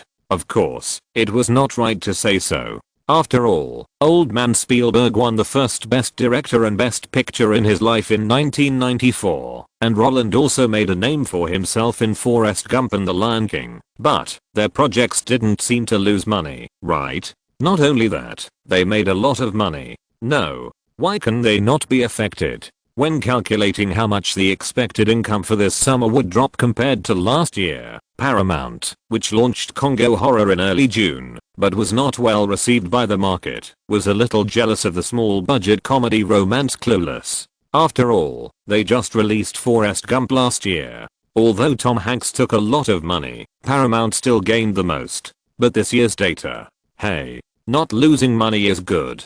Maybe it's just too lucky? Disney, which also only released the animated film Pocahontas this year, also felt that something was wrong, but after considering that The Lion King might, should, probably not because of Roland's participation, it sold so well, Disney temporarily put the doubts behind its head. After all, how could predicting the future happen? They are indeed in the film industry, but they are not Chunabao, okay? What monsters? Spaceships, these are all fake. Okay, it's entertainment. Only idiots will take it seriously. But the problem is, their luck seems to be a little unscientific. Steven can still use the expiration of his long-term contract to jump out of us, but when he was setting up the company, he happened to encounter a lot of bad things, and happened to avoid them. How can Roland explain it? As a newly promoted A+ list, it is hard to understand that he has not taken any projects for a whole year and a half. Don't talk about preparing for Spider-Man. He obviously started preparing after the outbreak of the Simpson case last year. Universal, which invested in and released Apollo 13, expressed doubts about Roland's weird behavior. There is no way. Who made Roland the only guy who didn't star in a movie for 3 consecutive years after being promoted to A+ list? Don't talk about Forrest Gump and The Lion King. These 2 movies were obviously taken halfway. Although the newly completed Spider-Man has not been scheduled, it is also aimed at the summer season of 1996. From this point of view, since the release of Jurassic Park in June 1993, Roland has not released any works for 3 years. What about Harrison Ford, who was compared to him among the top superstars? After the release of Star Wars in 1977, there was Commandos of Navarone in 1978, and the pure money-making Star Wars Holiday Special. In 1979, 4 works were released at once, including Apocalypse Now and Hanover Street, as well as the equally money-making American Graffiti 2. Even Tom Hanks, the reigning Best Actor, has never thought of taking a break. Although he is not very productive, he still shoots 1 film a year. But Roland was lucky. He actually went to Europe for more than 2 months. But Roland's vacation doesn't mean anything after all. The reasons he gave about the growth period and voice change period are still reliable. Besides, he didn't lose anything either. Didn't he buy The Shawshank Redemption from Castle Rock Pictures? This movie probably won't be able to sell discs to make back the money, so it's reasonable to have it in his hands. And from this point of view, he actually lost tens of millions in the storm, although we don't know why he bought the movie on impulse after Warner Bros. Painfully classified the Batman series as a project that may continue to lose money. They didn't think Roland was lucky like Paramount, Disney, and Universal, but thought that Roland was mentally ill. The Simpson murder case has obviously happened, and you still bought The Shawshank Redemption? Didn't you get kicked in the head by a donkey? If you really think you have too much money, then invest in our Batman. Anyway, we are afraid of losing money. We also want to find a sucker to share the cost. And the same idea as Warner is shared by Fox, which is sure to make money with Die Hard 3 this year. Although it is not because of The Shawshank Redemption, the reason is pretty much the same. There is no way who let Roland invest in David Fincher, who dared to criticize them before. In their view, David Fincher is just a fool who clings to George Lucas' thigh. If it weren't for George Lucas holding the Star Wars series and Fox welcoming the possible sequel, they would not let David Fincher, the MV director, shoot Alien 3. What's more, even if Alien 3 has a bad reputation, so what? With their interference, this movie still made a profit and killed all the enemies in the disc market. If it was really shot according to David Fincher's idea, who knows how the whole movie would be? What do you mean by luck to avoid disaster? He's just a kid who accidentally became famous thanks to the Jewish gang. Why don't you be an actor? Why do you have to start a production company? Do you really think it's that easy to start a company? Most importantly, this kid doesn't have good vision. They bought 4 movies in total, and only the low-budget independent movie shot by Ang Lee made some money. Do you really think it's that easy to be a producer? You can lose money with just 7 Deadly Sins. That's right, although Fox and Roland have no conflicts, who made David Fincher say rude things to everyone in Fox in front of the media? It's very restrained not to retaliate for the sake of George Lucas. As for wishing David Fincher a big hit in his movie, don't be kidding. Although they seem to be friendly on the surface, in fact, no one wants their competitors to make a profit. Roland is welcome to make a movie for them. But what about him doing it himself? You can't lose money. When will 7 be released? September 22nd? What a rubbish schedule. We shouldn't have any movies released, right? That's good. That's good. If he loses, he can't put the blame on us. Hey, wait. It seems that the verdict of the Simpson murder case will be officially announced on October 3rd. I heard that the federal government has mobilized thousands of police officers to be stationed in Los Angeles to prevent riots after the results are announced. Isn't that perfect? It will be released on the 22nd, and the movie will be a huge failure.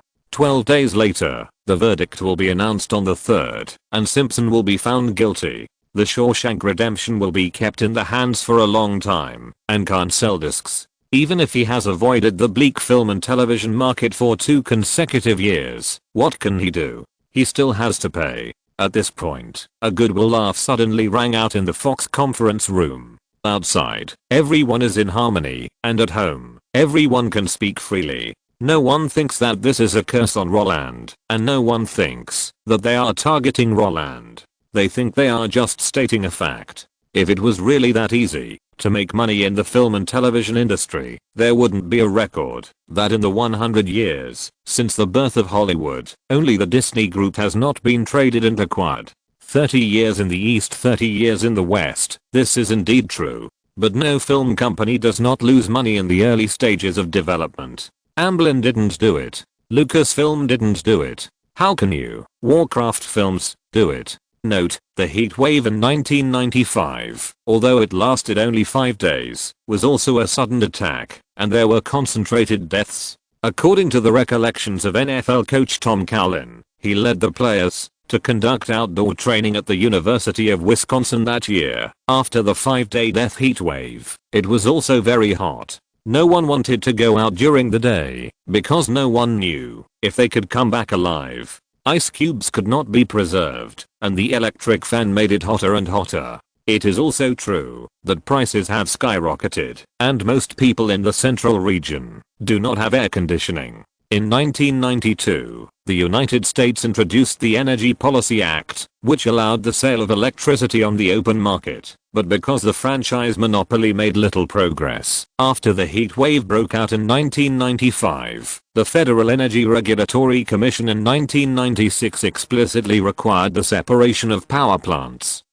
from the power grid, which started the market restructuring. I saw someone say that what I wrote in the past 2 years is water, and the protagonist has not arranged anything. I can't arrange it. The market is like this. Unless God comes, no one can solve the pile of messes in the United States. Although I write about Hollywood, I can't write blindly with my eyes closed. Entertainment will always be the tertiary industry, and will never become the core of people's lives. The Simpson case broke out, and the box office was a big hit. This plot is impossible at first glance. The heat wave came, and there was a high probability of violent death if you go out, and then the box office was a big hit. This plot is even more impossible. Japan suspended classes, and students wanted to go to the park to celebrate the holiday. It was too magical. It was because I had read the public reports of those giants that I couldn't arrange the plot of the movie release. Reality is indeed more magical than novels, but if you can't eat, and your life is gone, how can you have the heart to watch a movie? If you can't change it, you can only hide.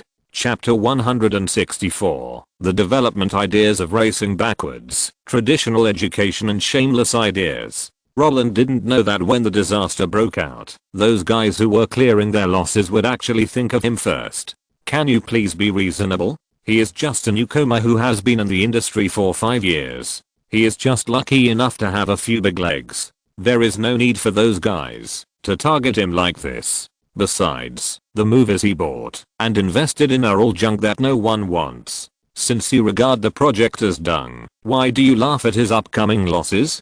Okay. Roland admitted that it was not a big problem for them to pay attention to him. After all, he was the first guy in the circle who played the game backwards. According to normal development, the growth of a film company is basically divided into 5 processes: cooperative investment, independent investment, peripheral operation, local distribution, and overseas distribution. The investment cost of each link is several times that of the previous link. Take Lucasfilm for example. George Lucas used the most popular entry method. He co-invested in American Graffiti with Coppola Productions and co-produced Star Wars with Fox. In these 2 projects, George Lucas only invested a certain amount of his own funds. Even if he lost all his money, he would only lose a few million, which would not lead to the bankruptcy of the company. After that, with the popularity of Star Wars, George Lucas, who had money, kicked out the co-investors and independently invested in Star Wars 2, The Empire Strikes Back, and Star Wars 3, Return of the Jedi. Then, the popularity of the series allowed Lucasfilm to officially enter the stage of peripheral operations. A series of derivative products such as comics, Toys, games, and clothing are the company's biggest money-making machines.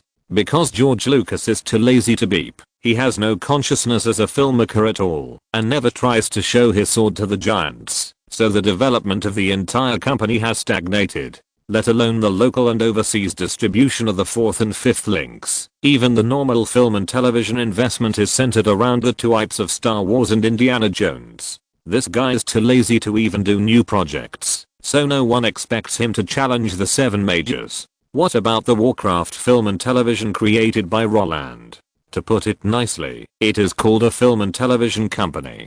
To put it bluntly, it is just an empty shell. No film and television company would start overseas distribution without any content. This is not running away before learning to walk. Instead, it has already flown to the sky and stood shoulder to shoulder with the sun. Your company doesn't even have a movie made by itself, but it has started to build channels. Isn't this just too much money to burn? The subsequent spending money to buy content and the investment method of only paying money but not producing made the giants speechless. Brother, entertainment sells content. Who are you showing your attitude of having nothing but money? If you can make content just by spending money, then RKO, controlled by Rockefeller, is the biggest film and television giant now. This is actually the real reason why those giants are targeting him. They don't want to see Roland lose money, but they want to see when this guy who dares to drive backwards will fall over. But the question is, will Roland not know these things?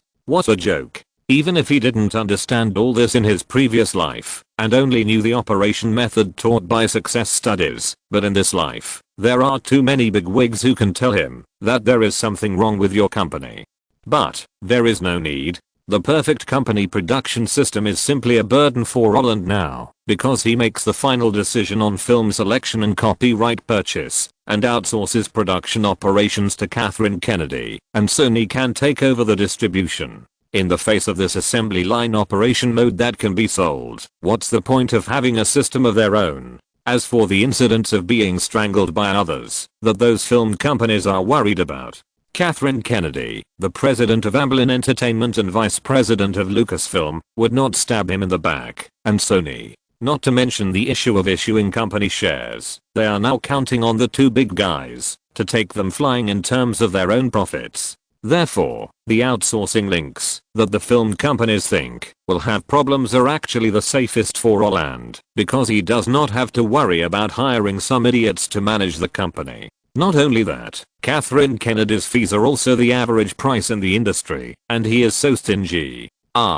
He is frugal. In this case, what is the need for a stable content production system? A grassroots team is a grassroots team. What's more, a grassroots team is for giants. In front of those second-tier companies of New Line, this is already a luxurious team. In August, the weather is still hot, but compared with the climate of July, it is much better. But even so, the desire of American people to watch movies has not increased. The reason is simple. It is a movie released in August. There is no phenomenal gimmick. Michelle Pfeiffer's Dangerous Game is the most interesting movie because she is beautiful. Next is Mortal Kombat. Yes, it is the movie adapted from the game. Although the plot is cliché, Bridget Wilson's papaya is huge. In addition, with the support of game fans, it sold much better than Resident Evil. After that, it was Baby Pig. As a movie that pleases children, because of the weather, American children could not go to the scene to support it. However, the overseas box office was abnormally high, with a total of 190 million yuan sold. Of course, entertainment is only an indicator of people's living index, and it cannot represent everything. When the entertainment market in the United States fell again, capital was still reveling. On August 9th, Netscape went public. The initial public offering was a huge success. At the close of the first day, the highest price per share directly reached $75. As Netscape's stock price soared, Microsoft finally couldn't sit still. On August 16th, they held a product conference to launch IE 1.0. On August 24th, they released Windows 95 again. Microsoft's all-out response surprised David. Not only that, he also said to Roland that if he had invested in Netscape, the $40 million would at least become $140 million. It would be fine. If Roland didn't invest, he could invest with his own money. Roland didn't say anything about this regret idea, although he could tell David that Netscape would not be prosperous for long and would be defeated by Microsoft, which had joined forces with IBM, HP and other companies and made the decision to bundle browsers and systems for sale. But how could he explain to David that, after making the monopoly decision of bundling sales, Microsoft would not be split up by the antitrust law? Did he think that after Bell Labs was split, America's technological development path would be completely wiped out? In the field of communications alone, 2G would lose to Europe first, 3G would lose to Japan,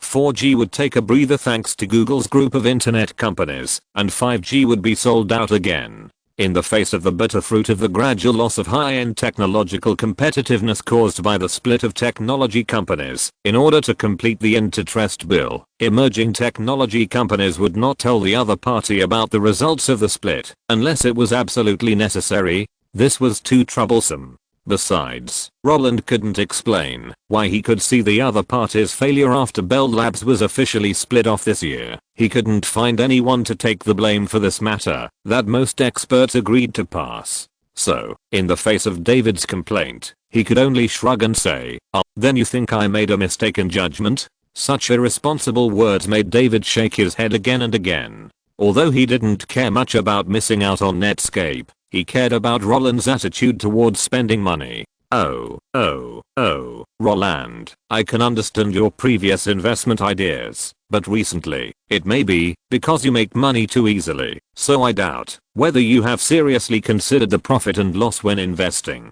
Investment is not something I invest because I like it, or in other words, you are far from being able to spend money to make something I like. I don't like to interfere with your ideas. If you really want to do something, I will support it, but I hope you can think clearly before doing it. Is this thing really beneficial to you? Okay. In fact, David wanted to talk to Roland a long time ago, but he couldn't find a suitable opportunity. Although Roland's so-called scapegoating investment method can shut David up, the cross-industry investment behavior actually still makes this guy confused. In his opinion, unless you have achieved quite impressive results in a certain field, otherwise, cross-industry investment is no different from throwing money into the water. As an extremely cautious guy, he felt that Roland should focus on film and television first, instead of doing what he is doing now, while tinkering with film and television, throwing money at game companies, and investing in websites. This behavior is exactly the same as the Hollywood stars who spend money like water. Money comes too easily, and it doesn't hurt to spend it. But the problem is that stars act well. Actors, no matter what their identity is, their essence is still a commodity. As long as they are commodities, they will eventually be eliminated. Before that, if they get into the habit of spending lavishly, they are destined to have a miserable old age of bankruptcy and liquidation. Looking at David's serious eyes, Roland, who felt it was inexplicable, nodded. He knew that David was a qualified parent, so he didn't mind David's preaching. Oh, David, I understand what you mean. Don't worry, any decision I make is made after careful consideration. Not investing in Netscape is really for the harmony of DreamWorks operations. Although you may feel that the stock price gains are inconsistent with my idea of harmony, this is actually because our thinking directions are different. You consider the problem from the perspective of benefits, while I consider the problem from the perspective of relationships. You want to make money, while I don't want to destroy the relationship between Stephen and William. For you, a net profit of 100 million in a short period of time is very considerable, but for me, Stephen and William's good relationship is more important than that 100 million. Just like Ronald and Carl, although I don't have close contact with them, their names are there to help me block most of the problems, and many of those problems are beyond our ability to solve. So, you can't say my idea is wrong, right? Hearing this, David, who was still stern, laughed. Oh, seeing you so shameless, I feel relieved. Huh. Roland, who thought he could convince David, frowned. Oh, don't show that expression, I'm praising you. David opened his arms and put them on the top of the sofa. I'm talking about whether it's beneficial to me. The benefit here doesn't refer to money, but to everything. Since you think this relationship can be strengthened, as long as you have thought about it, I won't object. What I want to see is your thinking process, not the result. You live for yourself, not for me. As long as it's not an impulsive investment, even if I feel there is something wrong with it, I will support you, because you can afford to lose now. Failure once or twice is just paying tuition. Snap. If Roland had known that David was thinking this way, he would have directly thrown out a reason. Okay, don't be so stern. After realizing that Roland's face was dark because of his disgust, David took the initiative to change the subject. Are you going to New York in early September? The early September that David mentioned was naturally the premiere of 7 Deadly Sins held in New York on September 15th. Although David Fincher is unknown, Brad Pitt, Morgan Freeman, Gwyneth Paltrow, Kevin Spacey and others are worthy of a premiere. Moreover, September is actually a very good time for Roland, because none of the blockbusters released by those giants will be released in September. Not only because September is not worthy of blockbusters with an investment of more than $50 million, but also because the verdict of the Simpson murder case will be announced in early October. Don't think those giants are so beautiful. They don't confront Roland head on, not because they are letting the young people who have just entered the industry go, but because these guys are afraid that after Simpson is found guilty, black people all over the country will start to march again. If this happens, the movie will be in vain. Therefore, only Roland, who was so stupid, beginning, hanging, beeping, that he chose the cold September. In the eyes of those film companies, the court controlled by white people would most likely find Simpson guilty. Once the result came out, even if Roland's movie had a record-breaking appearance, it would be useless. Under the wave of racial issues, all movies were cannon fodder. I'm going. What's wrong? Are you going too? Roland suddenly felt a little strange when he heard David mention this. Don't you hate this kind of gathering? No, no, no, I'm not going. Seeing Roland's affirmative answer, David showed a strange smile on his face. I just saw the red carpet list faxed by Sony that day and remembered something. What is it? Roland was a little confused. You'll know when the time comes. David kept it a secret, but after seeing Roland's frowning toothache expression, he added, don't worry, it must be something you like. Note, the development process of the film company described in the article is the most traditional, and almost no one can break this development process. However, Roland's backward development model also has a real prototype. That person is Mike McDavoy, who I wrote about before, Spielberg's first agent. At his peak, he held the copyrights of nearly 400 films. These were either inherited, for example, when Marlon Brando died, he was the manager of his estate, or purchased, and a small part was produced by himself, but he was never able to break through overseas distribution, and finally had to sell the company with his partners.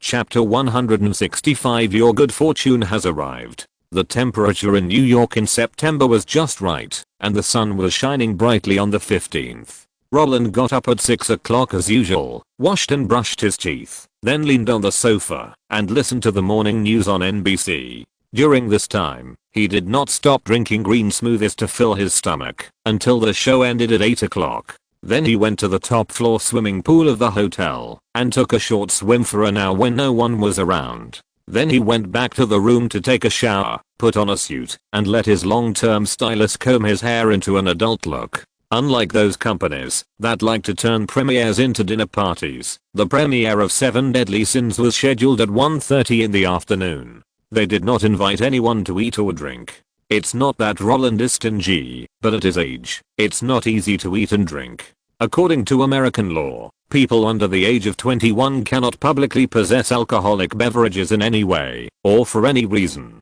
If a Hollywood premiere is held as a cocktail party, how can the boss not hold a glass of wine and be toasted? Although Roland can drink tea instead of wine, as long as he drinks it and is photographed by paparazzi, it will definitely be a black material that may violate the law, because no one can prove that he didn't drink wine. As for what happened, such as asking security personnel to smash the paparazzi's camera with a hammer, taking away the negatives, and accusing the other party of not having the qualifications to shoot, the paparazzi can also sue him in court, saying that in the face of the law, qualifications are not a reason to destroy evidence. Therefore, in order to avoid trouble and to avoid being consumed, not eating or drinking is the best way to resist dirty water. After all, Roland can't hire the lawyers who participated in the legislation back then. In this way, after confirming that the shape will not cause controversy, Roland took a car to the premiere at about 1 o'clock. According to the normal process, he first jumped across the red carpet with the momentum of Jingle Bells, and then accepted interviews from media reporters in the hall as an investor. Finally, it is natural to give the premiere to the main creative team. To put it bluntly, according to Sony's arrangement, Roland came to attend the premiere just to show his face, so that the media reporters could put the investor of 7 Deadly Sins on Roland's face. As for the deeper reason, isn't the desire to make money the biggest reason? But the problem is that it is unrealistic to want to make money and avoid trouble at the same time. After all, the only guy who stood and made money was Zhang Mazi, who forced the investor to death. Because of this, even if Roland wanted to give the protagonist's position to the main creative team, those invited guests holding invitations would still greet him hiding in the corner. There was no way, who made his fame bigger than those people combined. It is true that Brad Pitt asked for a salary of $7 million, but when he stood with Roland, his reputation instantly went down. It is true that Steven Spielberg's goddaughter Gwyneth Paltrow and Brad Pitt are lovers, but compared to the love movie that Roland leaked before, the popularity is almost the same. It is true that Kevin Spacey and David Fincher both have spiky hair, but compared to Roland's blonde hair, people are more concerned about the brown-haired Peter Parker. Will there be only one movie? Faced with these issues that steal the spotlight, Roland was annoyed. After dealing with the big names who came to support the show according to the invitation list, he slipped into the lounge before the premiere started. The big names who came to support the show were just giving each other face, so he had to ignore them. As for the rest of the film critics who received travel expenses, the entertainment editors of the classified sections of major newspapers and magazines, and the celebrities in the New York social circle who came to join in the fun, he was too lazy to pay attention. Firstly, he had no intention of winning any awards. Secondly, he had already taken the lead in answering the reporters' questions, so he didn't have to worry about the media being unhappy. Thirdly, he didn't want to make himself look awkward before the movie was shown. While crawling into the lounge, taking off his suit jacket, and throwing himself on the sofa like a rag doll, Roland was also there complaining in a low voice, "Why are these guys endless? I said today is the premiere of 7 Deadly Sins, but those guys are still surrounding me and asking questions. I can't help it. Who made 7 Deadly Sins more willing to know about you than you?" The assistant beside him laughed. "Put yourself in their shoes. If I were them, I would also want to know about you." "Oh, Lisa, don't say anything. I just want to lie down for a while. Wait until David and the others finish their pre-screening speeches, then call me." Roland, who was lying on the sofa, waved his hand, indicating that Lisa, the assistant hired by David Olson, and who had been with him for almost 3 years, should help him block people in the Foreign Affairs office. The continuous questions made him very helpless. Now he just wanted to be quiet for a while and vent his depression so as not to affect his mood for watching the movie later. But unfortunately, how many of the guys who got the invitation were easy to get rid of? Roland's disappearance did not mean that he could rest assured. After discovering that he had left, many guys who wanted to get close to him also came to him. In the 15 minutes that Roland lay down, the sons of this family and the daughters of that family kept coming up to him like a stream. What made Roland speechless was that among them, there was also Paris Hilton. The super socialite in the future, claimed to be a fan of Roland. She finally got an invitation to the premiere, hoping to meet Roland and become friends. If there was a chance, she also hoped to make some movies with Roland. Roland, who fell on the sofa, rolled her eyes at such a request. Who would want to be friends with Paris Hilton? Who would be willing to be the male lead in a videotape? Apart from anything else, Paris Hilton was not Roland's type. If he had to choose, he would rather be the male lead in the videotape of the daughter of the boss of the modeling company to which Paris Hilton belonged, and he was too lazy to have too much contact with Paris Hilton. Ahem. No, no, no, no, no one. Roland was so angry that his hands were waving like an electric fan.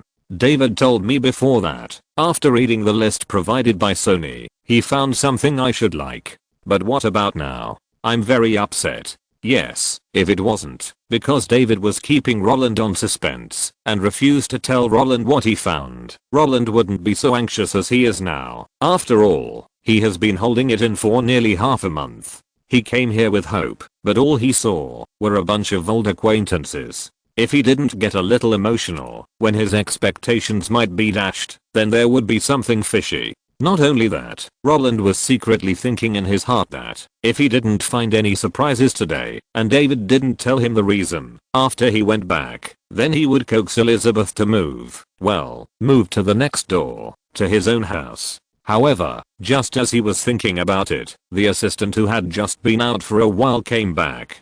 Before she could speak, Roland had already asked, "Is it someone who wants to see me again, or is the screening about to start?" "Someone wants to see you. Didn't I say I wouldn't see anyone?" Roland sighed, but didn't vent his anger on the assistant. Since he came in to ask, he must be someone who's hard to stop. "Tell me, who's at the door?"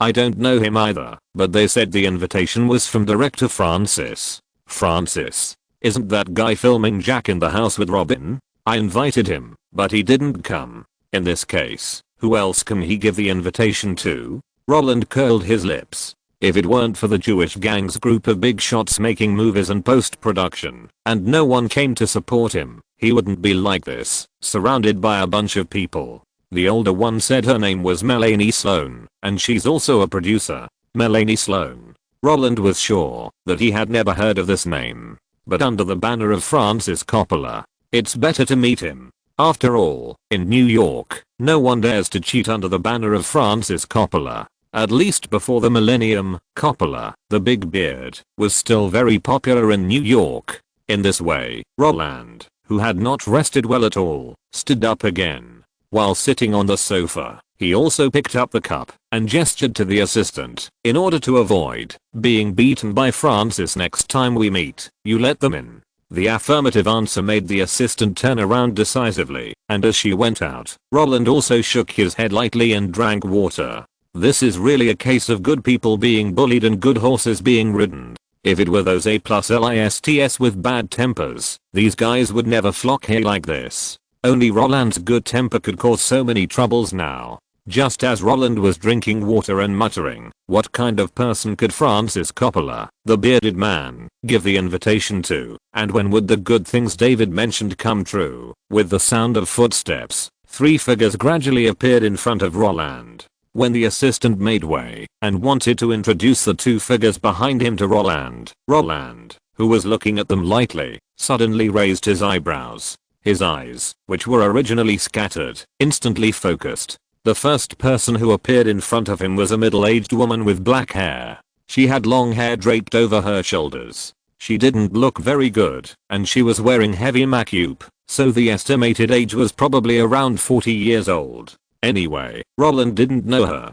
But, after moving his eyes down, Roland knew the girl with long straight blonde hair who was held by her. Unlike the princess, who Roland had just compared to Paris Hilton, the girl in front of him was not the kind of girl who changed a lot when she grew up. As long as Roland was not blind, he could call out her name. Scarlett Johansson? That's right, the guest who came with the invitation from Francis Coppola, as the assistant said, was Scarlett Johansson, and her, well, Roland, who had watched countless movies, didn't dare to confirm who this middle-aged lady was, but since this beautiful lady came with Scarlett, she should be her mother, right? While Roland was guessing, the middle-aged lady who heard the words was stunned at first, then reacted and smiled and said, "Yeah, it seems that Francis has already told you?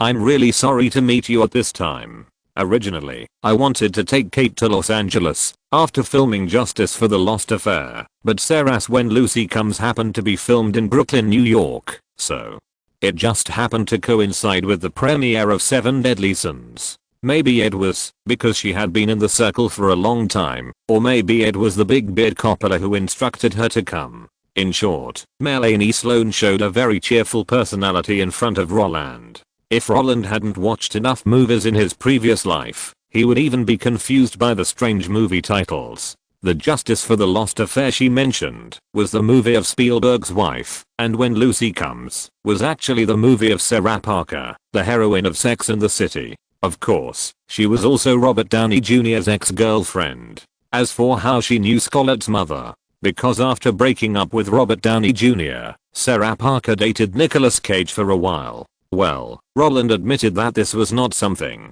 that could be explained by watching enough. For him, the information of the two little cabbages was clearer than what investment, no, what movie. After hearing her mother's endless explanation, Roland was secretly happy, but his face was normal, and he started to act directly. "Ah, Francis did tell me that." Bullshit. The old man clearly said before that he would go to Los Angeles after filming Prison Justice, but I ended up waiting from May 14th last year to September 15th this year before he showed up.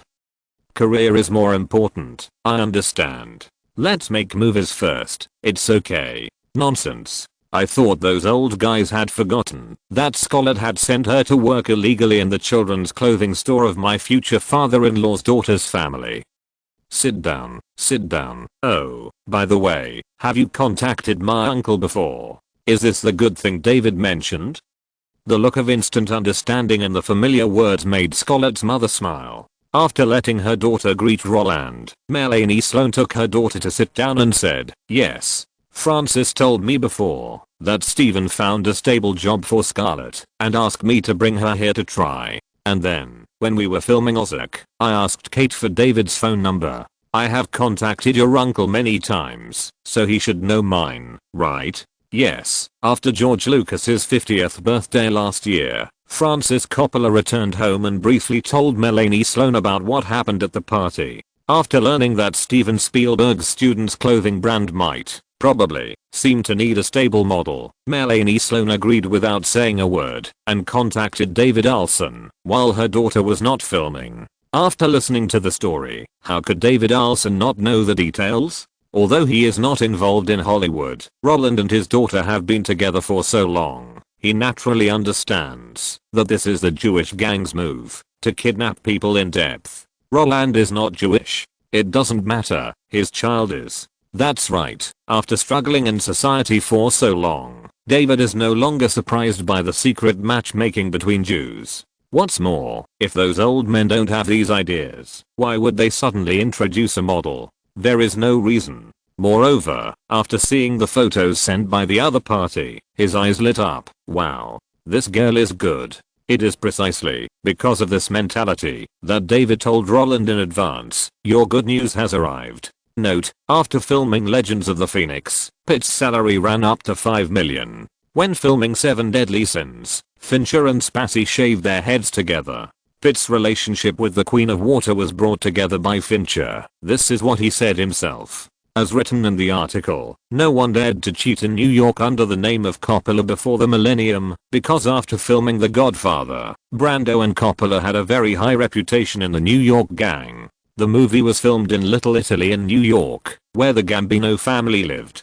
Gianni Russo, who played Carlo, was a member of the Gambino family. The movie The Godfather was filmed with the approval of the gang. After that, Coppola and Brando ate in Little Italy without bringing money. This is not a fabrication. When the Gambino family was destroyed in the early 2000s, our morning news reported it, including the origin and development and the result of robbing Wall Street before being destroyed, as well as the history of the other four New York gangs. The June 6, 2002 issue. Coppola had a bad relationship with Paramount, but Paramount couldn't replace him for this reason. The Gambino family thought he was a good filmmaker. After the millennium, they were wiped out, so Coppola could no longer get investment and he stopped filming. Like Cameron, those who dared to knock on the tables of film industry giants all had people behind them who were not afraid of retaliation. Chapter 166. Also a fangirl, the future is not good.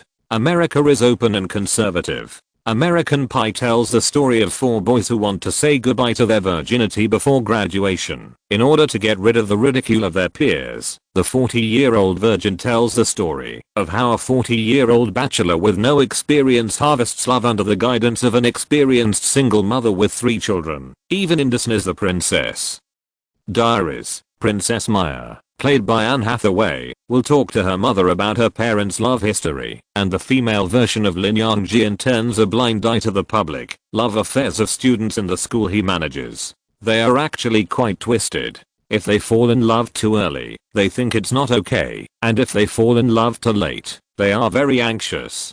From this point of view, compared with us who can't fall in love early in school, get married immediately after graduation, and can't wait to complete a series of processes such as getting to know each other, falling in love, getting married, and having children overnight, there is actually no difference. David's imagination does not conflict with his identity as a parent, and for Roland, long live imagination. After figuring out what happened, he nodded his head and looked away from Melanie Sloan. He looked at the girl in a light yellow dress, staring at him with curious eyes, and asked with a smile, "Is this the first time we meet? But I noticed that you kept looking at me and smiling after you came in. Do you think there's something wrong with me? Is your hair messy?" Roland cast his eyes on the assistant, and when he saw the other person shaking his head, he turned his head back again. This image-conscious action made the girl raise the corners of her mouth, her eyelashes fluttering, and she smiled and shook her head. "No, because I'm happy to see you alive."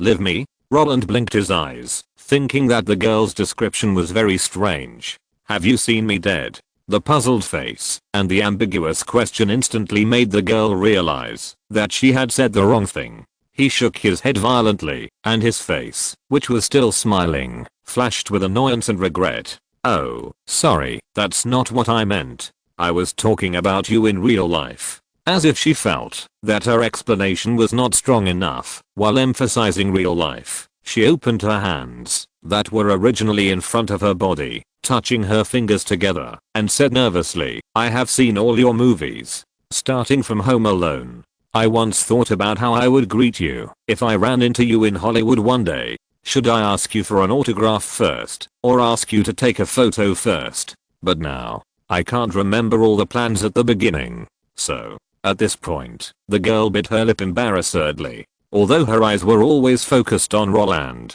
her fangirl-like state was undoubtedly revealed.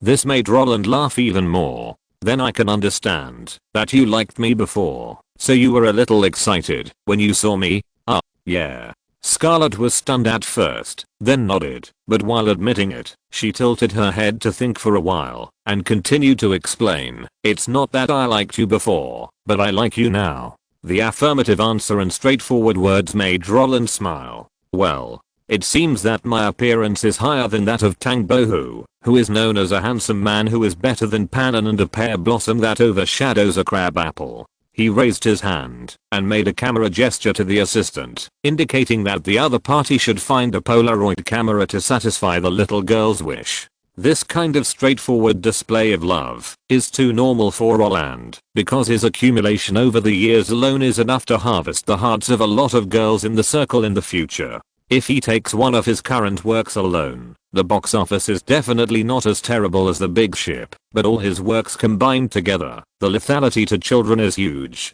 To put it bluntly, The Ship is like a food amplifier, which can make you, who has no fame, swell instantly. After all, before The Ship appeared, Leo could only date Liv Tyler quietly. After The Ship, the people who wanted to climb into his bed were Eva Herzigova and Carmen Case. And what about Roland?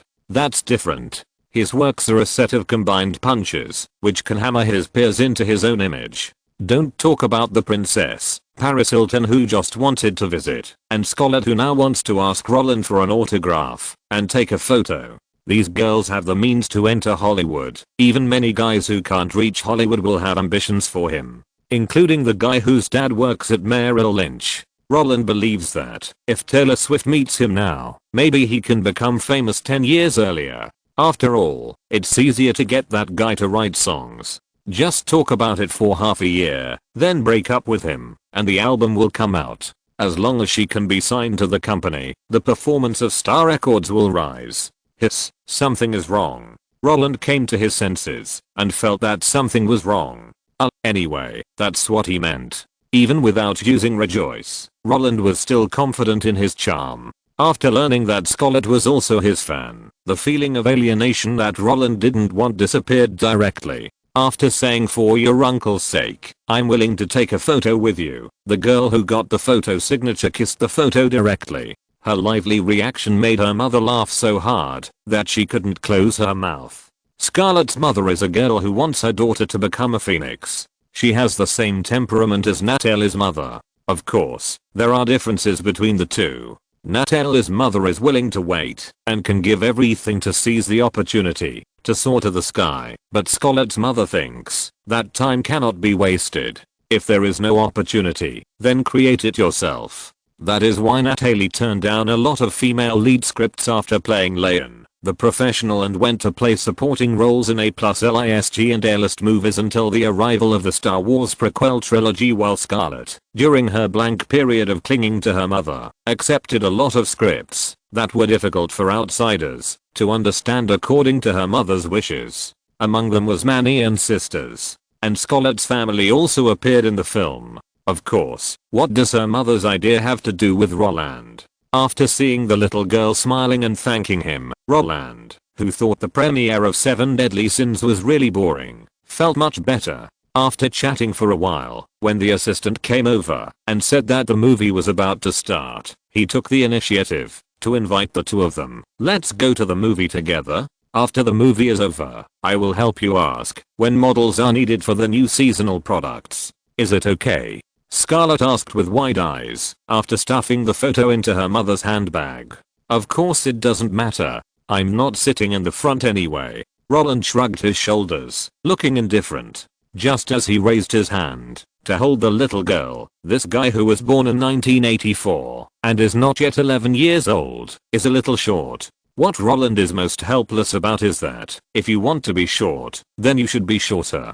Because then you can be held by me like Elizabeth. After shaking his head and discarding all the weird ideas, Roland, who had stolen half an hour of laziness, appeared in front of the public again. When he walked into the screening room and sat down in the last row, the feeling of watching the movie from a high vantage point was still very good. As the lights in the theater disappeared, a blue silhouette also appeared in the center of the screen. Since Mike Mohammed and his team have not yet come up with a filial son, the logo of Warcraft Film and Television will be temporarily replaced by the swordsman drawn by those guys. To be honest, since he met David Fincher last time and decided to invest in him, he had not watched the movie 7 before today. Not only that, because he was not interested in this kind of religious movie. When he watched this movie in his previous life, he threw the plot of the movie behind his mind after the explanation of the running account. Now watching it again, it is simply a brand new experience, but as he watched, he found a lot of problems. The story of the whole movie is about the criminal played by Kevin Spacey, who wants to find the guy with 7 original sins according to the classification of human evil deeds in the doctrine, and to warn mankind by cruelly killing them to achieve the purpose of moral persuasion. Brad Pitt and Morgan Freeman, who play the police, found that they were angry in the process of tracking him down, and Kevin Spacey, who was being tracked down by them, was jealous. When his girlfriend Gwyneth Paltrow was killed by Kevin Spacey, he directly shot and killed her, achieving the result of returning all 7 sins. But the question is, what is the meaning of this behavior? Anyone who commits these evil deeds will be punished. But what right do you, Kevin Spacey, have to punish others? Acting for the Lord? But it is clearly written in the 10 Commandments, thou shalt not kill. First of all, assuming that the criminal played by Kevin Spacey is a devout believer, he must have read the 10 Commandments and knows that his actions are sinful. In this case, he preaches to the Lord in the spirit of, if I don't go to hell, who will? Is there nothing wrong with this logical thinking? Don't say that the criminal played by Kevin Spacey didn't really kill them, but just tortured the dead and used other people's hands to achieve the result of some people's death. This idea is inherently problematic. If you don't cut off other people's flesh, they won't bleed to death, right? If you don't bring sharp equipment to the prostitutes won't be stabbed to death, right? If you don't cut off the beauty's nose, she won't swallow pills to commit suicide because she can't accept her disfigurement, right? Only when the criminal Kevin Spacey did the first thing would the result be that others would die. In this case, assuming that the criminal is a devout believer, wouldn't that be against the Lord? Even if the film finally points out that Kevin Spacey was jealous and that he was guilty, then Roland couldn't understand it even more. You believe in the Lord, know that you are guilty, want to repent and warn the world, so you designed a circle and created one bizarre murder case after another. Is this atonement or missionary work? If it is atonement, wouldn't your sins be even greater after doing this round of things? And if it is missionary work, are you sure that your Lord is willing to see a missionary work that exists by committing crimes? After Roland in this life finished watching the movie again, he found that he still couldn't understand the brain circuit of the criminal played by Kevin Spacey. This may be because he does not believe in any religion, or perhaps because he is shallow. Because he could only see that Brad Pitt played the role of a violent policeman well, Kevin Spacey played the jealousy of the criminal well, and Morgan Freeman was indeed suitable for the role of the Black God. Apart from that, that was all. That's right, after watching the movie, Roland still had the same thoughts as in his previous life. As his experience gradually increased, after following Spielberg and Cameron, he could only see David Fincher's technical advantages and the completeness of the story. As for guessing, he couldn't even figure out the criminal's motives, so how could he guess? However, in the meeting after the screening, there were actually quite a few people who had the same idea as him. Dyson Thompson, a film critic for the Washington Post, shook his head and said, "I think the ending ruined the movie. The criminal played by Kevin Spacey killed his wife played by Gwyneth Paltrow in order to satisfy his jealousy. I cannot accept this awkward arrangement of 7 deadly sins." Kenneth Turan, a film critic for the Los Angeles Times, also expressed his opinion. "There are some eye-catching techniques in the movie, but I doubt the plausibility of the whole story." Janet Maslin of the New York Times was even less respectful. "Apart from the disgusting details at the crime scene, the whole movie is just pretentious emphasis, which I think belongs to David Fincher." In addition to nearly 40% of opponents, the attitudes of the remaining 60% of supporters are actually very vague. Roger Ebert, who was invited by Sony, said very ambiguously, "This movie is good, but it missed greatness because David Fincher did not find the right ending." Owen Gleiberman, the top critic of Entertainment Weekly, said, "I give it a B. I like the atmosphere in the movie. The morbid uneasiness created by the continuous rain is very suitable for this kind of thriller and murder movie." Edward Guzman of the San Francisco Chronicle even said something Roland couldn't understand. "Hannibal says hello to John." In fact, when Roland heard these discussions, he was very confused in his heart. Is the 7 deadly sins he invested in really like in the previous life, selling more than 300 million box office and entering the IMDb top 250? Because these guys at the scene didn't mean to push it at all. After all, these guys went back and wrote their ideas into film reviews. When they published them, the 6 major Hollywood companies, except Sony, were all very happy. The happiest one among them was Fox, because in their opinion, David Fincher is really an idiot. If you make a movie according to his ideas, you will lose money. After seeing the mixed media trends, Roland even suspected that Sony had given money during the promotion. This is really not right. Although I didn't understand it, I didn't interfere with the whole movie from beginning to end. Is it because of my investment that the whole movie will be ruined? What a joke. The movie I participated in is fine, but the movie I didn't participate in has problems. Note, in 1995, Leo's girlfriend was Liv Tyler. Originally, if I chose Taylor, there would be an embarrassing plot of girlfriend and boyfriend on the set, but I thought about it and let it go. Scarlett said that her mother likes to interfere with her choice of scripts. I'm not suppressing SE7N. When it was released, the critics and print media gave it 16/27 favorable reviews, which is 59% favorable rate. But including Roger Ebert, no one, whether praising or criticizing, carefully analyzed the movie. They all expressed ambiguous attitudes about the skills, setting, atmosphere and other things that should not be done by critics. Chapter 167. The highest level of filmmaking is to have your rivals help promote it for you. Sony Columbia TriStar Pictures, 7 Deadly Sins Project Distribution Team. A group of people are having a meeting. On September 22nd, the movie will be officially released. It's only 3 days away from today, and what's going on now? What's the situation now? The project leader responsible for the distribution in the American region threw a pile of newspapers on the table, supported the table with both hands, and shouted condescendingly, "Did you give money? Did you give money to those media? Have we used up all our public relations funds? We held the premiere and invited those media and film critics to watch the movie, hoping that they can speak for us. when making the plan, didn't I tell you that I don't expect all media and film critics to stand on our side, but we have to win over the majority of people. Roger Ebert may stick to his position and not be shaken by the 500,000 we gave him, but others must fight for it. But now, take a look at what these media have written. Crash. The project leader grabbed a corner of the newspaper and threw it hard.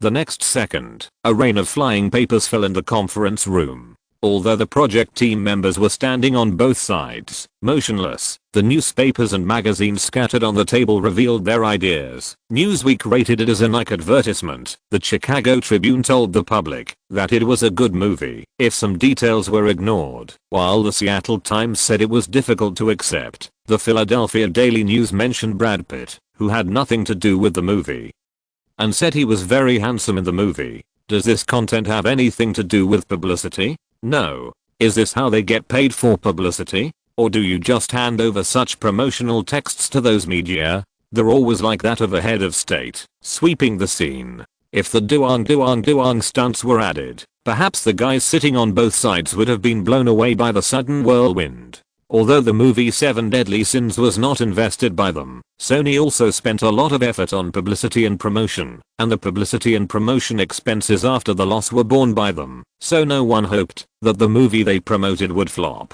However, just as he was gasping for an answer, the guys in charge of contacting and public relations with the media looked at each other, and everyone saw helplessness in each other's eyes. Boss, these guys didn't take the money. What? Or in other words, they returned the money. Shit?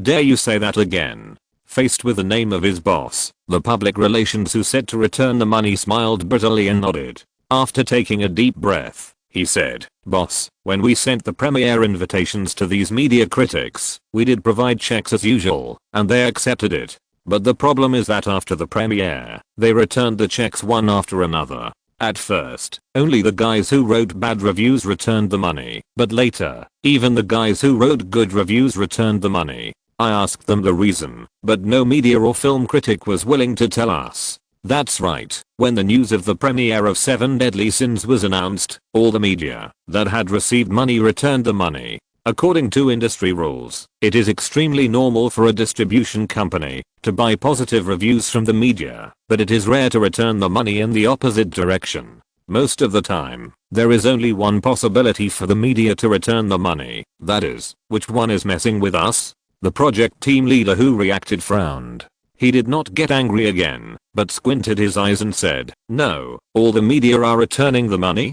Then this is not a matter of one company. Warner, Universal, Paramount, Fox, Disney, MGM, they all have their own fixed cooperative media. Are they blocking us together?" Thinking of this, the project team leader who was still furious slowly sat back. If it was because of the joint attack of the other 6 companies, it would be natural that the reputation of the movie was mixed. After all, it would be too fake for a movie with Morgan Freeman to be one-sidedly negative. Only by forming an opposition can the public feel that this movie has some highlights, but at the same time, there are many problems. However, if the 6 companies sniped at the same time, then they have no way to break through. But why did they unite to snipe us? Is it because we are called Sony? That doesn't make sense. If they were to snipe just because of Sony, why didn't they do it before? Why did they have to wait until Roland? At this point, the project leader shut up.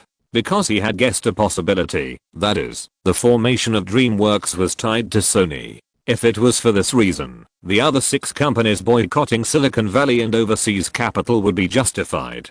Did Roland call to ask the reason? Putting aside the sniping, the project leader wanted to know Roland's reaction the most. Facing his question, all the guys present shook their heads like rattles. Since there is nothing, let's just pretend nothing happened. The team leader sighed and waved his hand, thinking that the movie was doomed to fail. He made the final remedial measure, contact the media again, and ask them to release some news about Brad Pitt. You can say that he is handsome, that his acting skills have improved, or discuss his relationship with Gwyneth. In short, try to attract as many of his fans as possible to the theater. As for the rest, leave it to God. The team leader pursed his lips. Dismiss. If the other 6 companies knew Sony's idea, they would definitely cry down the Great Wall like Meng Jiang knew. Not to mention targeting Sony and Roland. They didn't even send anyone to check what the movie 7 Deadly Sins was about. From the beginning to the end, they didn't think of using dimensionality reduction to attack Roland, because they felt that in the face of the LAME 1995, the rotten end of September schedule, and the upcoming verdict of the Simpson murder case, there was no need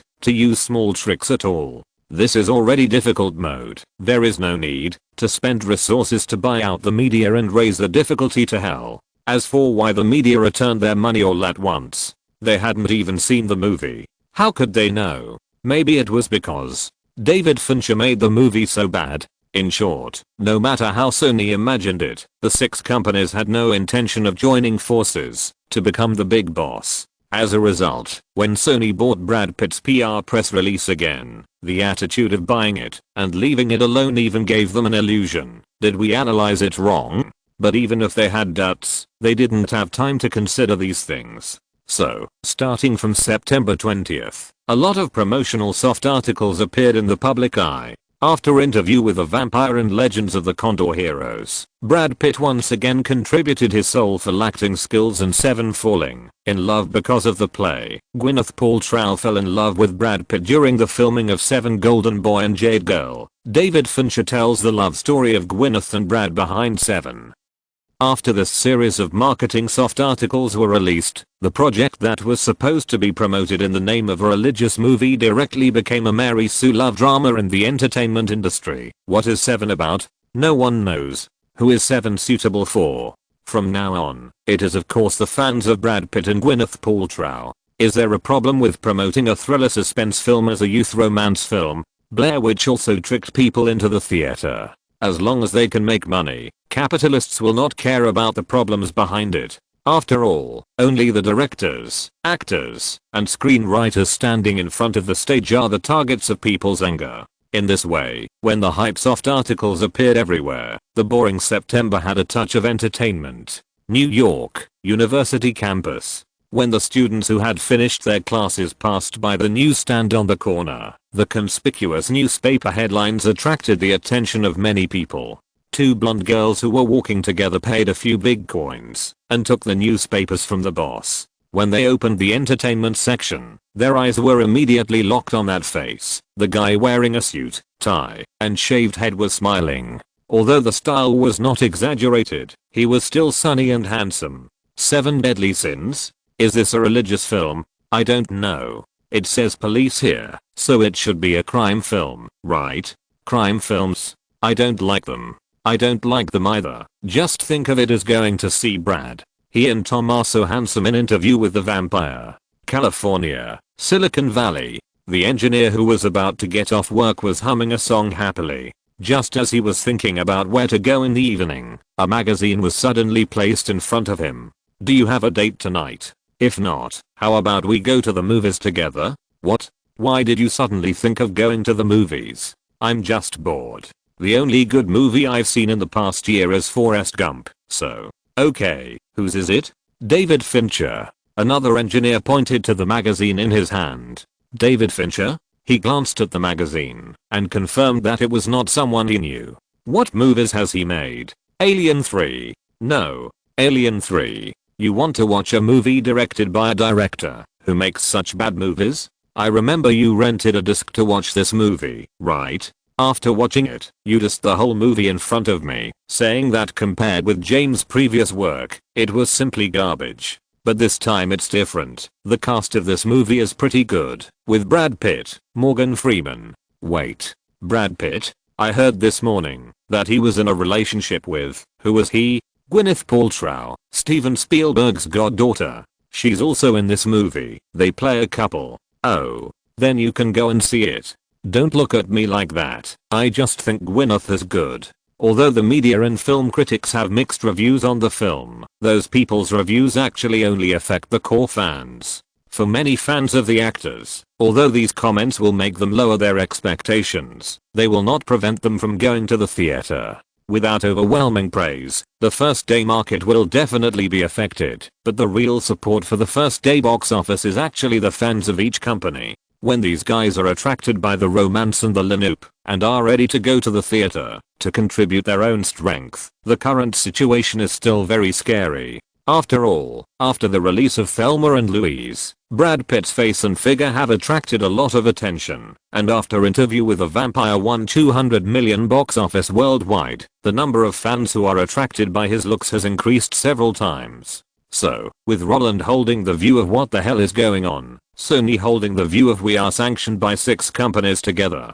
and the other 6 holding the view of 7 deadly sins must die, and David Fincher who criticized them is an idiot, the movie was released. On the first day of the premiere, 4.6 million, the next Saturday, the 5th of February million, the 3-day weekend, 6.7 million. In the first 3 days of the weekend, the entire America closed at 16.5 million. Although compared with Roland's 30 million in 3 days, and over 100 million in a week, 16.5 million is simply lame. But, the end of September is a super ordinary period with no holidays, and no villages in front, and no shops behind. You know, when Tom Hanks' Apollo 13 was released in the summer, it only made 25 million in the first weekend. When the 6 companies that thought 7 was doomed to fail got this data, everyone's forehead was full of question marks. Fuck. Can such a rubbish period and such rubbish reviews sell so many box office?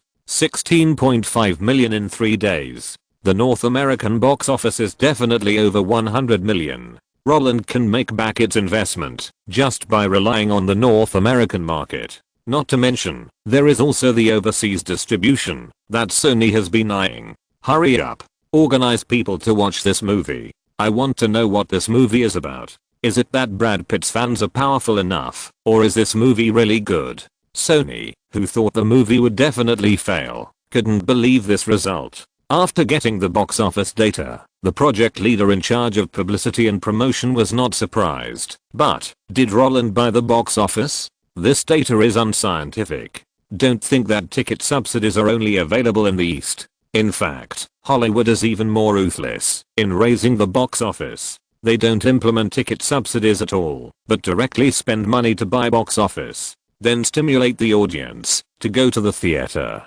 However, the person who answered the project leader was a group of people shaking their heads. In this way, he was even more confused. What? Didn't buy it? Is the movie 7 Deadly Sins really that good? Aren't the attitudes of those media critics very ambiguous? If he is really a fan of Brad Pitt, then he will soon be promoted to the A-list. That's right, even Sony's distributors think that the results are not diluted, which is really fake. No, make me a copy right now, and everyone go to the internal screening room to watch the movie again. We must have missed something.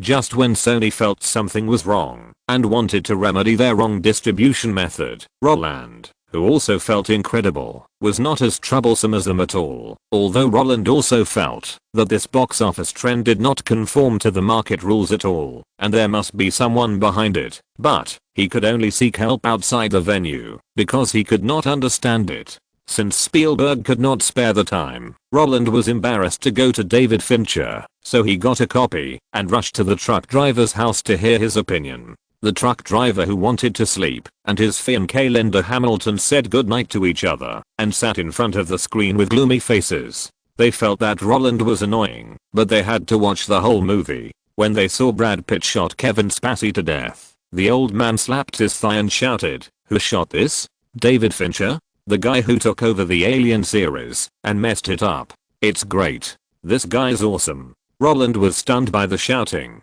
He suddenly felt that his accumulation was not enough. Before he could open his mouth to ask, the truck driver had already seen the dull face. He understood what was going on and said directly, "Didn't you understand the movie? How dare you invest in a project you don't understand? You might as well invest the money in building my ship. What's your problem? Do you think the actions of the killer Kevin Spacey are inconsistent with Catholic teachings?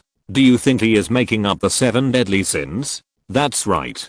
David Fincher is forcing the 7 deadly sins. According to Catholic teachings, believers confess their sins and ask for forgiveness. This is missionary work, not punishment. The way for sinners to be forgiven is to believe, and the way for believers to be forgiven is to confess. There is no other way. In the eyes of the Lord, everyone is guilty. But what is the movie about?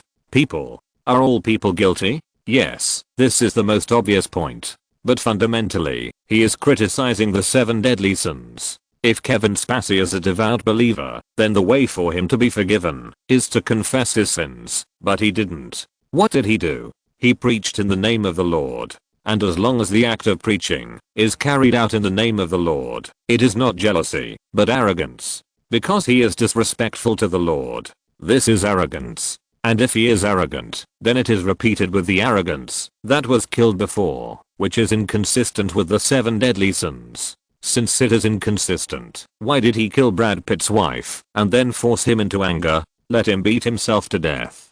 Because David Fincher wants to show that Brad Pitt is the most normal person. Kevin Spacey is a religious lunatic. Fuck you. My wife was killed by you. I can't kill you? Fuck you. You killed so many people under the banner of preaching, but the Lord never gave you the right to punish. Fuck you. You think you are jealous. But when you rely on killing to preach, you have betrayed the Lord. What David Fincher expressed is not that everyone is guilty, but religious dictatorship. This does not refer to the Catholic *****,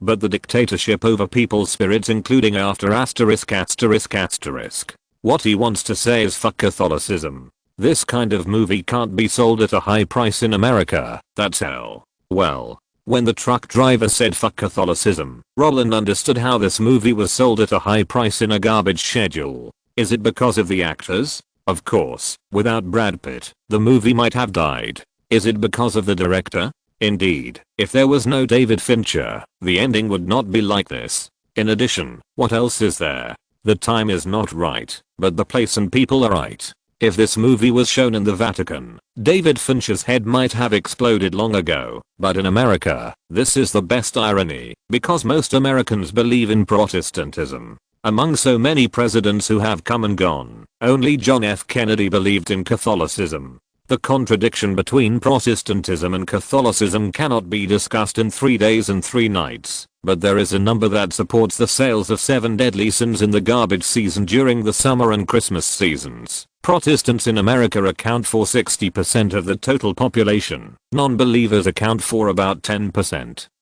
People of other faiths account for less than half, and Catholics account for only more than 20%. Roland thinks the murderer is a little neurotic? Or does he think the guy played by Kevin Spacey is a lunatic? That's right. In the eyes of Catholics, this is right. This criminal violated the 10 commandments. He is guilty. And he despised the Lord. He thought in the way of Catholics, and that was the only result. But in the eyes of Protestants, people who come from Catholics are really stupid. Kevin Spacey played stupid really well. Brad Pitt is the most normal guy. David Fincher is simply a genius director. Perfect. While Roland was humbly asking James Cameron for advice, the 7 companies, including Sony, were all silent. The 6 companies that were watching the fun had analyzed the problem. After discovering that the whole movie was a slap in the face of Catholicism, the idea of secretly stabbing it disappeared, because most people were Protestants, and Catholics didn't dare to jump around. Of course, the most important thing is that their bosses are all Jews.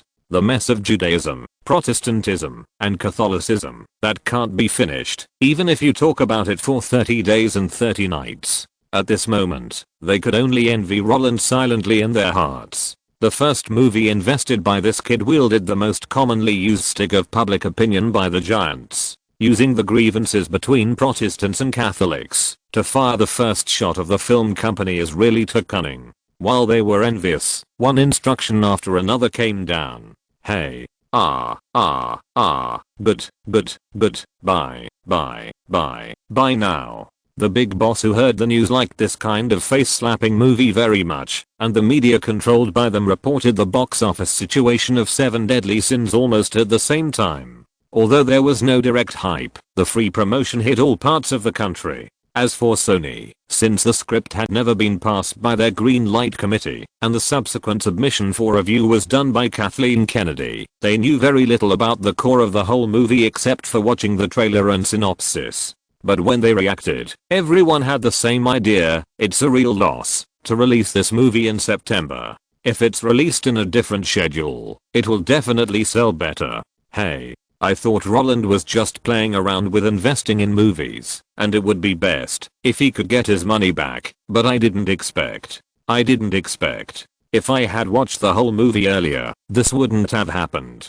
But, hey, this schedule is fine. After all, this movie can't be publicized, because we can't take the initiative to provoke conflicts between Protestants and Catholics. Movies are the business of filmmakers, but they are never the business of filmmakers alone. No matter how well you tell your story, or how cool the special effects are, in the end, they are also for the audience. Every step of your creation must follow the market. As long as you please most people, you will be successful. Criticism and compliance have never been two opposing individuals. They complement each other. While the film companies were expressing their feelings about Roland's use of the stick of public opinion to plunder the market, and had to follow the ideas of the top Jewish boss, and help competitors buy hype, the market was also giving the most real feedback. After the first weekend, the box office took in $16.5 million, and won the first place that week. The box office in the second week was still high. In the case of weekdays, it took in $32.9 million in 7 days, becoming the weekly champion again. $49.4 million in 10 days. Such a result made the Giants speechless. Wow. This is a special September schedule. Is it really exaggerated? Although they are envious, although a large part of this is brought up by their hype, they are not jealous, or rather, these guys who do things dare not be jealous. Because, who made their top boss like Roland, the guy who messes things up according to their thoughts? Rival? Yes. Those who are not with them are all rivals. But, they have no conflicts with Roland. To put it bluntly, Spielberg was dissatisfied with them, just because he thought they were too hard on the price, but as long as the interests are unified, they are a family. In this case, Roland used the film company's opening movie to slap Catholicism with the hand of Protestantism. Isn't that a unified interest? Isn't this a family? Or, at least before the next movie is released, they are a family. And this is also the highest realm of filming. Is the publicity wrong? It doesn't matter. Roland's rivals who share the same interests will help Roland promote. No cable media network. Don't be afraid. Roland's rivals who share the same interests will automatically broadcast Roland's news. And what does Roland need to do? Stay at home. Wait for money. Note, Pitt was very popular at that time. After filming Thelma and Louise, he attracted a lot of female fans, and after Interview with a Vampire, many people called him a male god. Many of these A+lists in Hollywood rely on their looks. It's hard to be popular if you look ordinary. In the information released by New Line, after getting the script of Seven, they felt that the ending was not good and asked David Fincher to modify it to follow the teachings of Catholicism. In the end, Pitt was not allowed to kill Spacey, but Pitt was allowed to discover his own sins to achieve the purpose of Catholic missionary work. However, Pitt disagreed and said that he would not accept the script if it was changed because he was a Protestant Baptist. His parents were also, and he was naturally opposed to Catholicism. The reasons for the film critics' scores were also exposed. Those who gave 40% of the bad reviews were either Catholics or non-believers, and those who gave ambiguous good reviews were basically Protestants. The reason why no one stood up to criticize this movie is also very simple. In fact, there has always been a saying in Hollywood that Jewish bosses let Catholic directors make movies for Protestant audiences. Jews at the top of the food chain look down on everyone. As long as you don't shoot the Passion of the Christ, you can criticize anyone.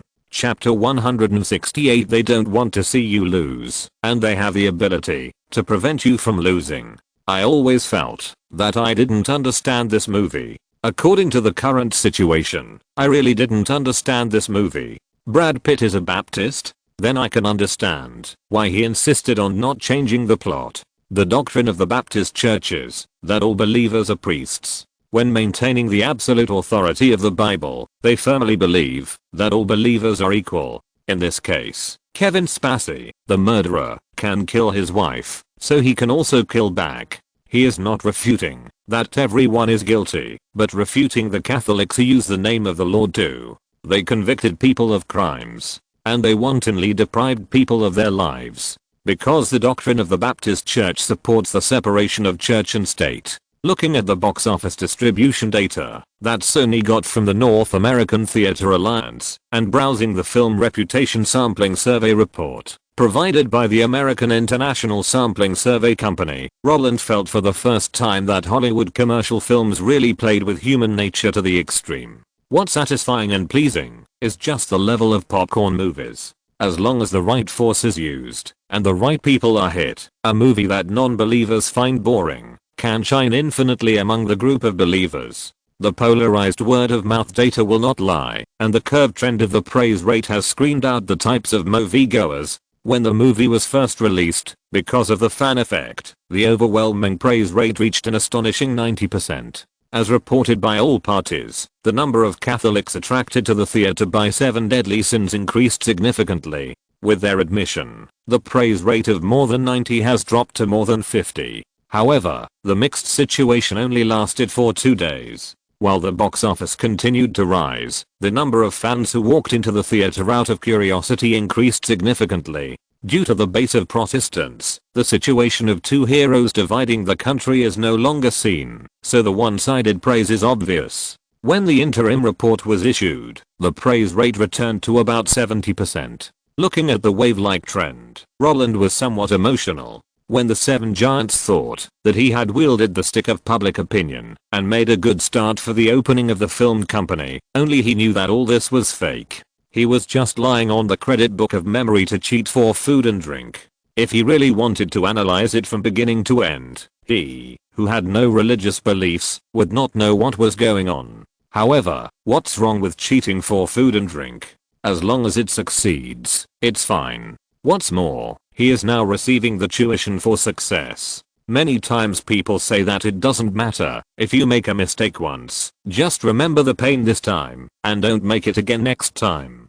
But it's not like this when starting a company. Most of the time, if you feel pain once, your company is gone. Roland never thought that he was a genius, so he would hand things over to those who knew how to do it. Of course, this was indeed lazy, but he was also learning. What should he do when he doesn't know what knowledge points he should learn? Blindly make up lessons? No. For Roland, it doesn't need to be like this, because he can see with his own eyes how others move towards success step by step. Roland knew that success could not be copied, but he also knew that identifying the minefields in creation could be learned. A general religious class could only give a general understanding, but when Seven Deadly Sins was released, it not only stirred the market, but also allowed Roland to see the terrifying base of Protestants in America with more intuitive real data. Maybe he will read some religious books after this. Maybe he still can't understand. Maybe he simply can't understand the mutual accusations,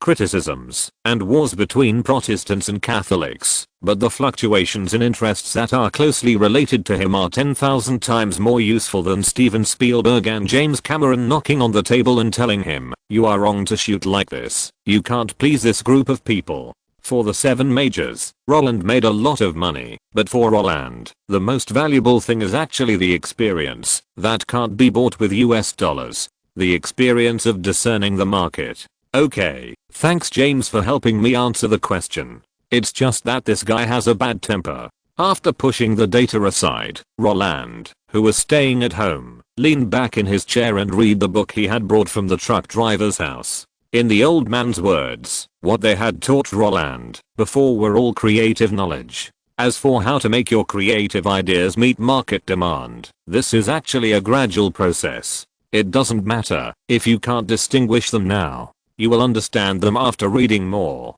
What's more, the market is always changing, and people's needs are also always changing.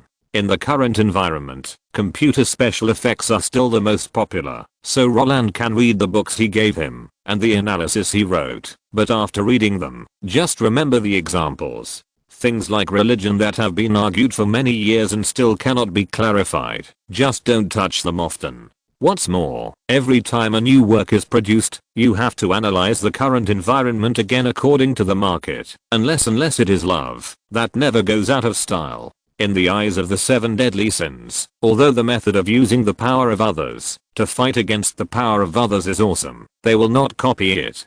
because religious issues are the most prone to radical changes. If you don't handle it well, you will get yourself into trouble. Roland's successful investment this time does not mean that he will still make a profit next time. Compared with the potential risks, the revenge that can destroy a company and a group of people is a loss they cannot afford. What's more, what's the point of selling nearly 50 million in box office in 10 days? It's October 1st now. In another day, it will be the day when the verdict of the Simpson murder case will be announced. Once the result comes out, no matter which group of people 7 deadly sins can please, the upward trend will definitely be curbed. Yes, the 7 majors think so, or rather, the reality in front of them forces them to think so. Why? Because the whole of America is waiting for the court's ruling.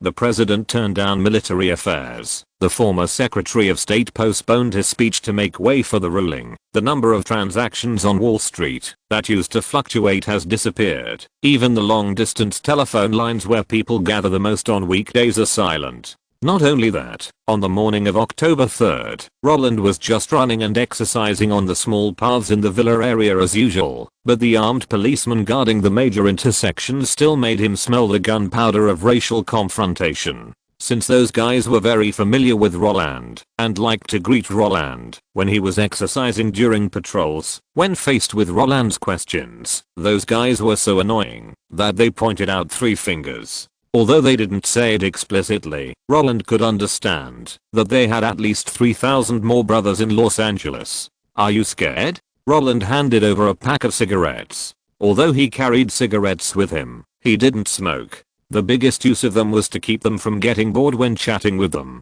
Don't worry if it's fake. A white policeman in his 40s was used to Roland chatting with him. He took the cigarette and nodded to thank him. He also tore open the package, picked up a cigarette, and stuffed the rest to his companion. When we came out today, we were ready for the worst. Once Simpson is found guilty, the 1992 incident may happen again. I brought 6 spare magazines. Another old policeman tore open his coat very familiarly, allowing Roland to see the magazines on both sides. If a fight really breaks out, it may not be enough. You'd better stay at home and don't come out. If something happens, we will call you directly. The third young policeman jumped twice on the spot, as if he wanted to eliminate the tension in his heart. No matter how many bodyguards there are, it's not safe outside. If a fight really breaks out like in 1992, it's safest to leave Los Angeles.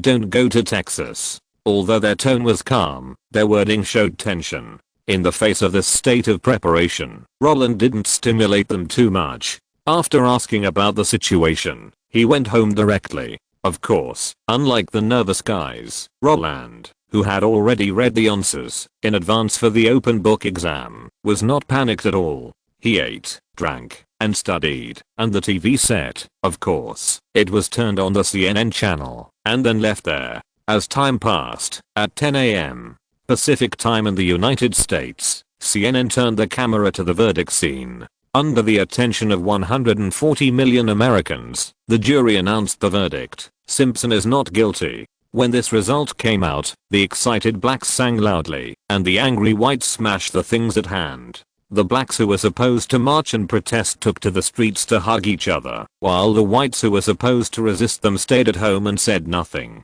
Such behavior also turned Los Angeles into a sea of blacks at this moment. But, what does this have to do with Roland? The moment the result came out, Roland called Sony, and after the call was connected, he only said one sentence. According to the plan, you should complete the filming before November 3rd. That's right. For Roland, Simpson's innocence is just a way for him to make money. You may make a lot of money, but I will never lose. In order to suppress the excitement in his heart, Roland hung up the phone after giving the order in a calm voice. However, it was this kind of pretentious behavior of not speaking to Sony at all that made the person in charge of Sony Pictures on the other end of the phone confused. Since they were all white, before Roland called, they were still immersed in the state of how Simpson could win. When Roland called and asked them to lay out the film in a very arrogant tone, brain supplement, they realized that, fuck, this little ancestor made the right bet again. Shit, the Shawshank Redemption can actually be sold. Oh man, why didn't we get this movie in the first place? Roland is so lucky, right? The global box office of 7 Deadly Sins will definitely exceed 300 million. The Shawshank Redemption can also be sold now. According to the PR draft prepared before, those guys celebrating on the street will definitely buy up this movie. Sony, who has come to its senses, no longer cares whether Simpson is really innocent. In their view, after the jury declared Simpson not guilty and released him in court, the only one who can go against the current, since the sudden death of the film market last year, is Roland. He not only avoided the case of the century, he avoided the price increase. He avoided the financial crisis. He avoided the rainstorm and floods. He avoided the death heat wave. He avoided the verdict of the century. He also made money here from beginning to end. Everyone is losing money. Only Roland is making money. However, the excitement did not last for a month. When everyone thought that Roland could make a profit within half a year by selling the videotape of the Shawshank Redemption, by riding on the popularity of the Simpson case, after Simpson was acquitted, on October 16th, Washington suddenly exploded. On the 16th, more than 400,000 black men gathered around the Capitol Hill in Washington. Farrakhan, the leader of the radical black nation of Islam, gave a 2.5-hour speech at this unprecedented rally. Then Farrakhan led all the black people in the Million Black Men March for a whole day. Unlike the grand rally held by Martin Luther King that year, Farrakhan did not advocate the unity of black and white races at all, but called on blacks to be self-reliant and self-respecting, to fight for benefits from white society, and to resist. What they pursued was not racial harmony, but to ask blacks to carry out a separatist movement. So in his speech that day, he accused American society, the history of white supremacy in America, scolded Lincoln, scolded successive presidents, and vented the anger of American blacks. For the authorities, Farrakhan is a shit-stirring stick. After Simpson was acquitted by the jury, which was mostly black, the anger of white people across the country gradually condensed into a rebound force. This powerful rebound force, coupled with the shocking event on the 16th with the participation of 400,000 black people, made the flames of disgust burn more and more. In order to avoid conflict and to seek re-election next year, the president, supported by Perelman, delivered a disinfecting speech in Dallas that day, calling on all Americans to unite and be harmonious regardless of race, and accused Farrakhan of extreme remarks, and said that Farrakhan's views on American social issues were not deep enough. Faced with this sudden accident, Roland, who was still immersed in the fact that the Shawshank Redemption would immediately make a profit, cursed directly, for no other reason, purely because he had no such thing in his mind. And it was precisely because he didn't know about this matter, so the distribution idea he discussed with Sony was problematic. Originally, they used the Oscars at the beginning of this year as a publicity stunt. As a film that was selected for the Best Picture at the Oscars, black actor Morgan Freeman was selected for the Best Actor, and was also nominated for many awards such as Adapted Screenplay, Photography, Sound, Film Editing, and Soundtrack. It was not publicly screened.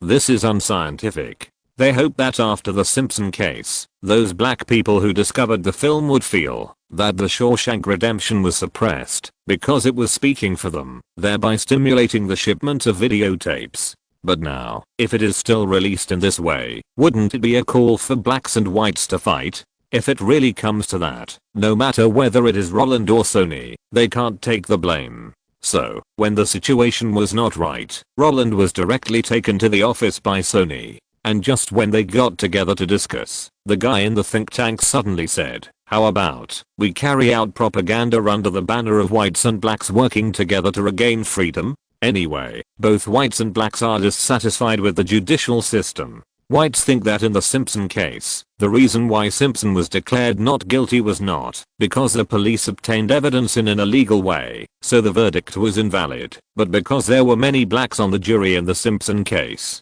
Their existence was the real reason why Simpson was acquitted, and it was a cover-up. And the blacks, they think Simpson is innocent, but because of racial discrimination, the white police unscrupulously used illegal means to obtain evidence and framed them. All the charges are false accusations. Since there is a possibility of a fight between the two sides now, we can't provoke them. We have to calm their anger, because calming down their anger is in our current interests, and in the interests of that group of people in Washington.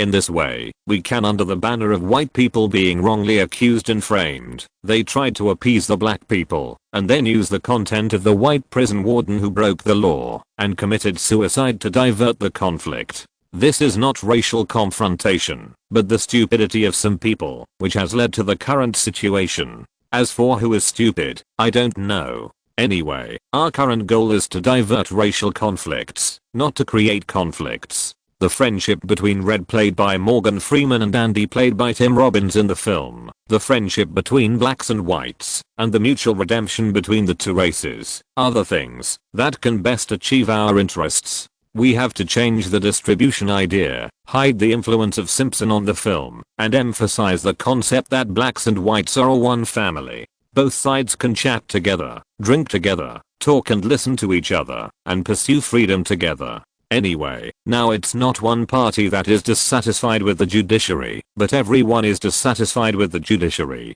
Then let them take the blame. Wow. When Roland heard the words of the blonde girl, he had only one thought in his mind: isn't this a stealing of concepts?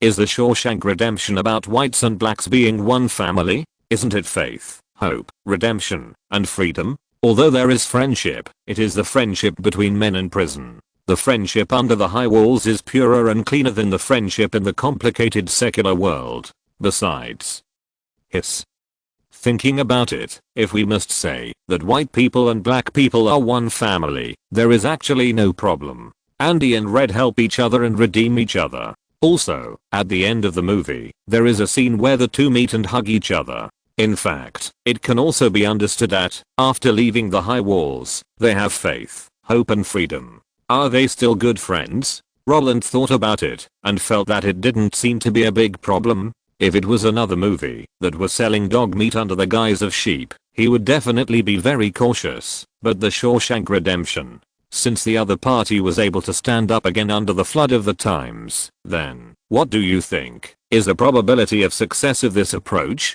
If it triggers racial conflicts, none of us can escape. It's already very chaotic now, but it's not caused by us. But if the next chaos is caused by us, then we will become public enemies. Roland rubbed his hands. Because the incident happened suddenly, he was actually not prepared.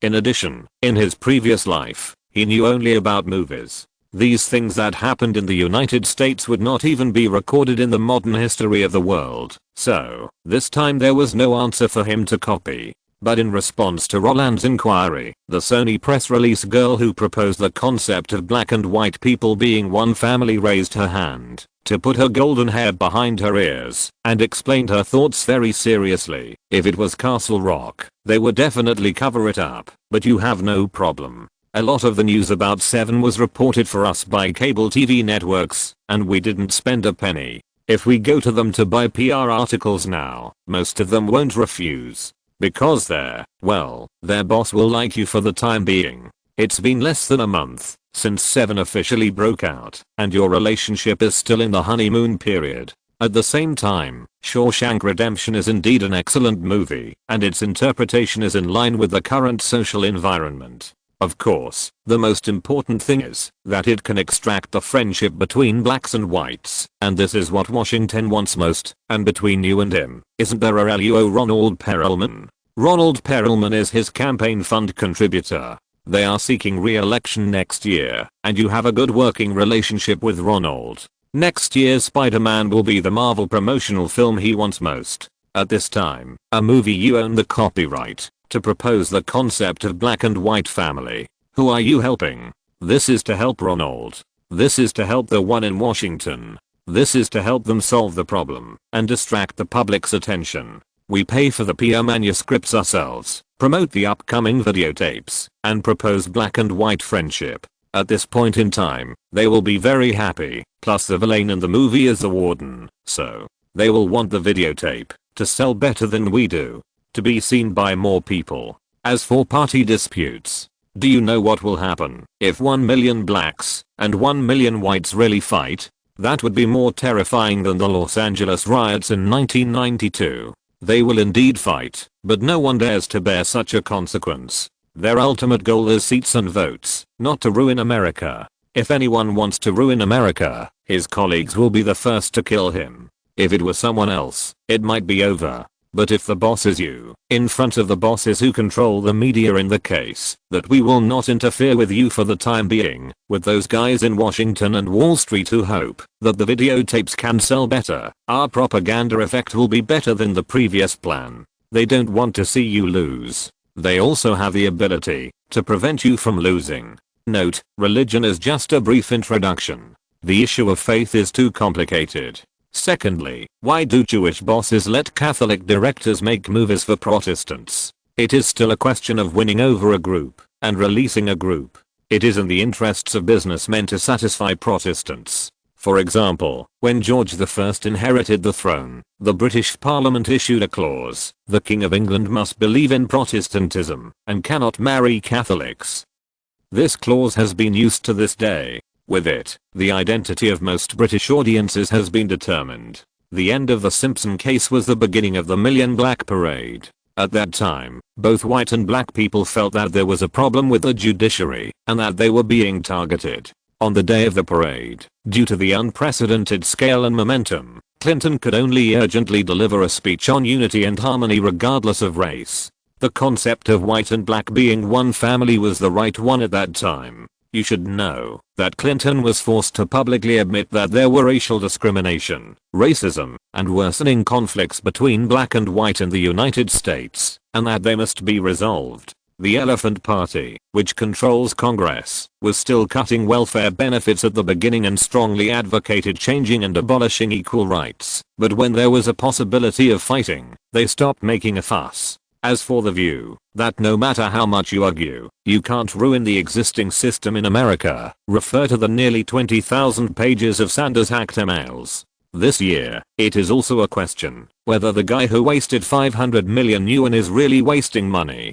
Chapter 169 DHAOZ goes to the gambling table. Roland has always understood one thing.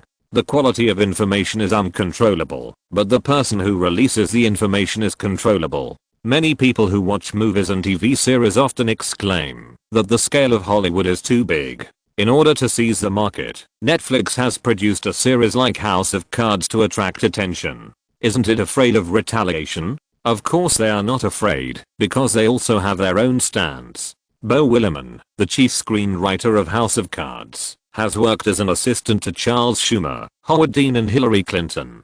He knows better than anyone who can be black and who cannot be black. The so-called darkness and the so-called large scale are nothing more than things that have been exposed, insignificant, and can be shown to the public. And those that cannot be shown to the public, or even if they are exposed, the impact must be reduced. The number of viewers and the intensity of publicity will drop sharply, such as Dark Waters. Compared with Martin Scorsese's The Irishman and Sam Mendes' 1917, Dark Waters is the most unlucky one. Okay, if we have to talk about morality and irony, isn't it more shocking than Parasite? But it just didn't become popular, all the news was suppressed, and it didn't even get half an insignificant award or nomination. What's more ironic is that American Factory, produced by the producer of Dark Waters in the same year, won the Oscar for Best Documentary Feature. What's the most ironic thing? It's the Washington Post, produced by the production company of Dark Waters 2 years ago. It at least won the Oscar for Best Picture and Best Actress nominations, and it makes people sigh that Steven Spielberg, who made Schindler's List and Jurassic Park in the same year, is still as good as ever after more than 20 years, and can contribute the Washington Post and Ready Player One at the same time. What is the difference between Dark Waters and the Washington Post? Is it that the cast of Todd Haynes, Mark Ruffalo and Anne Hathaway is no match for Steven Spielberg, Meryl Streep and Tom Hanks? No. It is the Washington Post that is criticizing the Pentagon, while Dark Waters is criticizing the DuPont Consortium. If this example is not obvious, the same is true for Spotlight, which is also a realistic movie, still starring Mark Ruffalo, but the female lead is replaced by Rachel McAdams from Anne Hathaway, and won the 2016 Oscar for Best Picture. Who is Spotlight criticizing?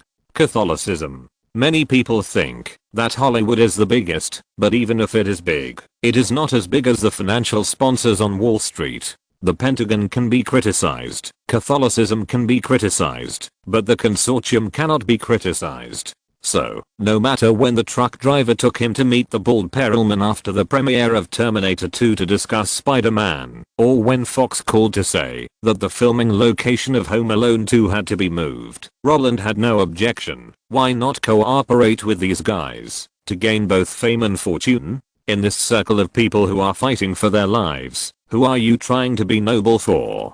Do you really think that movies are a tool for you to speak out? If you say something about LGBT on Facebook, people will block your account. This damn breath of freedom is so sweet. In this way, when the blonde woman in her 30s put down her hands, stared at Roland seriously, and returned the right to release the videotape, Roland, who only understood one thing, glanced at the other party's work ID and said, "Evelyn?" "Yeah?" Evelyn raised her eyebrows. "What is your position at Sony Distribution?" Roland couldn't see the office name below the work ID. "Market Analysis and Planning Manager of the Publicity and Planning Department." Evelyn pulled up her neck rope and showed her work permit to Roland. "I also did the subsequent market analysis and planning for 7 Deadly Sins. I also followed the market analysis and publicity planning for Spider-Man, which has not yet been released." "Okay, you're promoted." Roland slapped the table and turned to look at the general manager of Sony's distribution company. "Evelyn will be responsible for my projects first in the future. If she wants to find me for any questions, you can't stop her, understand?" The general manager with the bald head was stunned at first, thinking that Roland was overstepping his bounds. But when he thought of this gentleman having an overseas distribution company, after Roland acquired the company's shares, he wanted to swear the company's sovereignty and nodded quickly. "Okay. Evelyn is promoted to vice president. I will report to the superior company later." The sudden promotion news surprised Evelyn, who was still thinking that she had said something wrong. But before she could react, Roland knocked on the table again and said, "The position has been promoted, so let's get back to the point. According to your idea, how should we talk to the TV station about publicity now?" Roland's thoughts jumped quickly, but Evelyn did not hesitate. While hiding her excitement, she also said directly, "My publicity plan is actually very simple. Let people all over the country see our sincerity." 2 days later, ABC, the group office, a group of people were in a meeting. "What do you think of the cooperation plan proposed by Sony?" Robert Iger, who may become the chairman of Disney in the future, is still an ABC man. After ABC accepted Disney's acquisition offer, his most important task now is to make ABC's performance more outstanding. There is no way. If it weren't for ABC's poor performance, the market share of the public television network has not been able to increase, and the number of paying users of the paid network has stagnated. How could the company's major shareholder Warren Buffett push forward Disney's acquisition? In other words, Disney does want to buy ABC, but ABC's shareholders also want to sell the cable TV network. If both parties don't have ideas, it would take a lot of time just to negotiate such a tens of billions of dollars. And after being acquired, how to get the new owner to pay attention to himself is a problem that Robert Iger needs to consider. Everyone knows that making dazzling achievements is the best way, but TV shows are hits that are hard to come by. Of course, this is not the key to Robert Iger, who is in charge of content, personally reading Sony's cooperation plan and convening a high-level meeting to discuss the content. If it weren't for the fact that at this juncture, the slogan in the cooperation plan was "White and Black are one family," and it took out the Shawshank Redemption that everyone in the circle knew, this document would not be handed to him. Facing his question, the guys on both sides of the conference table all showed embarrassed faces. "Bob, there is no problem with their publicity plan. If they just let us insert a video of the Shawshank Redemption into the news program to announce that it will be released soon, and emphasize that this is a story about judicial personnel abusing their power and causing an unjust case, but the protagonist still has hope and pursues freedom, I think there is no problem with it. We can even express it more directly, that on the road to pursuing hope and freedom, everyone is a friend and everyone is equal. There is no problem with this kind of publicity text that confuses the concept of race, but they want us to play the whole movie at 8 o'clock in the evening. I think it's impossible. 8 to 10 o'clock, that's the prime time. Advertising during this period is not allowed. The advertising fee is calculated by the second. They want us to show their movie for 2 hours. Do you think it's realistic? We will lose a lot of money. The point is, they don't want to show it once. They want us to show it for 3 days on the 25th, 31st, and 2nd. 3 days, 7 hours in prime time. Do you think it's possible? Anyway, if it's a separate promotion, I have no objection, but if they show the movie for free, I don't agree. Unless our parent company Disney nods. That's right, the sincerity Evelyn mentioned was to invite everyone in America to watch The Shawshank Redemption for free. In her opinion, all the promotional advertisements and all the promotional soft articles are scruddying us cat in this angry and anxious situation. You don't know whether you are holding gasoline or firefighting water in your hand. As long as you pour it, the situation will become unpredictable or get out of control in an instant. In this case, inviting people to watch the movie for free is the safest way. I'll show you all the content first. I'll put all the content on the table, openly and above board. Invite more than 200 million people to appreciate the content. After everyone has watched the movie, those media critics can guide public opinion. Speak with the facts that have been shown. No matter how they blow it, it is safe. Publicly recommend this movie to people on the basis of facts and reasoning. And after that, critics only need to implicitly express in the program that The Shawshank Redemption is a good movie, and we are moved by the friendship of Andy and Red. When facing those guys who abuse their power, they are strong in their hearts, they are full of hope, they redeem each other, and they usher in freedom. That's right, the main idea of publicity is white and black are one family. But this sentence should be left to those who need to emphasize this sentence. As a film seller, they just need to cater to Washington's ideas and make an unexpected situation. When the popularity of the movie is hyped up, someone will naturally stand up to endorse the cooperation and friendship between the white Andy and the black Red in the movie. As long as they speak, then things will be easy. And this is why Evelyn asked the radio station to play it 3 times in 10 days. The first time, it was shown to film critics and the media, so that they would know what was going on, and some of the audience who were willing to stay in front of the TV could become witnesses. The second time was to call on people to watch after the publicity, so that they could prove that the recommendations were true, and the period between the second and third time was the time for those who needed to speak out to respond. And they would recommend the movie to people, so that people could appear in front of the TV more punctually when the third broadcast was broadcast. Of course, although the plan was good, many radio stations were actually unwilling to do it, because 3 broadcasts of nearly 7 hours would mean a loss of tens of millions for them. After all, the concept of loss is different for capitalists and ordinary people. Ordinary people lose all their money, which is called a loss, while capitalists lose what they expected to earn. In this way, Evelyn would find ABC, because among the major TV networks in America, Turner on CNN has not yet reached an agreement with Time Warner for the acquisition, NBC controlled by General Motors has not yet merged with Universal, and Fox under Fox is not large enough, so only the number of viewers is stagnant, and ABC, which has just been acquired by Disney and needs to make achievements, is the most suitable. Robert Iger knew this, so he was interested in the project. He believed that, if the series of plans were really successful, the third broadcast of The Shawshank Redemption would definitely attract a large number of people. In that case, the advertising fees before and after the broadcast would be enough to make up for the 7-hour broadcast time. If they manipulated it a little, they could even insert 2 ads in the middle. This is not to make money.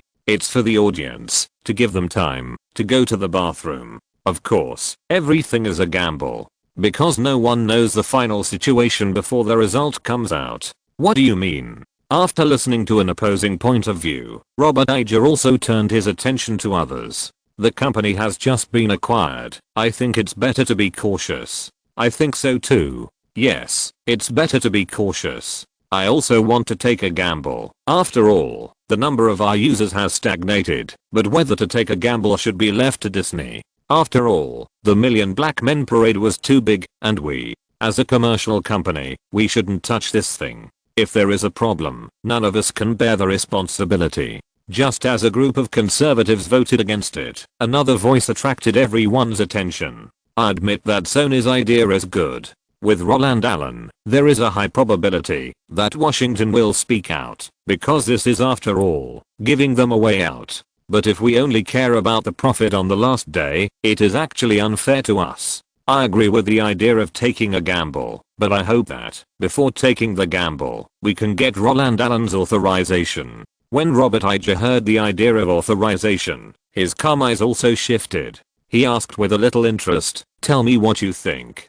Before the bet, or in other words, we can show it for free 3 times, but we need to get the cable TV broadcasting rights for 5 consecutive years. In the next 5 years, The Shawshank Redemption can only be broadcast on our ABC public TV station, once a quarter, and the licensing fee we pay is $20 million. They want to gamble, we can follow suit, but the profits can't be pocketed by them alone. They want us to promote them, and they want to get rid of us with a ratings increase. That's impossible. Lower the price to buy out the broadcasting rights of the public network, and the profits of the cable public network will be monopolized by us who bear the risk. As for the selling price of the paid cable network, we also have to sign a 5-year authorization, but this time, we only need the right of first refusal at the same price, because if the whole operation is successful, the videotape market will definitely sell well. Since people buy videotapes for movies, then there is only a small probability that some people will buy pay channels for movies. In addition, Roland Allen and his fundamental purpose is to make money, so they will definitely suppress the licensing time of pay TV networks. So, I personally think that, if the operation is successful, this movie will not be able to stimulate the number of subscribers of pay TV networks. After all, Roland Allen cannot not sell videotapes. I personally can accept the business of using the 5-year buyout authorization of the public television network in exchange for our risky bet. After all, 1 million once, 5 years and 20 times, a total of 20 million, is actually very low. When we buy out a hot movie normally, the licensing fee we pay in a year is tens of millions. But why should we give them a profit? Now they are actively pulling us to gamble, instead of us eagerly wanting to gamble with them. Since we are the active party, why don't we ask them to increase the stakes? When Robert Iger heard such remarks, his eyes flashed with appreciation. The acquisition of Pixar, the acquisition of Marvel, the acquisition of Lucas, and the acquisition of Fox were all led by him. As a radical, when he saw amazing profits, he would find a way to reduce the risk and gamble. For him, Roland Allen, who has a lot of background support, has a high probability of winning this gamble. ABC, led by him, is willing to join in, but while gambling, he also needs to see enough profits first. Buying out the broadcasting rights of the limited television network for 5 years is a good profit, but the licensing fee of $20 million. Isn't the licensing fee of $20 million a bit high? $10 million for 5 years is my price. And we guarantee that within 6 months of the release of his videotape, the movie will not be broadcast on the public television network. We will let him make money for half a year first, and then find a time to broadcast it after half a year. In this way, he may give us a half-price discount. What do you think? Of course, $20 million is also fine, but there must be a condition. Didn't those media promote 7 for free? They also need to participate in the Shawshank Redemption. Let them buy advertisements on those TV stations. Let NBC, CNN, Fox, CBS and other TV stations promote that ABC TV will broadcast the Shawshank Redemption on 20th month 20th day. What do you think of this advertisement? Hearing this, they all laughed because they thought the plan was good, but it was up to Disney to decide whether to gamble. Let the opponent help advertise? Isn't that crazy? However, getting an exclusive 5-year contract and taking a gamble with them is actually something you can consider. Note, don't look at the American market with our eyes. If a movie is shown on a TV channel, it will definitely squeeze out the last profit. But it's different in the United States. These movies, including It's a Wonderful Life and The Wizard of Oz, all died at the box office, and then they were shown on TV, and then became popular and profitable.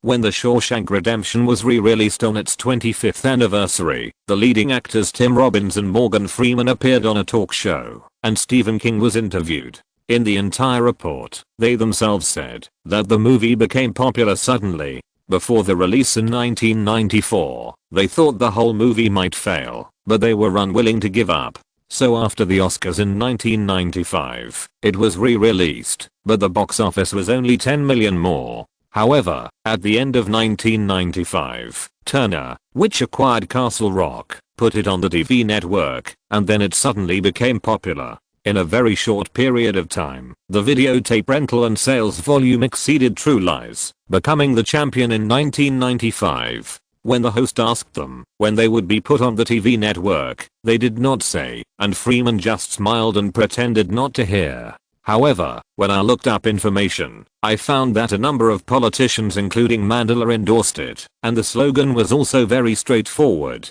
directly applying Martin Luther King's idea, while fighting for freedom, do not bind hatred. Robert Iger is not a gambler, he is just very courageous. He insisted on introducing the project Who Wants to Be a Millionaire from the UK, and it instantly became ABC's signature. When it was awesome, the ratings for each episode were 29 million people. If you're listening to this novel on a channel other than Fanfic World, it means they downloaded and uploaded it without effort. We cordially invite you to visit our channel, Mundo Fanfic Novelos. There you'll find the original version of this story and you can explore many other novels of various genres. We're waiting for you to immerse yourself in a world of incredible novels. Chapter 170 New Circle. Among the three major broadcasting and television networks in the United States, ABC started the latest, has the lowest market share, and the weakest influence. For this reason, for many years, ABC has spared no expense in recruiting talents in order to change its position in the industry.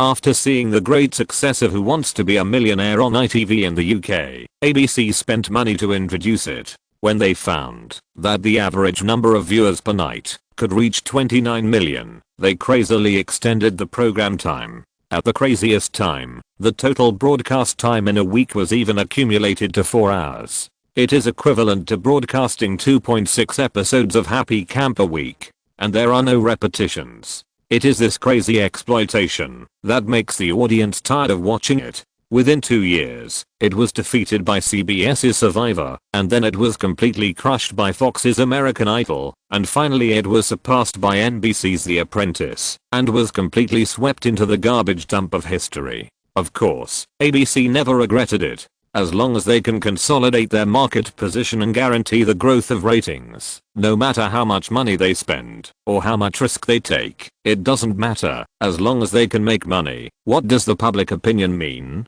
They dared to do programs like wife swapping, but now it's just showing a movie. The so-called risk is too big to take, is just that they didn't get a satisfactory price, and felt that the profit was not enough. If there is really a problem, they can apologize sincerely, and open a management to take the blame. Anyway, the public's memory is limited. After a while, don't the new American TV series sound good? Are the sports events not good? Do you want Disney's children's programs? Don't just scold, don't use your backbone. In this way, when the voice of binding for 5 years appeared, the voice of asking the parent company to make the final decision disappeared, and the people who were in the meeting didn't even know that someone had just mentioned such a thing. After they pushed the decision back to Sony, Evelyn, who had received the new cooperation intention, called Roland directly, because Sony, which did not have a TV network, did not represent the limited TV network sales business of The Shawshank Redemption. Roland did not even think about ABC's high price, and directly asked David to sign the contract. At this time, how much money the cable TV network can make has nothing to do with him. This kind of profit cake that can stimulate public opinion is simply impossible to be eaten by one company, and when everyone is playing games together, even if the public opinion is big, it can't destroy them. The public's resentment can destroy a company with a market value of over 100 million or billions, but what about the pressure of the giants with tens of billions? The voice that can crush a person is just a drizzle for the giants. That's right, ABC wants to monopolize the broadcast of the public television network, and Roland will give it to them. Similarly, when Evelyn asked people to contact other cable TV networks, hoping that they could report the news truthfully, those guys who did not need to bear the risk lightly asked for the broadcasting rights of the pay TV network in consideration of their boss's intention. ABC, which would bear the greatest risk and get the most dividends in the face of the joint purchase of several companies, naturally withdrew.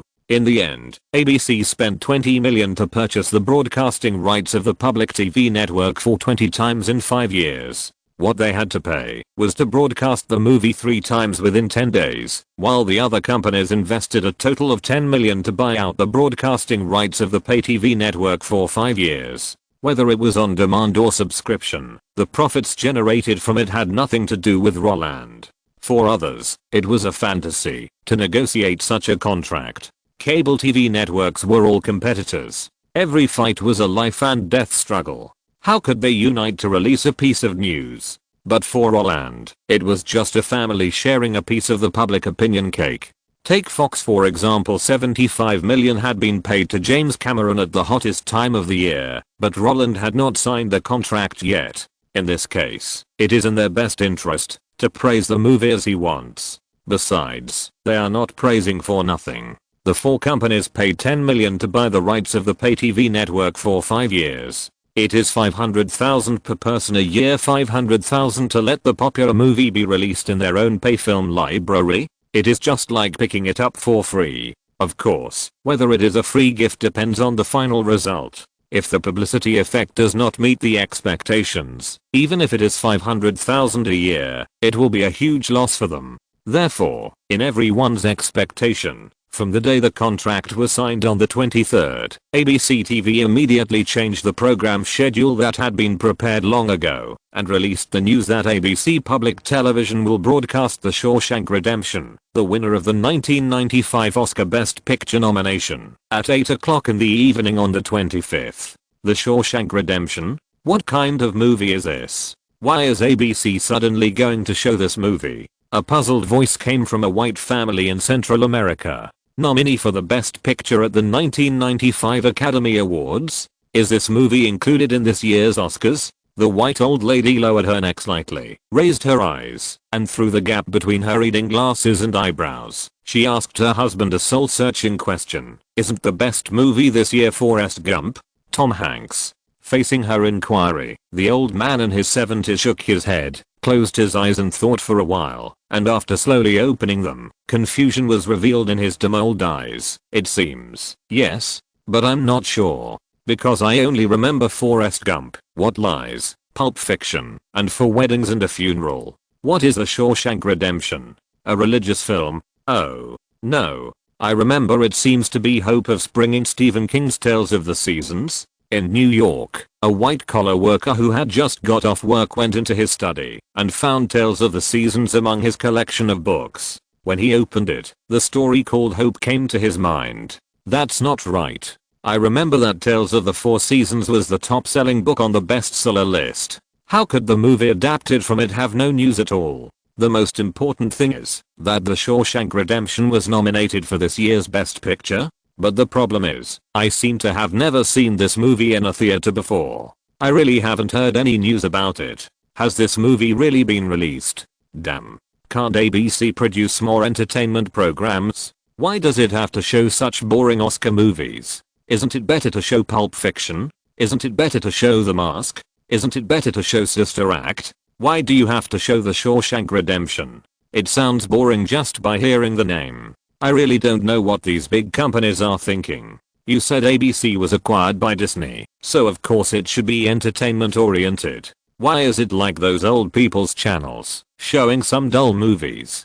But, Morgan Freeman, it's worth watching. In Atlanta, a black man leaned on the sofa and chattered. When the ABC program preview came out, except for a few people in the circle, the others were all confused. What is The Shawshank Redemption about? I don't know. Who is the protagonist of The Shawshank Redemption? I just found out after watching TV. How attractive is The Shawshank Redemption to people? Since Roland and Sony have never promoted it, it is already very good that some people are willing to watch it. But it doesn't matter. When the first wave of screenings was released, it was not expected to attract many people to watch the movie. But those guys who should watch the movie in front of the TV had already received various news and were ready. So, when most Americans didn't feel anything, ABC TV broadcast The Shawshank Redemption on time at 8 p.m. on October 25th.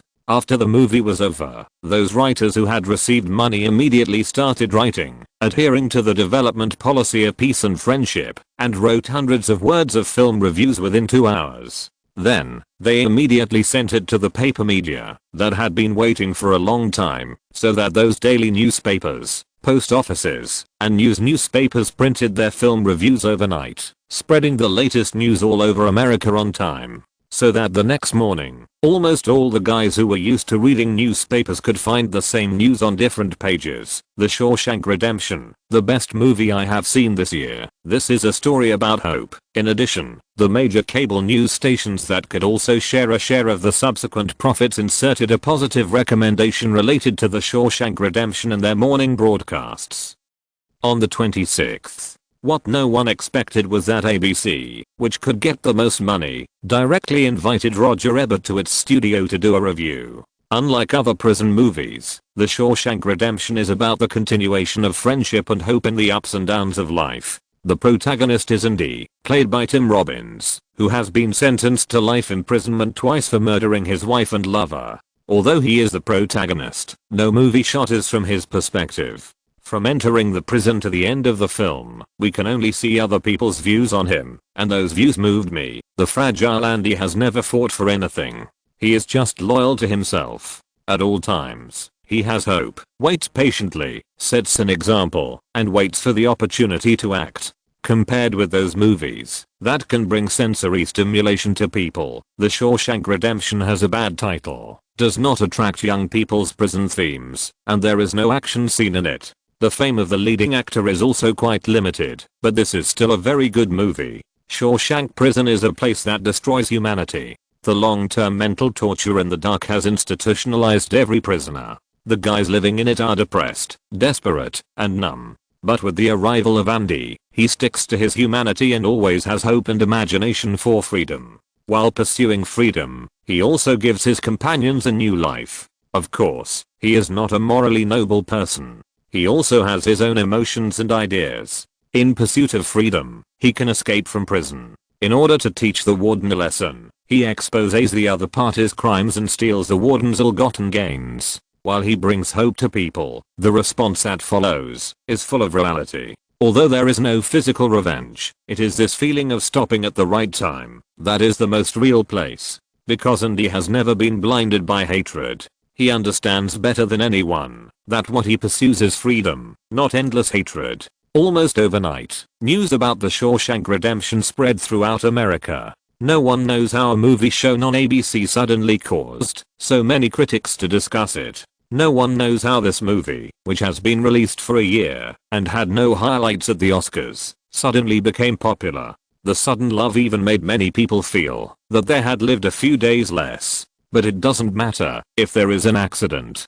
or maybe this is the result everyone wants. What's more, the movie will continue to be broadcast on ABC TV on the 31st. It was precisely because of the inexplicable chatter that at 8 p.m. on the 31st, at this awkward time on Tuesday, 21 million Americans watched the movie on TV in front of ABC. It's free anyway, so why not watch it? People's reactions are also different. Some are indifferent. What is this movie about? How can it be so boring? Why is the story so bland? It's a good thing I didn't go to the cinema to watch it. Using stones to break open the sewer pipe. Would I believe such a plot? Some rave reviews. Andy faces every day with a smile. He firmly believes that he is a bird that cannot be caged. He has been pursuing freedom. Oh, this is the movie we want. Why can that kind of bastard become the warden? Why can those bastards exercise their rights unscrupulously? It is because of them. We are being treated unfairly now.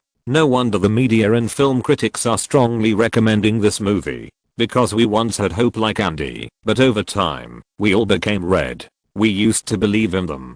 But what they did brought us endless disappointment. If it weren't for their excessive greed, why are we angry? Regardless of good or bad reviews, the movie's reputation has been thoroughly promoted. After nearly 1/10 of the population in America watched the film, the voice of public opinion has risen.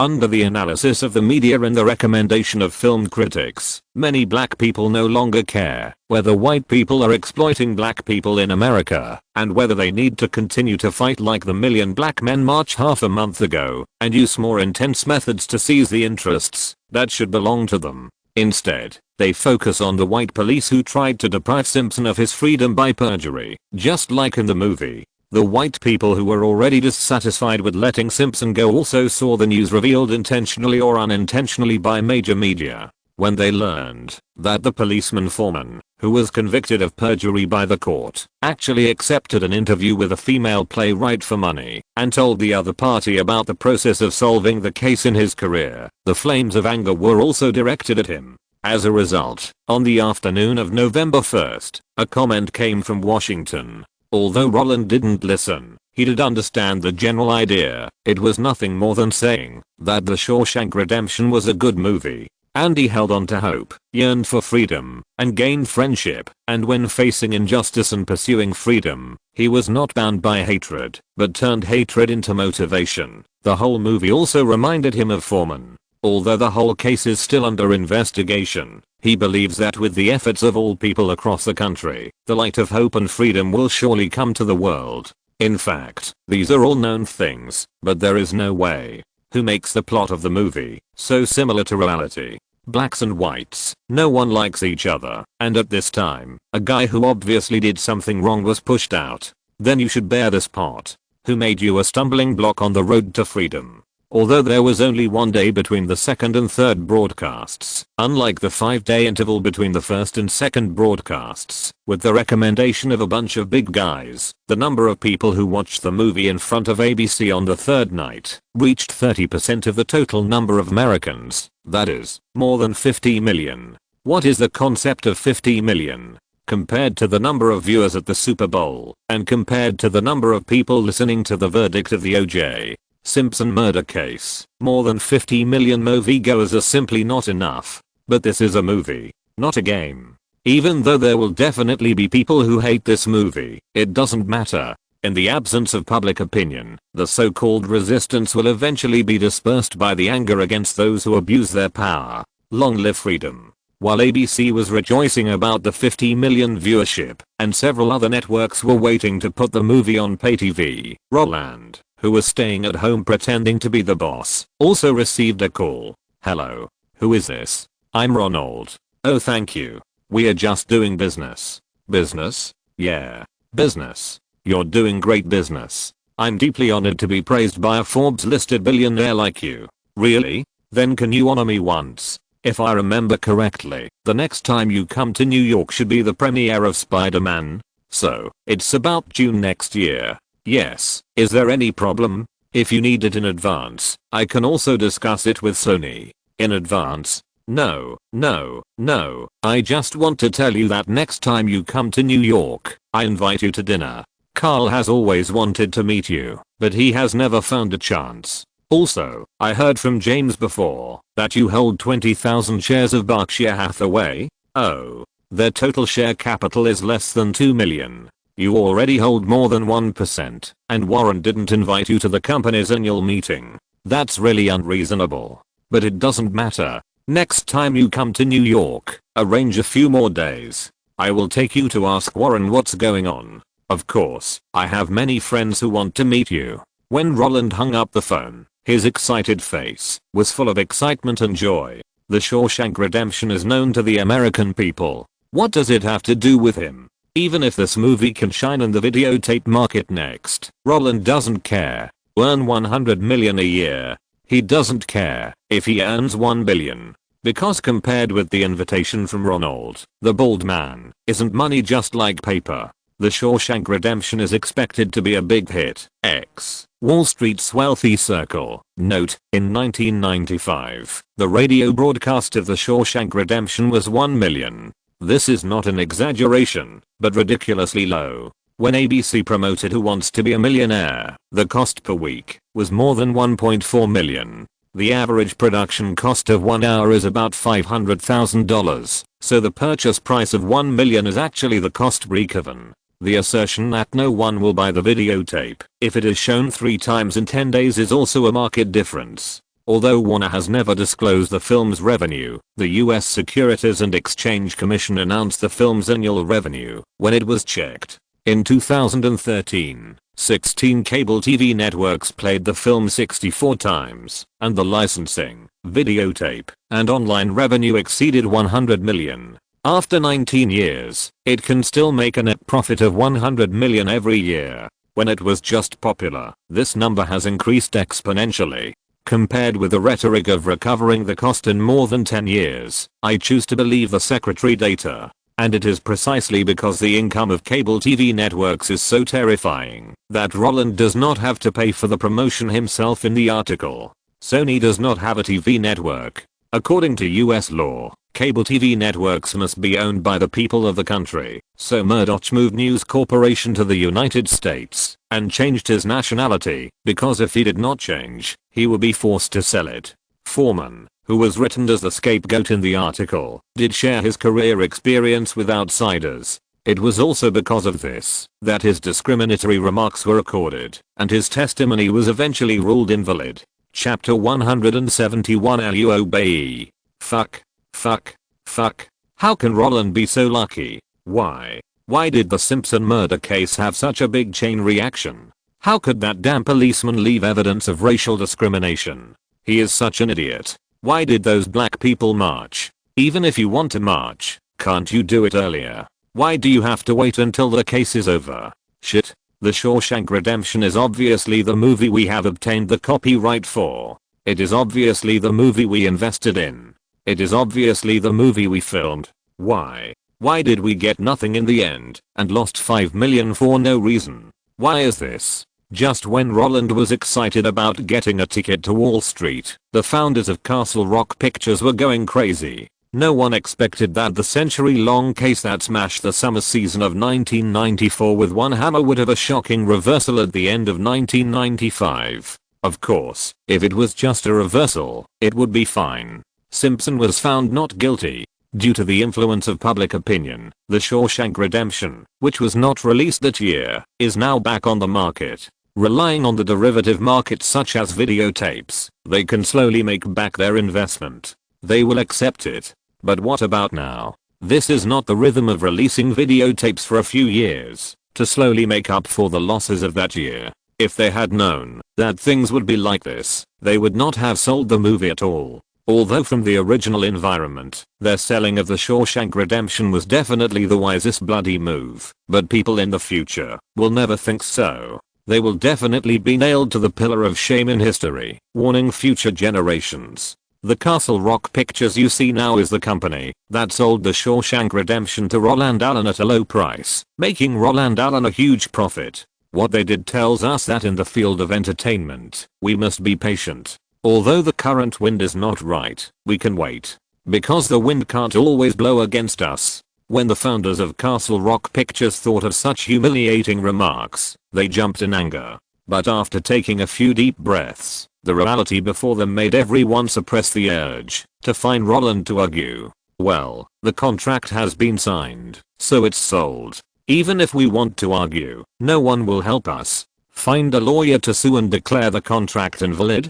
Stop joking, okay? The Jewish gang won't watch Steven's students being bullied by us like this. If we dare to do it, we won't be able to find partners for all our projects in the future. Those media companies with vested interests won't watch us take back the copyright. Since Roland has wisely authorized them to broadcast at a symbolic price, they don't want to change people to renegotiate. People in Washington won't allow us to cause trouble again on the issue of appeasement. It has disrupted his re-election, and all kinds of inspections will come down. And if we really piss off those guys on Wall Street, the Turner that acquired us will have to delist and restructure. What's the use of market value of tens of billions? Any jackal can dismember a company worth tens of billions. That's it. I'll admit defeat. I can't afford to offend you, so I'll just stay away from you, okay? While Castle Rock Pictures was bleeding like crazy, Roland Allen had no intention to understand their thoughts, because he himself had become an emotionless answering machine. Oh Steven Spielberg, don't say that. Compared with DreamWorks, Warcraft Pictures is just luckier. Moreover, the factor that caused the profit difference is that DreamWorks has not yet officially started. I just picked up some bargains that others don't want. Okay. Next time if there is a big move, I will definitely let you know in advance. Yeah. Tom Hanks, I miss you too. It doesn't matter if we didn't cooperate on the unstoppable miracle, but next time, if there is a project, you can give it to us first. Yes, we couldn't do it before, but now the distribution is not bad. Okay. See you at the premiere of Spider-Man. Barry Diller, chairman of Fox, reporting directly to Murdoch. Oh, hello Mr. Diller. Thank you very much. Fox Cable TV can broadcast our press release. Call you Barry? Okay.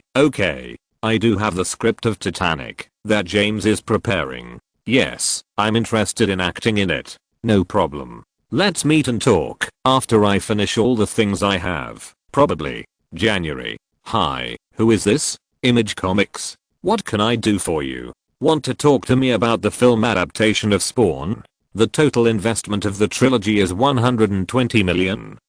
For business cooperation, please call the company directly. Okay. And to be honest, I have Marvel's superhero copyrights in my hands. If you have other non-superhero projects. When Roland's right hand dropped and the phone fell to the floor due to gravity, a bang sounded throughout the study. He fell on the sofa, looking exhausted. His lifeless eyes were scattered, like a rag doll that had been ravaged countless times. When his soul was lost, the whole person also entered the sage time. Too annoying. Really too annoying. After Roland's two heavy hammers of 7 Deadly Sins and The Shawshank Redemption, that stirred up public opinion. Even though 1995 had not yet passed, there was still a company called Warcraft Pictures on the list of Hollywood film companies that could produce A-level films. Although, this company is a shell. There is nothing, except financial personnel and the chairman. But who made Roland stir up public opinion twice in a month? Even though Roland repeatedly said that everything was an accident and he was just a simple filmmaker. But no one believed such words at all. Not only that, after ABC TV announced the cumulative number of viewers of The Shawshank Redemption during its third broadcast, Roland's daily call volume increased exponentially. Either friends in the same circle came to congratulate him, or some producer came to attract investment. Either this director had a new idea, or that screenwriter told Roland that his story was very interesting. Almost overnight, A+LIST, who was born as a child star, became the most popular production company boss in the circle. Roland was very proud of the attention he got from this sudden change, but then, the continuous ringing of his phone made his head ache. Roland dared to swear to the heavens that he had fantasized about this kind of life of being flattered and admired since a long time ago, perhaps in his middle school years in his previous life. He thought that this feeling of being the center of attention would be wonderful, but when he really had it, he felt that people who yearned for this feeling were simply brain dead. Why don't you yearn for something else? Why do you have to yearn for the feeling of being surrounded by people every day? When a phone call comes in, your private life is cut off for a few minutes. When there are too many calls, you don't even know what you have done today. If they were talking about some more interesting topics, Roland would have tolerated it. But the problem is that among the 100 calls, 50 are flattering, 40 are flattering business cooperation, 9 are friends congratulations and concerns, and the remaining 1 is a garbage topic that cannot be classified. Can you imagine the feeling of answering the phone with one hand, talking to someone with a smile, and pulling the belt with the other hand, unable to pull it apart for a long time? Anyway, Roland couldn't stand it. As for saying that you can choose not to answer it, those who can get Roland's private number are either related, have helped him, or have a common interest. In this case, if you don't answer the phone, who are you showing off to? When you didn't get up, people didn't despise you, but now that you're up, you start to despise others? Everyone has the same interests, so they praise you. If you annoy them at this time, how can they not settle the score later? Therefore, even if Roland really feels bored, he can't turn off his mobile phone. Because he doesn't know whether the next caller will be the president of ABC or the chairman of NBC. Ding dong, ding dong. Just as Roland was resting on the sofa, the crisp sound rang again. Roland, who was showing his decadence, suddenly woke up, but just when he bent down, To pick up the mobile phone on the ground, he found that the damn ding dong sound turned out to be the doorbell of his own front door. Hey, if this continues, I'm afraid I'll become neurotic. Roland rubbed his face and complained casually, then went downstairs to open the door. At this time, he didn't care about his own image. What's more, handsome people can't be concealed anywhere. Hey, David, why are you here? Seeing the guy with dark circles under the door, Roland yawned. Hearing his unexpected words, David, who was also in trouble, was furious. You ask me why I came? I'm busy during this period too. Get out of the way. Get out of the way. Let's talk in the study. David raised his arm and waved the 3-finger thick document in front of Roland. This year's company annual report has been made in advance because in the next month, except for the game company, you may have no other income. Of course, all of this is thanks to the fact that Warcraft film and television has been inexplicably upgraded to A. When Roland heard about counting money, he became energetic, who was still having a headache. Although he kept saying that he didn't care, even if the Shawshank Redemption made $1 billion a year, but that was just a show. Don't take it seriously. $1 billion, he could have made the richest man in Zheng City with that much money. 1/3 of the middle income may not be a big deal for the father-in-law of the nation, but for Roland, it's enough to build a zoo. So Roland stepped aside. After he and David went into the study, he pushed a can of Buffett's favorite Fat House Happy Water in front of David. Don't be impatient, tell me slowly, how much money did I make this year? Roland glanced at his phone, praying that there would be no sudden call. What do you mean this year? We just calculated last year's money. David pulled off the ring and took a sip, then shook the document and said, first, your personal income. In July this year, The Lion King officially landed in the East, and it has been released for 3 months. According to the contract signed between Disney and us, the first round of global screenings has come to an end. In addition to the box office, the income from videotapes and cable TV networks is also combined. Disney gave us $800 million. At 5%, $40 million was transferred to us yesterday. Because this is your performance income, tax evasion is limited, and the actual amount you received is only $27.2 million.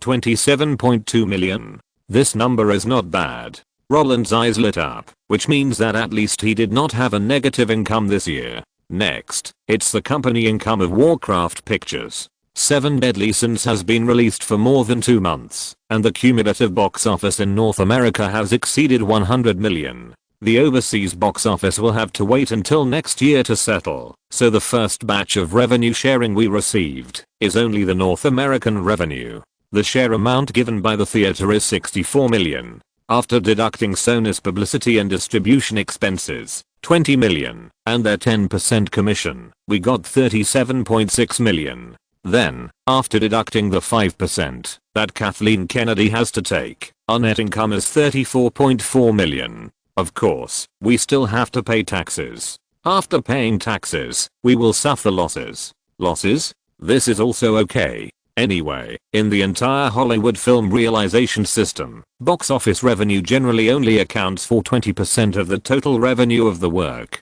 In addition, the overseas box office will not be released until next year, so this is nearly $30 million, which is at most 10% of the upper limit of revenue. Then there's the Shawshank Redemption. ABC has already paid the first year's broadcast network licensing fee, a total of $6 million. In addition, the first batch of Sony videotape shipments is 5 million copies, $14.99 per copy, a total of $74.95 million. According to the 12 points we want, they have already paid us the initial $8.994 million. Add the two together, it's about $15 million. After paying taxes, it's about $10 million.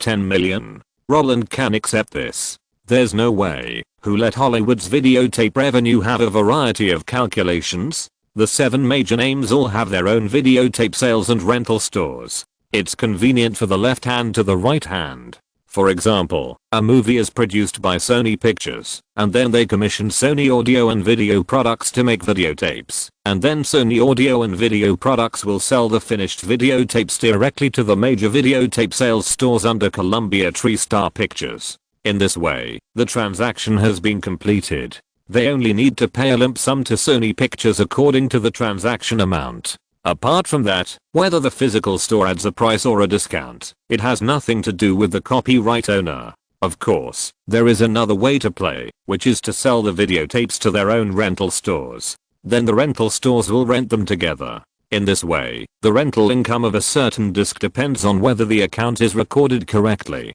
In fact, it is the same as stealing the box office. The profit of other copyrights can be recorded in the copyright project of their own copyright, so that they can achieve self-appreciation. If they choose the former, they will directly share, then everyone will be an equal transaction, and the latter. Sony is still counting on Roland to make more movies, and will not shoot itself in the foot. So directly sharing by batch is actually a manifestation of sincerity. In other words, after paying taxes, my net income is about 61.78 million.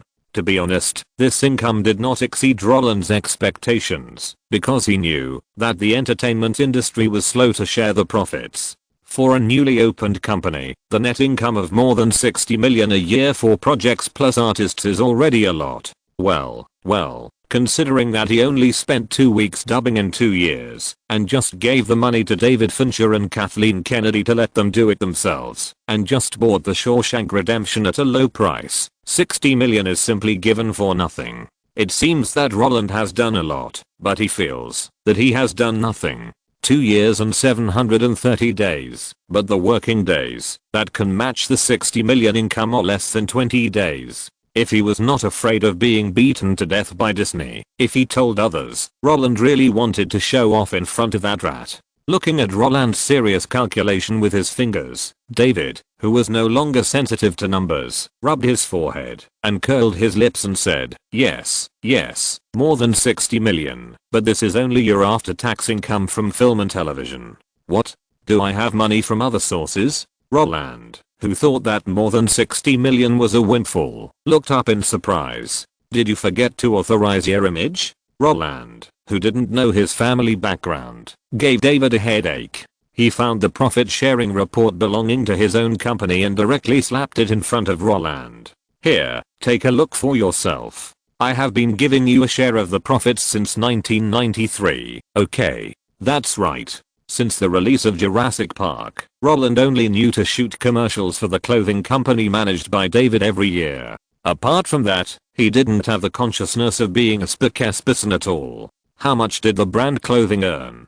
How much was his share every year? What was his net profit after tax this year? He didn't know anything. But when he saw the report data that David pushed to him, his eyebrows suddenly raised, betraying his feelings at the moment. The product was launched in June 1993. In 2.5 years, you have already given me a share of 71 million. This is not a share, this is the net profit after tax. David felt that Roland's eyesight was a bit wrong, and pointed to the tax in the report and said, the accumulated 71 million has been lying in your company's account. With the 61.78 million this time, the cash flow in your company's account is almost 140 million. When Roland heard that the net profit after tax in 2.5 years was 71 million, his eyebrows almost fell off in shock. You know, the contract David gave him at the beginning was a 50-50 split of the net profit from sales. In other words, in 2.5 years, Roland could generate a net profit of 142 million for the Twin Star Group under the name of the Olson sisters, just by taking pictures and selling clothes, an average of 56.8 million per year. If calculated according to the 18% box office share, his fans are equivalent to contributing a movie with a box office of 300 million after tax every year. David, you are not lying to me, right? Is selling clothes so profitable? Roland couldn't believe his eyes. David was so shocked by the fuss that he sighed and said to the guy who never cared about clothing derivatives, you, Ashley, and Mary can provide Walmart with more than 600 million in sales every year. Your father and I have been working in real estate for a lifetime, but we don't make as much as signing a few signatures a week for your company. Do you know that their net worth is already 150 million? This is after I persuaded Bonetti not to let them release records, make movies, or take photos at will. Well, IP is indeed a money-making tool. Exactly the same as Disney's model of operating peripherals around IP. The IP in David's hands is Roland Allen and the Olson sisters. For him, when 3 living people become brands, there are too many peripherals that can be produced. Clothes, pants, and shoes are just the basics. Plush toys and the like are already on the agenda. When the 2 daughters are older, they can sell cosmetics, jewelry and jewelry. Even if Roland cannot touch these things, belts, watches and other things can keep up. They have the capital to operate, so why should they give the money to other brands?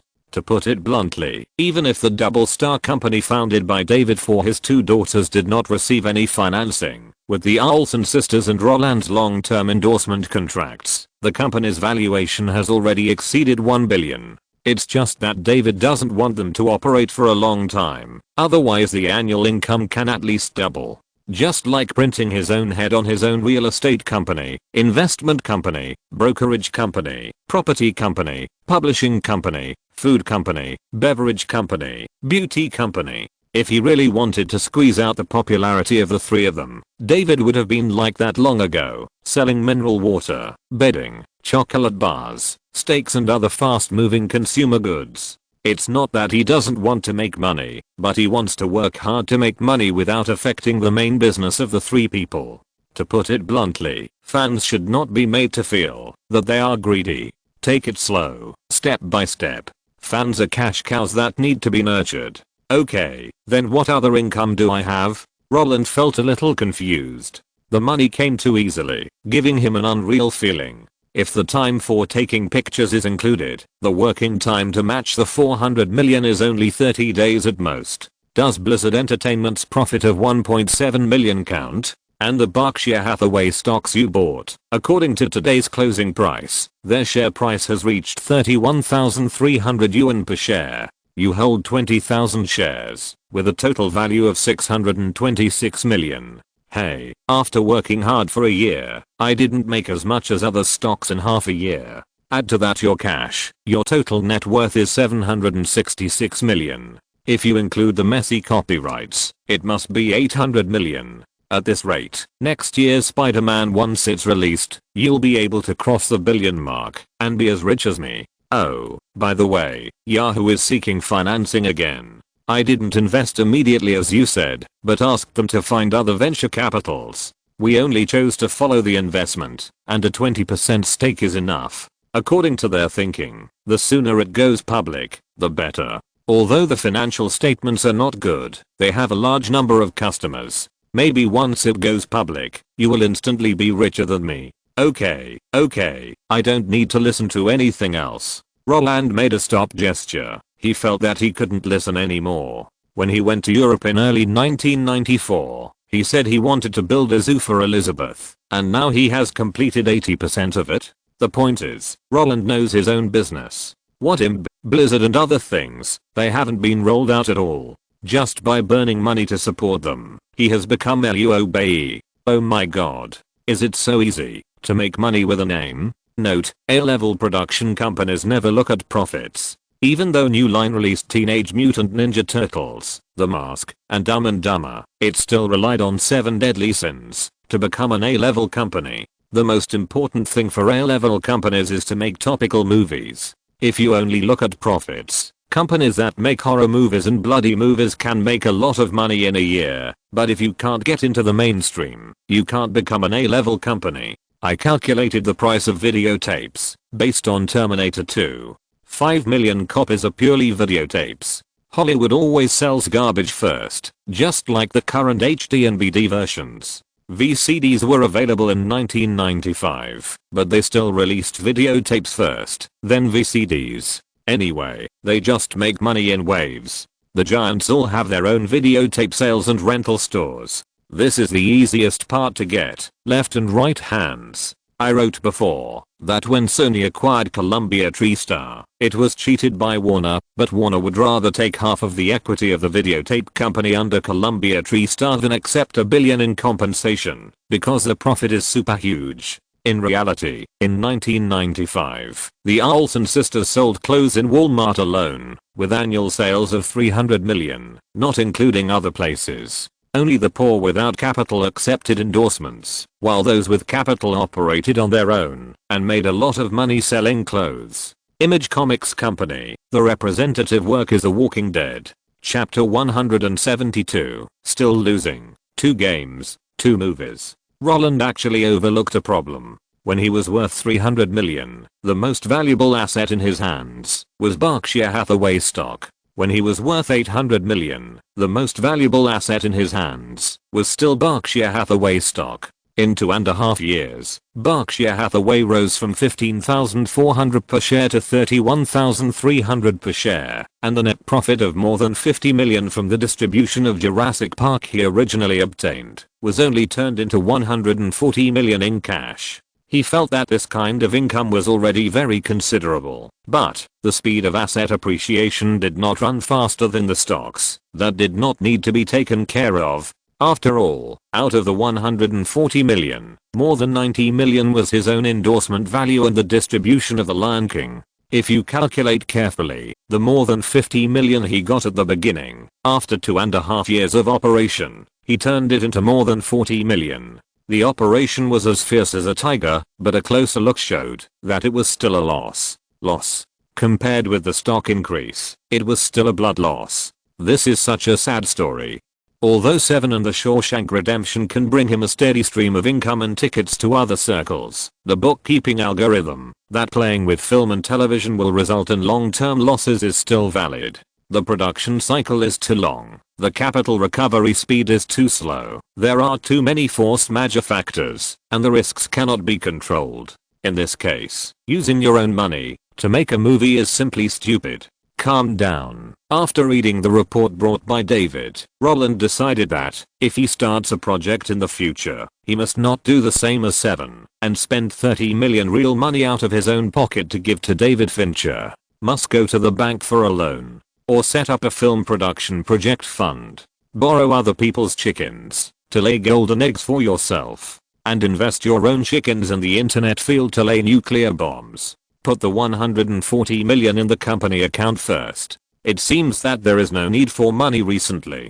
Just keep up with Yahoo's financing progress and ensure that the 20% stake is not diluted. Then let the guys at the investment company pay more attention to internet companies. If someone seeks investment, just fax the project report to me directly. It seems that there is nothing else to do. Oh, no. Blizzard Entertainment, is the game ready? Sony, has the game console been released?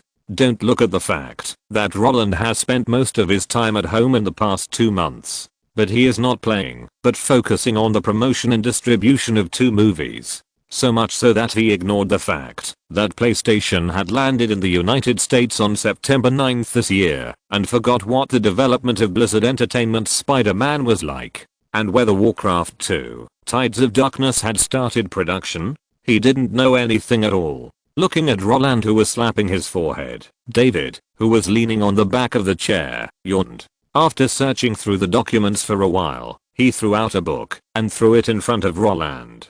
PlayStation has been released, and the Jurassic Park game disc has also sold a lot. As before, people who like Steven don't like this game, but they still buy it. From September to now, the sales have exceeded 1 million sets. However, Sony has encountered a problem. The PlayStation is prone to overheating during the game, resulting in disk reading errors, so that many players choose to turn the machine upside down to cool it down when playing games. It is precisely because of this problem that Sony has to adjust and revise the machine that has not yet been shipped. The new version will be launched next year, so even if the sales are good now, it will not be enough for them to hold a celebration party. Because the disk reading error problem cannot be solved, this product will eventually die. Oh, then I feel relieved. After hearing what David said, Roland nodded. After all, it was him who instigated Spielberg to sell the game copyright of Jurassic Park to Sony. If the sales volume plummets, it will affect Spielberg's income. Now, Sony has just encountered the same heat dissipation problem that Roland encountered in his previous life. How to adjust and modify it has nothing to do with him. As for Blizzard Entertainment, After seeing Roland nod and show that he understood, David continued, "The Spider-Man game has been completed, but Sony is preparing to launch it together with the movie next year, and Warcraft 2, Tides of Darkness will be on sale on the 15th of next month. Since you are quite busy, Blizzard Entertainment is directly connected with Sony and EA. Not only that, they also targeted a game studio. Do you remember that you gave them bonuses at the beginning of the year? You gave them 30% of the company's profits as bonuses and let them handle the remaining 70% on their own. They could develop any game, so they asked the finance department for $500,000 and invested in another game project called Condor Studio in the name of the company. According to the report given to me by the general manager of the company, the name of that game project is Diablo. Mike wants to swallow up that studio. Although you told them that they don't need to call you for project establishment and acquisition, they can make their own decisions, but they didn't do it immediately. Instead, they wanted to tell you after you were done. Anyway, the project has been taken, and it's not urgent to acquire it earlier or later. Oh my goodness. Isn't Condor Studio Blizzard North? Roland, who was cosplaying as a sunflower with his hands on his cheeks, laughed directly. This is what a qualified employee should do. The company is my home, and development depends on everyone. After learning that those guys made decisions on their own, Roland prepared to go to the company. No matter how Spider-Man is doing, or whether Warcraft 2 can be sold on the market, he will not change the decision of professionals. What he wants to do is to find some fun in his boring life. For example, playing the game that had just been made. So, after instructing David to call Scarlett's mother and inform her to bring her daughter to take pictures when the new products of Double Star Company were launched, Roland, who had thrown a lot of things to David again, greased his feet. He picked up the phone and asked the driver to drive to the Blizzard Entertainment headquarters in Irvine. With Roland's arrival, the three Blizzard giants who had not seen each other for a year expressed a warm welcome to him. Under their leadership, new and old employees met Roland one by one. When he learned that these guys were waiting for the old projects to be launched, and the new projects would be launched based on sales, Roland did not hesitate to pay out of his own pocket, and held an internal company competition.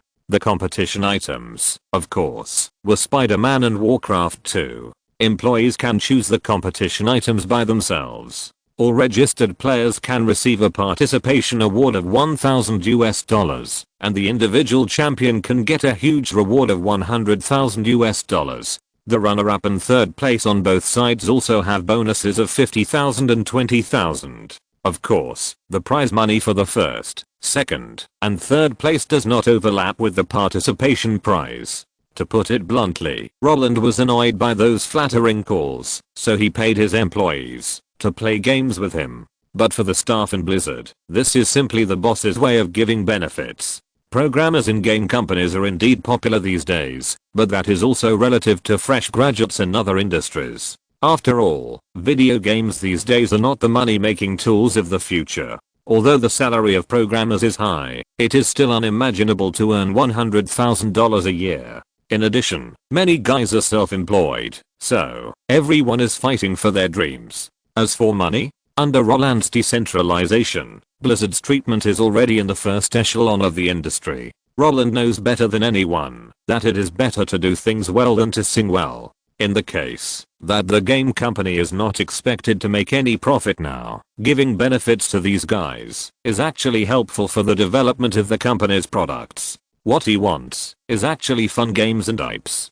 So, when Roland asked his assistant to take the cash and pile it in the company, more than 40 people had already signed up. As the sponsor of the prize, Roland certainly had the right to play with everyone. Although he had played Warcraft 2 before, it was a pipe dream to touch the keyboard again after many years and want to beat the developers in the battle. In addition, the gap between the third generation and the second generation was actually quite large, so there was no way to fight any military cooperation. However, the introduction of the fog of war for the first time allowed him to perform various tactical plays. Unfortunately, the game was played in a public place. He had just played twice and the next player had already seen it. Wow, can you stop peeking at the screen? Roland was a little broken. Boss, of course we can stop peeking at the screen, but your tactics are indeed something we didn't think of when we developed the game before. We are just learning now. Yes, learning, in order to better develop the next version. With such shameless employees, even if Roland had 3 heads and 6 arms, he couldn't beat them. He finally understood why Harry told Ron that dual guns were better than magic wands. Because as long as you shoot your opponent in the head with one shot, you can win. Of course, it's okay that Warcraft can't beat the developers, but Spider-Man is a horizontal fighting game that relies purely on operation and understanding. Although he was not very familiar with it at first, after playing for a while, Roland could clearly feel that this game was really similar to the cool skills of the King of Fighters. The point is that the operation is simple. Take the key position of +X for example. If you use Spider-Man to rub this sequence, your wrist will spit out spider silk. If you use Green Goblin to rub this sequence, you will throw out pumpkin bombs. If you use Dr. Octopus to rub this sequence, your arms behind your back will suddenly extend and perform long-range extended strikes. If you use Professor Lizard to rub this sequence, you will take out bricks, trash cans or stones from the ground and smash them forward. To put it bluntly, during the development, Mike Mohammed and his team made the final refinement of each character. What about long-range attacks, close combat, control skills? All these operations are fixed by the same key positions, so that after purchasing the game, players can get familiar with all the characters in the shortest time. Doing so can help players get started quickly. As for the playability, of course, it will decrease as the difficulty of getting started decreases. However, in their words, the selling point of the whole game is actually the name Spider-Man, and the skill maps made according to the comic prototype. As for the operability, it can only rely on the players to explore it themselves. We don't know what kind of combos they can play. Just like you can play different tactics when playing Warcraft these days. Many things are things we can't think of when we are developing. Roland can understand the explanation of the Blizzard Big Three. After all, the Blizzard Big Three are just code writers. What do they know about games?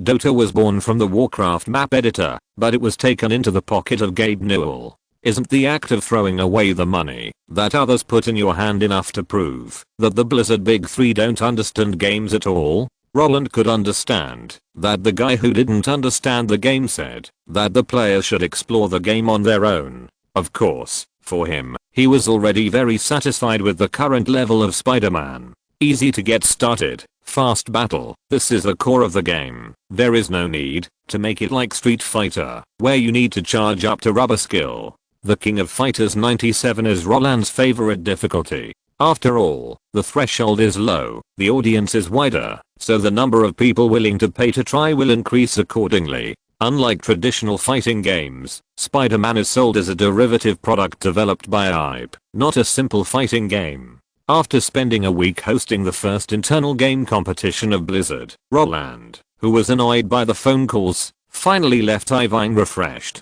Before leaving, he also told Mike and others that he thought the game plan of Diablo was okay and he could try to take down the other party's studio. Since Roland had spoken, the others had no objection. Just as they were about to invite the 4 founders of Condor Studios to discuss the acquisition, Roland, who had returned home, finally had a peaceful life. He had been hiding for a week, and it would be unreasonable for the others to keep chasing him. After returning home, as Christmas was approaching, and the hype of the award season was in full swing, Roland actually had no work. Together with the 3 Olson sisters and James, he went to the cinema to watch Toy Story, the first step of Pixar's Great Road. Then he supported the Olson sisters and attended the premiere of Jumanji. At the premiere, Robin Williams, who had helped Roland before, pulled him aside and asked if he was interested in participating in his new project. New project? Roland blinked, thinking that Robin Williams' question was a bit problematic. How could an A-list person like him still not be able to get investment for his new project? Yes, a new project, from Miramax, the Weinstein brothers. Robin Williams nodded, not finding anything wrong with Roland's surprise. You know, the 2 brothers like to save money. They found a notebook in 1995, which tells the story of a cleaner with a mathematical talent who solved the math problems of mathematics professor at MIT, but because of his rebelliousness, He often got into trouble. The mathematics professor appreciated his talent, bailed the cleaner out, and found a psychologist to help him find the meaning of life. After hearing what Robin Williams said, Roland immediately understood that this was Good Will Hunting, Matt Damon and Ben Affleck's famous work, and Robin Williams won the Oscar for Best Supporting Actor. This kind of movie pulled him into the game. Of course he was interested. Maybe after he asked about the conditions for entry, he directly waved his hand and refused. For a project with a total investment of $10 million, they want to give up 8 million investment shares? The point is, the only income that matches the 8 million shares is the overseas distribution rights and copyrights except America? I can't accept this condition at all. Robin, if the copyright of the script is not in the hands of the Weinstein brothers, then you can let Matt and Ben come to me directly, but if it is, I will never join the game. That's right, just when Roland was determined to borrow chickens to lay eggs, the Weinstein brothers had already mastered this trick: 80% of the investment shares. To give up overseas copyrights? Only a guy with a broken brain would agree to be slaughtered. Seeing that Roland didn't even have the mind to negotiate, Robin Williams, who knew that the cooperation offer was a scam, stopped there. After the premiere, Roland, who was debt-free, booked the theater and dragged James to watch 2 movies with him. One was 007, GoldenEye, and the other was 12 Monkeys. To be honest, when Roland dragged James to the cinema at first, James refused because he didn't like the 007 series. He was not interested in the kind of movies made for black bears. In addition, the bears had already disintegrated, and he was even more lazy to waste time watching the old routine. As for 12 Monkeys, he felt that there was something wrong with the movie just by hearing the name. What else can you watch? You have to watch 12 Monkeys? If you have this free time, is it really not good to go to the zoo to watch it yourself? The money for booking the cinema is enough to buy hundreds of monkeys. But after James, who couldn't resist Roland, finished watching this R-rated movie, he realized that Roland had a reason to drag him here. Who is the heroine in the movie just now? She is so beautiful. As soon as he finished watching 12 Monkeys, James directly abandoned the plot of time travel and asked Roland about the information of the heroine. Do you know how old she is? Roland did not reply directly. How much? James was extremely curious. She's called Madeleine Stowe, born in 1958, and now she's 37. What? You can't tell. You can't tell. If you could tell, would you still be surprised now? That's right. Since 12 Monkeys avoids a bunch of theories such as parallel universes, quantum theory, grandfather paradox, butterfly effect, etc., Roland really treats this movie as a romance movie. And what is the essence of a romance movie? Of course, the heroine is pretty. When he watched 12 Monkeys that year, he thought the heroine was pretty, and later he watched Revenge because of her face. Now, he thinks it's okay to watch it again. As for Golden Eyes, he actually watched the heroine. The reason is simple. The new version of Phoenix Girl Sophie Turner is really not as pretty as the old version of Bond girl Famke Janssen. When X-Men Apocalypse came out, he couldn't get the looks of the 3 idiots, and the look in X-Men Dark Phoenix was even more tacky. In addition, Aunt Johnson's looks were already at their lowest when she played Phoenix, so why would he refuse the opportunity to see a young Phoenix now? After 007, GoldenEye was over, Roland turned his head and looked at James, saying, "What do you think?" "I think it's okay."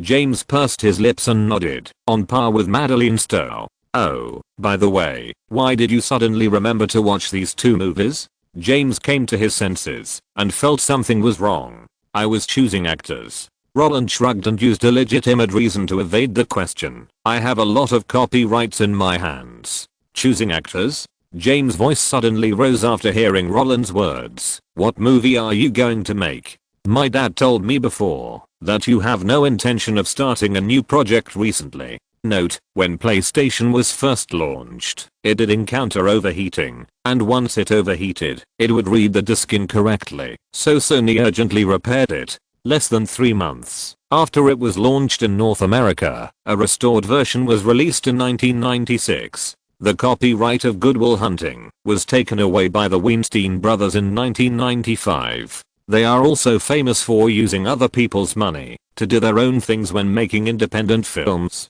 Even if they have money, they will not invest in the project in full, and the profits they share are very stingy. Chapter 173, Casting based on appearance, prediction correct, movie schedule, ready to board. Roland certainly had no intention of starting a new project, or rather, before Kevin Feige, the bald guy, took the initiative to find him. Among all the Marvel hypes, he would only touch Spider-Man. As the saying goes, you have to use magic to defeat magic. Ugh. It's let professionalism promote growth. The bald guy spent the first 30 years of his life in the ocean of DC and Marvel. Before he made money, the value of the figurines on one wall of his home alone exceeded 20 million. Letting such a die-hard fan arrange the movie sequence would save Roland a lot of worry. That's right. He is such a good leader who is happy just to want to give up, steal, power, lazy. Of course, not doing it himself does not mean that he cannot find actors in advance. Roland has always felt that except for certain specific roles, such as Yang Di in Kill Bill or the Black Big Strong Angel in The Green Mile, other roles, at least at first glance, should not make people lose interest because of the other person's appearance. Roland understands that it is very impolite to comment on a person's appearance, but he has to admit that in the industry of actors, good-looking people have more advantages than ordinary people. Although Dwayne Johnson habitually shakes his eyebrows, it doesn't matter. With a bald head and a good face, he can make a living as an actor. As long as he keeps playing tough guys, and doesn't try to play a blind man with great dancing skills and tries to pick up girls, then no matter how he repeats himself on the screen, at least people won't be distracted at first glance. As for Sophie Turner, Roland always thought that the 3 idiots in the first 4 seasons of Game of Thrones were very beautiful, but after joining the mutant family and standing with the eldest cousin, the originally very beautiful guy can cause countless complaints. Question: why doesn't the magic girl played by the eldest cousin look strong? Answer: because the 3 idiots are stronger than the eldest cousin. Superhero movies really can't choose actors with big frames, because 99% of people don't see how awesome female superheroes are. In Iron Man 2, no matter how hard Black Widow fights, the audience still cares about Scarlett Johansson's beauty. No matter how boring the plot of Wonder Woman is, it's enough to just watch Gal Gadot in slow motion without blind spots. Mera, the Queen of the Sea in Aquaman, is a plus for the movie, but Birds of Prey has completely ruined the audience's popularity. Harley Quinn is not ugly, but very beautiful, but what are the other characters chosen? Batgirl and Harley Quinn together. At first glance, it even makes people have the horror idea that DC and Marvel have merged. Ella Basco, who plays Batgirl Kane, and Jacob Batalon, Spider-Man's best friend, look so similar that the play is out of place at first glance. Not to mention that she and Awkwafina also look alike. When watching her performance, you even have to worry whether Dwayne Johnson's bald head will suddenly fall from the sky and then raise his left arm and look, damn, a life is lost. In this way, Roland would think of Phoenix, who was a Bond girl.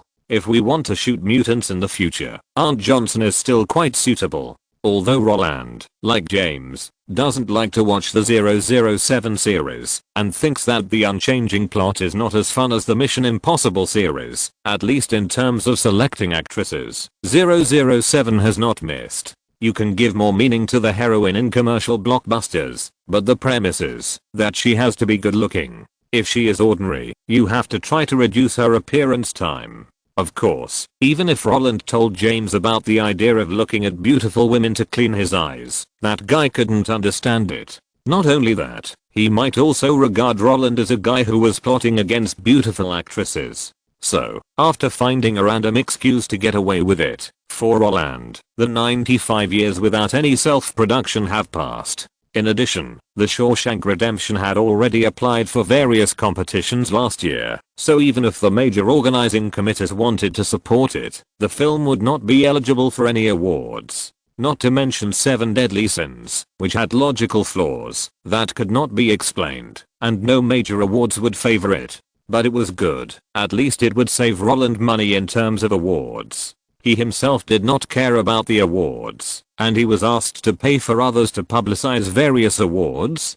Do you really think he was crazy? Hiss. This damn weather is really cold. As soon as Roland entered the house, the wind and snow followed him in. The white snowflakes fell on the carpet and were melted by the high temperature in the room in less than 2 seconds. James Cameron, who opened the door for Roland, patted his shoulder and signaled him not to stand at the door. After Roland made way, the truck driver quickly closed the door, trying to block the whistling sound outside. "Wipe it off." The old man handed over a towel. "You're all wet. If you hadn't called me over at this time, I wouldn't have gotten all wet." Roland put the towel on his head, rubbing it like a dog bathing. After rubbing for about half a minute, his wet head turned into a hedgehog. Then he took off his coat and hung it on the hanger at the door very familiarly. As he moved, the coat, which had already been wet by the wind and snow, drooped naturally. If you look closely, you will find that countless water droplets are gathering at the corners of the clothes. In a short while, they condense into large drops and fall to the ground. With a snap, it broke into pieces. Don't shirk responsibility. Seeing that Roland was about to put the blame on himself, the truck driver said with a glare, "Who made the accident come so suddenly? No one knew that natural disasters would occur frequently in the past 2 years." That's right, when Roland won a great victory with 7 deadly sins and the Shawshank Redemption, the entertainment industry was unlucky again. Those who joked in the summer of 1995 that after the heavy rains and floods at the beginning of the year and the deadly heat wave in the middle of the year, there would be another ice age at the end of the year, their predictions were correct. Christmas had just passed, and 1995 had just ended.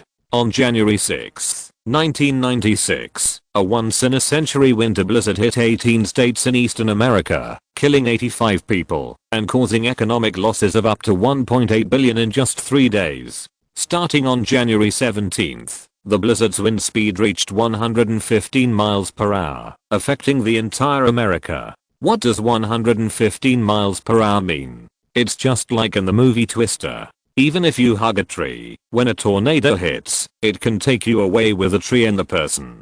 As for wanting to resist a tornado with just tonnage, this is more unrealistic than staying in the Mediterranean, breathing the breath of freedom, listening to the news that the Dow Jones Index plummeted by more than 1,000 points that day, and then witnessing the president being stuffed into a cannon and shot into the sun. The powerful snowstorm triggered severe floods, causing damage to 300,000 houses and roads and other infrastructure, with economic losses exceeding $3 billion.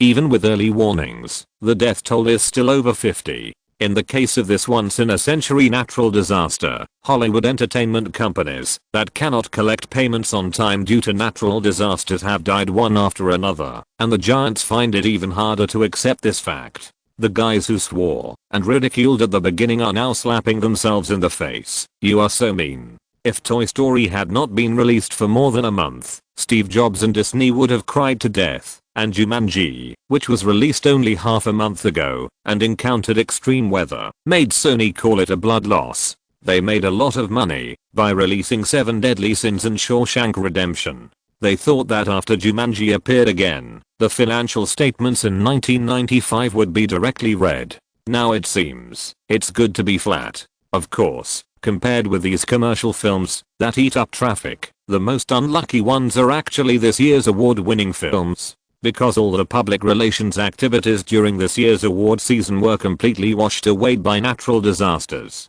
The heavy rain and floods at the beginning of last year lasted only for a few weeks. The hardest hit area was only California, and other places were relatively stable. But what about this year? The whole of America is enjoying the fear of being dominated by the blizzard. Faced with this indiscriminate attack, all the public relations dinners, private gatherings, invitations, and negotiations have stopped. Even if the public relations staff don't care, the judges cherish their lives. Under such circumstances, the most painful ones are actually those Oscar-winning movies that are released on time like in previous years. For example, Vanity Fair customized by the Weinstein brothers for Robert Downey Jr. as Downey's self-biography. This movie that wanted to impact the Oscar for Best Actor didn't even get a hair. There is no way. Who made it have to be released at this awkward time on December 29th? The movie didn't even last a week, and it was buried by the blizzard. Of course, the losses of these guys are related to Roland. Well, it is actually related to Roland. There are too many superstitious people in Hollywood. After discovering that Roland is not only unaffected by external forces, but can also make money on time, too many people want to follow suit and reap the benefits. This is the situation right now. After a year, with the strong support of Industrial Light and Magic, the special effects of Spider-Man have been completed. According to the normal rhythm, when the film premieres, and when it is released, it is all decided by the distributor and the producer. But now, Sony is not doing it. In Sony's words, the copyright belongs to Roland, the role belongs to Roland, the production belongs to Roland, and when the film is released, is up to Roland himself. After Roland confirms the time, he can just call Evelyn, who was promoted by him. We are just waiting to collect the money, and you can do whatever you want. As long as you can make money, what does power matter? They are not the London Police Department and Hot Blood Detective. The better Roland is, the happier Sony is. Then why are we the two discussing the release date of the movie? He took the lemon soda handed over by Linda Hamilton, nodded to express his gratitude, and then turned his eyes to the truck driver. Because I edited the movie. The truck driver, who found the investor so easy to talk to for the first time, felt very unnatural. He shrugged and said, from the establishment of the project to the final editing, Sony gave us whatever we wanted. In addition, you don't care about anything, so. I understand. Roland interrupted the truck driver. If he let him continue, he would become a big idiot. What do you mean by not caring about anything? He obviously believes in the power of professionals. Okay. Then what do you think? Roland asked tentatively. I don't have any ideas. The truck driver rolled his eyes at Roland, and his meaning was clear. It would be a waste if this kind of superhero movie is not released in the summer vacation. I think it would be better to release it on July 3rd like Terminator 2. While speaking, the truck driver also took out a stack of filming dates from the drawer under the coffee table. The above records all the confirmed dates of the film releases of various film companies. Although Roland is confident that with the hype of Spider-Man and the current lineup, the film will never fail. To be honest, after being crushed by natural disasters and social focus, he is really scared. If you ask him to talk about the content of a movie, he can be as arrogant as a millionaire. But if you ask him to recall the major events of each year, he can only remember things like the Asian financial crisis and the Nasdaq internet bubble. As for other focus content, he can only recall the 99 confidentiality agreement. However, it doesn't matter if you don't have the ability to know everything. Just look at the schedule to find those big hit movies. Phenomena and disasters, most of the time, cannot coexist. After Roland glanced at the schedules of various companies, he raised his eyebrows when he wanted to agree directly to the truck driver. Cameron wants to release the movie on July 3rd. Damn. Isn't this courting death? The movie released on July 30th, Will Smith's Independence Day. This movie can't be released in any way, because the title represents everything. As a movie produced under the banner of Independence Day and the Declaration of Independence, the selling point of Independence Day is actually the same as that of Wolf Warrior 2. Although Will Smith's popularity cannot be compared with Roland, it is endorsed by the main theme after all. And those who want to fight against the main theme are all brainless. As for forcing Independence Day to change the release date, that's even more impossible. Because July 4th is Independence Day. Just like Lee Jackie shouted with lipstick on, buy it quickly, miss one day, and wait for another year. Sisters, buy it quickly. On the issue of making money, film companies will not compromise. No, July 3rd is not possible. Roland, who wanted to agree, shook his head again and again, sweating. I heard that this movie will be shown first in the White House. You want me to fight my own people? It's unrealistic, right? The truck driver made a sound with his nose and stopped talking. He just mentioned it. How could he not know that a movie like Independence Day, which is clearly selling national sentiment, is not easy to deal with? After rejecting the release date of July 3rd, Roland also scanned all the movies scheduled before Independence Day. As the saying goes, you should pick the softest persimmon to squeeze. Since it is confirmed that the summer cake will be divided, there is no need to watch the days before May and after July.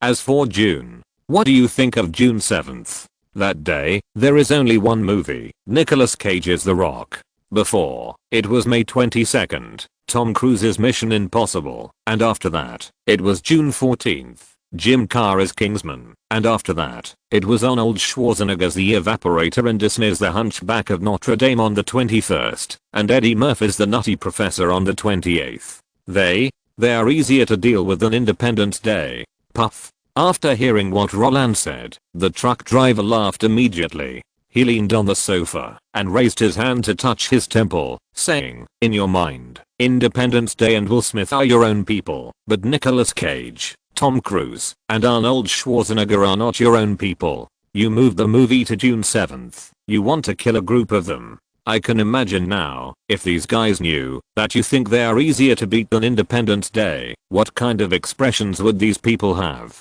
I guess they would directly ask you to park in real life on the street? Don't talk nonsense." Roland curled his lips at the teasing words. "Just say what?" The truck driver pretended to think for a long time, and then said, "It's the same as I thought." That's right, with wolves in front and tigers behind. The truck driver also targeted the June schedule. What?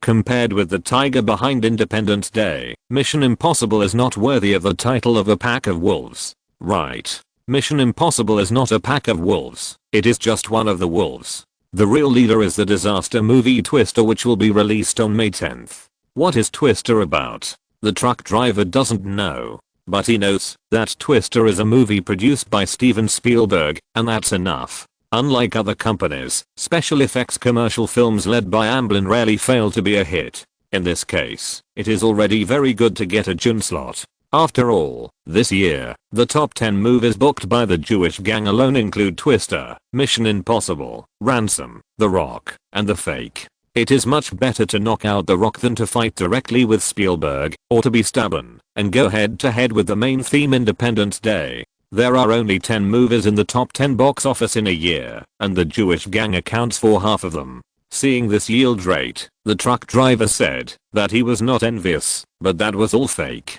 But, among the Jewish gang, isn't the biggest bug here? After watching Roland call Evelyn and ask her to schedule the release of Spider-Man on June 7th, and to arrange the premiere and various publicity plans based on the release date, the truck driver took out a stack of documents from the drawer under the coffee table. Wow. Why do you guys like to talk to me with documents now? Roland had a headache when he saw the documents, because he thought it might be another financing report. But the truck driver ignored his complaints and said directly, "Open it." "Okay, you are the boss." Roland shook his head slightly inside. "You don't want me to invest in your submarine project again?" "I'm serious, I'm not interested in your submarine plan." "Fuck. The ship has been built." Before he finished speaking, his voice was pulled up. Hearing this sound, the truck driver laughed. In his opinion, Roland's surprise was completely expected. "Certainly." The truck driver nodded.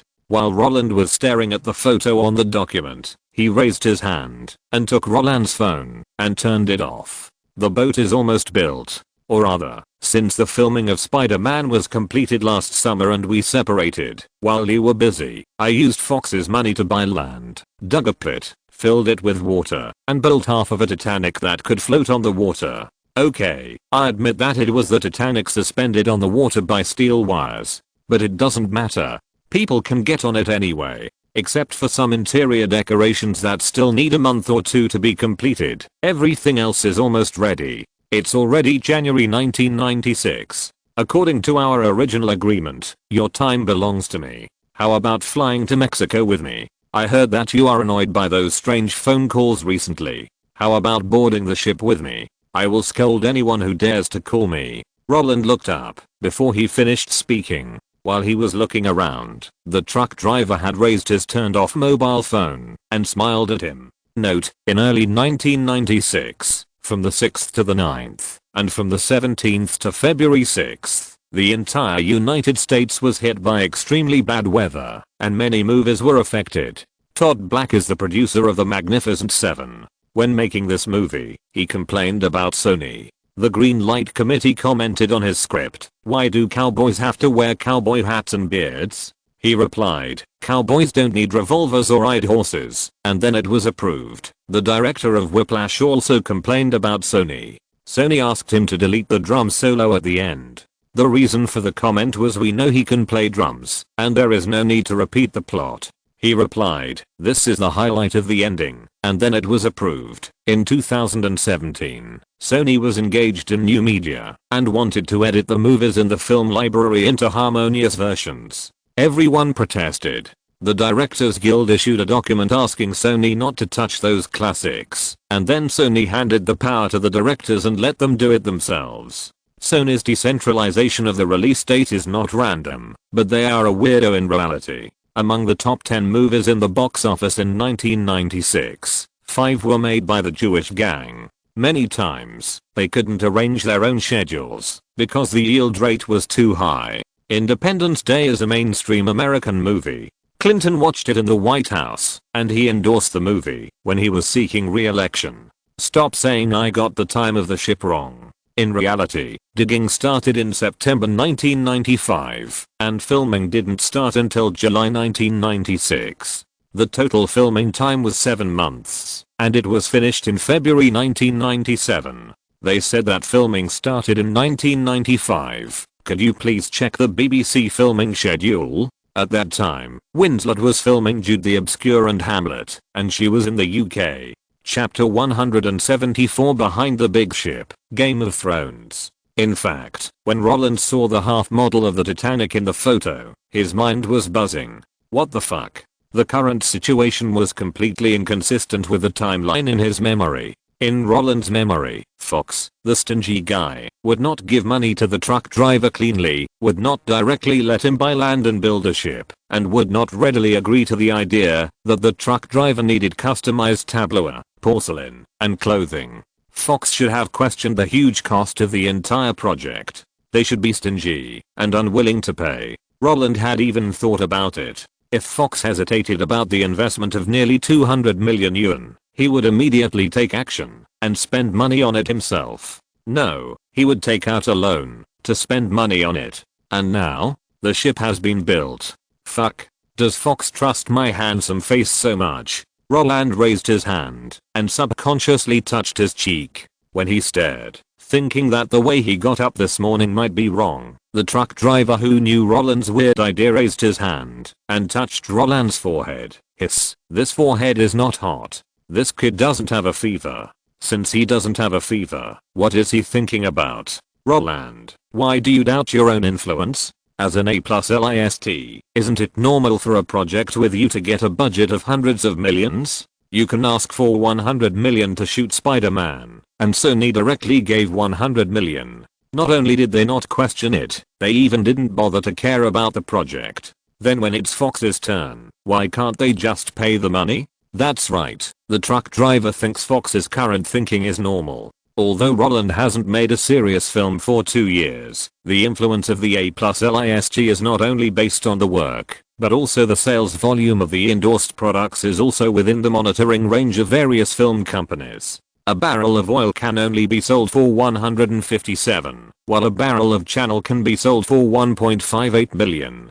In the face of this IQ tax, fans are willing to pay for it, which indirectly proves that they are likely to pay for cheaper movie tickets. With this base, it is easier for actors to negotiate their pay. After all, the purpose of the producers is to make money. Although Roland has not accepted any endorsements, Walmart's sales cannot be faked. Just take a look at Walmart's financial statements and you will know how terrifying Roland's ability to bring goods is. In this case, no production company will have any objection to spending hundreds of millions of dollars. Wait, that's not how the accounts are calculated. Roland felt that the truck driver was trying to confuse him. I can understand that Fox invested in a 100 million project with their eyes closed. But the problem is, how can a project with you here have a budget of 100 million? You're reporting 75 million now. But after buying land, building ships and making props, there's no money left in the account, right? You'll need at least 75 million, which means 150 million. Don't talk to me about Spider-Man. Why did Spider-Man cost 100 million? Aren't you and I not collecting any film remuneration at all, but only taking a share of the profits? Of the 100 million investment, 70 million was used for production. And we only spent 40 million on filming. With the remaining 30 million, George can at least make a 60 million effect for my sake. To put it bluntly, using the normal calculation method, the actual cost of our Spider-Man is definitely 150 million. With this calculation, the cost of Titanic must be at least 200 million. 200 million cost. Can't Fox calculate it? According to the mental calculation method of multiplying the production cost by 3 to recover the cost, Titanic will need at least 600 million to recover the cost without any publicity. With publicity, this number must be at least 1 billion. Even if I'm on the A+ list, Fox won't firmly believe that a movie with me can make 1 billion at the box office, right? Yes, Roland felt that Fox paid money too quickly, which was not in line with common sense. Steven Spielberg and George Lucas couldn't guarantee that every movie would start at 1 billion at the box office, so how could Fox be so confident that Roland was more awesome than these two old men? What's the difference between this kind of behavior of shaking the tiger's body and bowing down, and the aura of the protagonist of This kid is so scary, he must not be allowed to stay? After several companies bought PR manuscripts together and forced him to hand over the portrait authorization, Roland didn't believe that these guys would really trust him unconditionally. This was not reasonable, and even more illogical. After seeing Roland lay out the matter in great detail, the truck driver chuckled and shook his head. You're right. Before, Fox didn't pay the money very quickly, but now, they will give us as much as we want. What? I don't understand what you mean. After hearing what the truck driver said, Roland was even more confused. But the truck driver was not disturbed by Roland's logic. Instead, he told the whole story very clearly. In July 1995, after the filming of Spider-Man was completed, the truck driver handed over all the work to George Lucas after editing the film, and then flew back to Los Angeles, focusing on his own disaster romance film. When asking Fox for investment, even though the truck driver claimed that Roland must act, Fox was very cautious and only gave 75 million in advance payment, and asked the truck driver to sign an unequal treaty that, if Roland did not sign the contract on time, the project would be terminated, and the truck driver would have to pay the money and interest out of his own pocket. But everything turned around after The Shawshank Redemption was released. What does this have to do with The Shawshank Redemption? Roland frowned. Of course there is a connection. The truck driver knocked on the table and shouted, Rupert Murdoch, the actual controller of News Corporation, the parent company of Fox, has always wanted to break into the circle of wealthy people in New York. For this reason, he even chose not to buy a house in New York, but instead rented a New York apartment under Chuanjiango real estate for a long time. The apartment he rented is in the same building as Chuanjiango's. It started 5 years ago. But unfortunately, how could those guys who are so arrogant easily accept someone who came from a tabloid background? If your private life is as clean as a piece of white paper, then this is all black. They can't even wait to be on guard against Rupert. How can they be friends with him? So, he hasn't found any opportunities in the past 5 years, and the person he sees the most is Chuanjiango, not Carl Icahn. But now, isn't the opportunity right in front of us? Because investing in us is in the interests of their big boss. Rupert wants to change his identity. Isn't it normal for him to target you after failing to take down Chuanjiango for a long time? We can shoot Titanic in any way we want. As long as we can get Robert and his group of guys to come to the premiere, Rupert, who will be there on time, won't care about the profit or loss of $200 million US. As for time, he has been waiting for 5 years. He doesn't care about waiting a little longer. That's right. When The Shawshank Redemption appeared, or when the guy in Washington took the initiative to endorse the movie, all of Roland's projects in Fox were the top priority. No matter what he wanted, Fox could give it to him, as long as he was happy. And when Fox chairman Barry Diller personally called Roland to confirm that he would definitely participate in Titanic, they could approve any amount of money Cameron wanted. If the admission ticket to the New York Circle could be purchased with money, it would be the cheapest thing in the world. Because of this, Roland's incomprehensible butterfly effect occurred. Fox doesn't care how much money they invest in Roland and his team now. Roland and his team can shoot whatever they want. They just need Roland and the truck driver, the two guides, to say a few nice words to those guys, who won't respond to soft or hard words. Of course, it would be even better if they could get Murdoch, the chairman of News Corporation, to meet with them a few more times. Shit, that means Fox doesn't care about this project at all now? Oh, I mean, they attach great importance to our project? Roland, who was a little incoherent, did eye exercises and pressed the Jingming acupoint in front of the truck driver. If it was really as the truck driver said, then he could understand why Fox in the previous life would let the truck driver ask for money. It was just to establish a relationship. Rupert wanted to connect with Bald Perelman through the truck driver, but unfortunately, the copyright issue of Spider-Man made MGM, Sony and Fox entangled. After failing to achieve immediate results, although they wanted to invest in the truck driver's crazy ideas on Titanic and Avatar also made them feel that it was not worth it. If he invested in truck drivers, he could get to know those wealthy people right away, and Murdoch would spend money without hesitation. But the truck drivers in his previous life couldn't do that.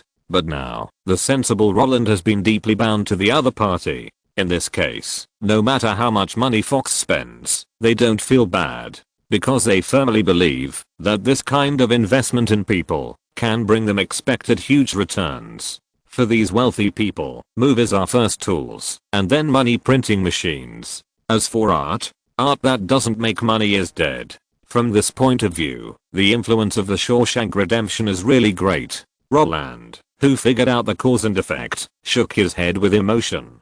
To be honest, he is annoyed by those messy calls, but he likes the feeling of being valued. Especially now, whether sitting in the Sony office or walking into Fox, the feeling that my words are equivalent to the will of the group's big boss makes him excited and tingling. The feeling of power is really wonderful. With this thing, even if he is as bad as Harvey Weinstein, he will not be sentenced to 23 years.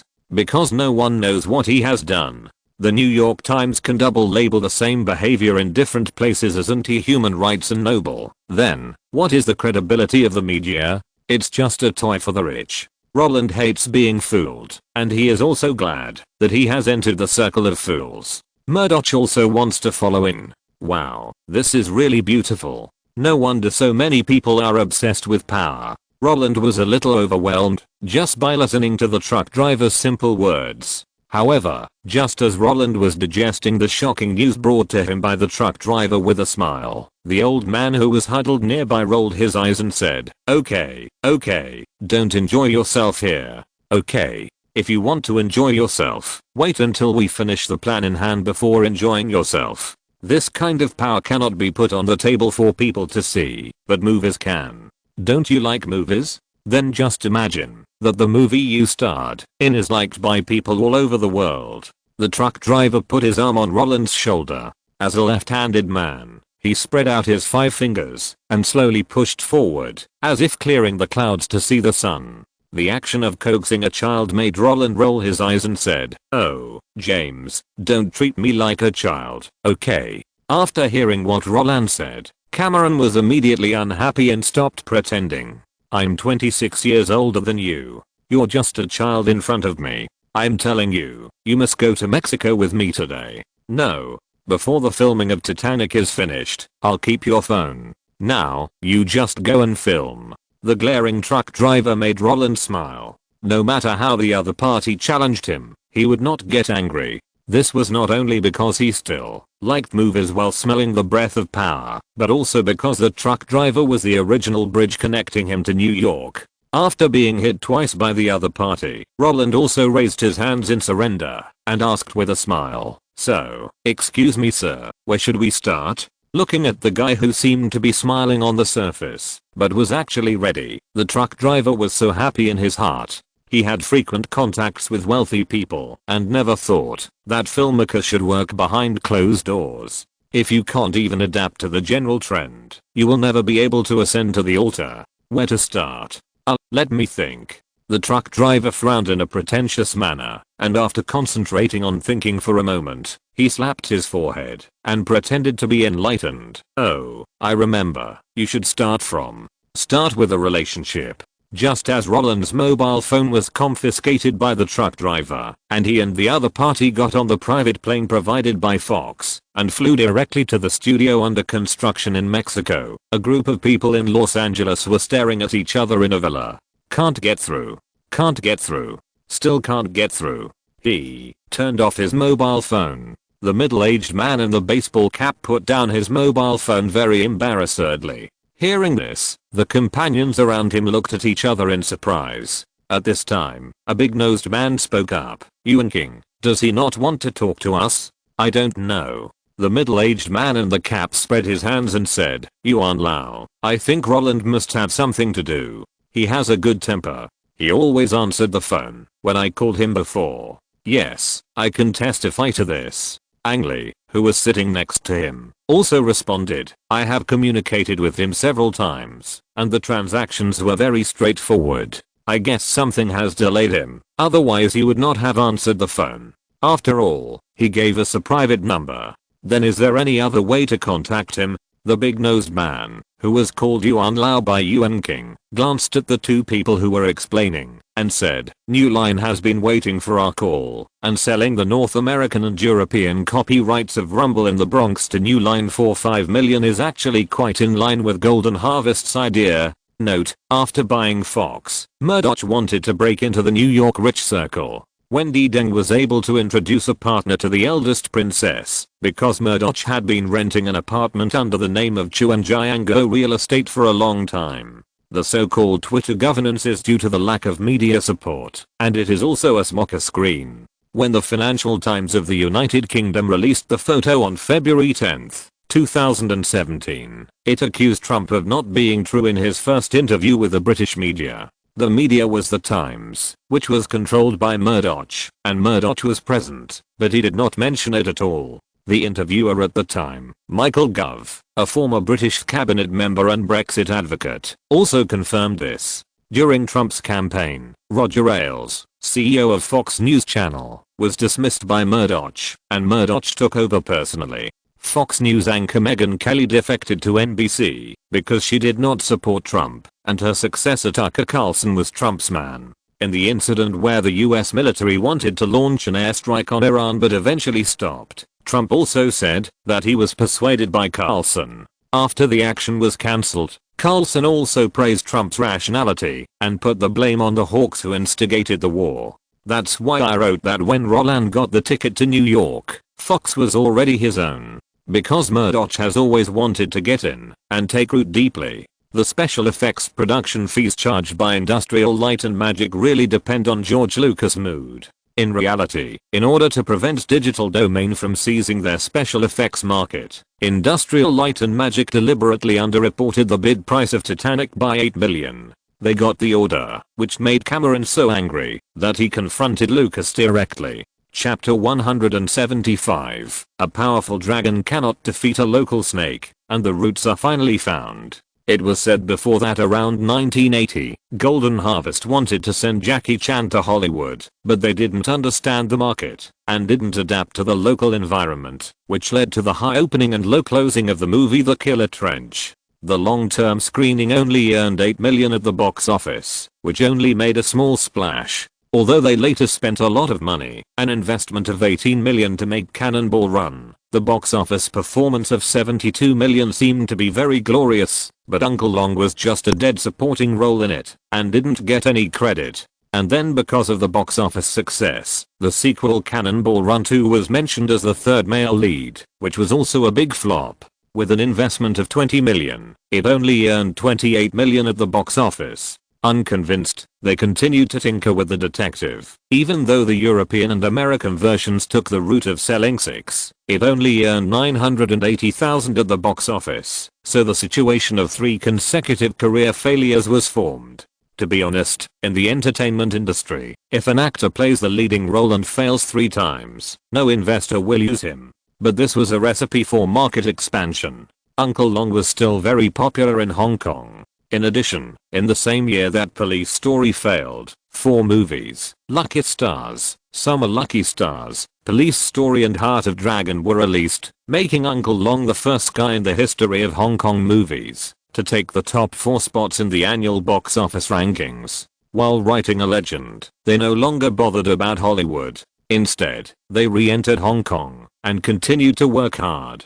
But people always have to have some thoughts, right? Being praised by the audience in Hong Kong as double Zhao and Wan Sheng, this is already touching the ceiling of the market. After all, Uncle Long's record of taking the top 4 spots in the annual box office rankings was broken by Chow Yun-fat 2 years later, who made 11 movies in a year, 6 of which entered the top 10 box office, and won the second place in the box office with Prison on Fire. Then, it was Stephen Chow who won the box office 4 consecutive championships, and created the miracle of taking the top 5 box office rankings by himself in 1992. In this case, even if the 3 of them were to decide the winner, the audience would not lift one of them to the altar. In addition, after filming Peace Hotel, Chow Yun-fat also wanted to develop in Hollywood. Therefore, Uncle Long, who once again touched the ceiling of Hong Kong box office with Rumble in the Bronx, also picked up the ambition he had abandoned 10 years ago and wanted to try Hollywood.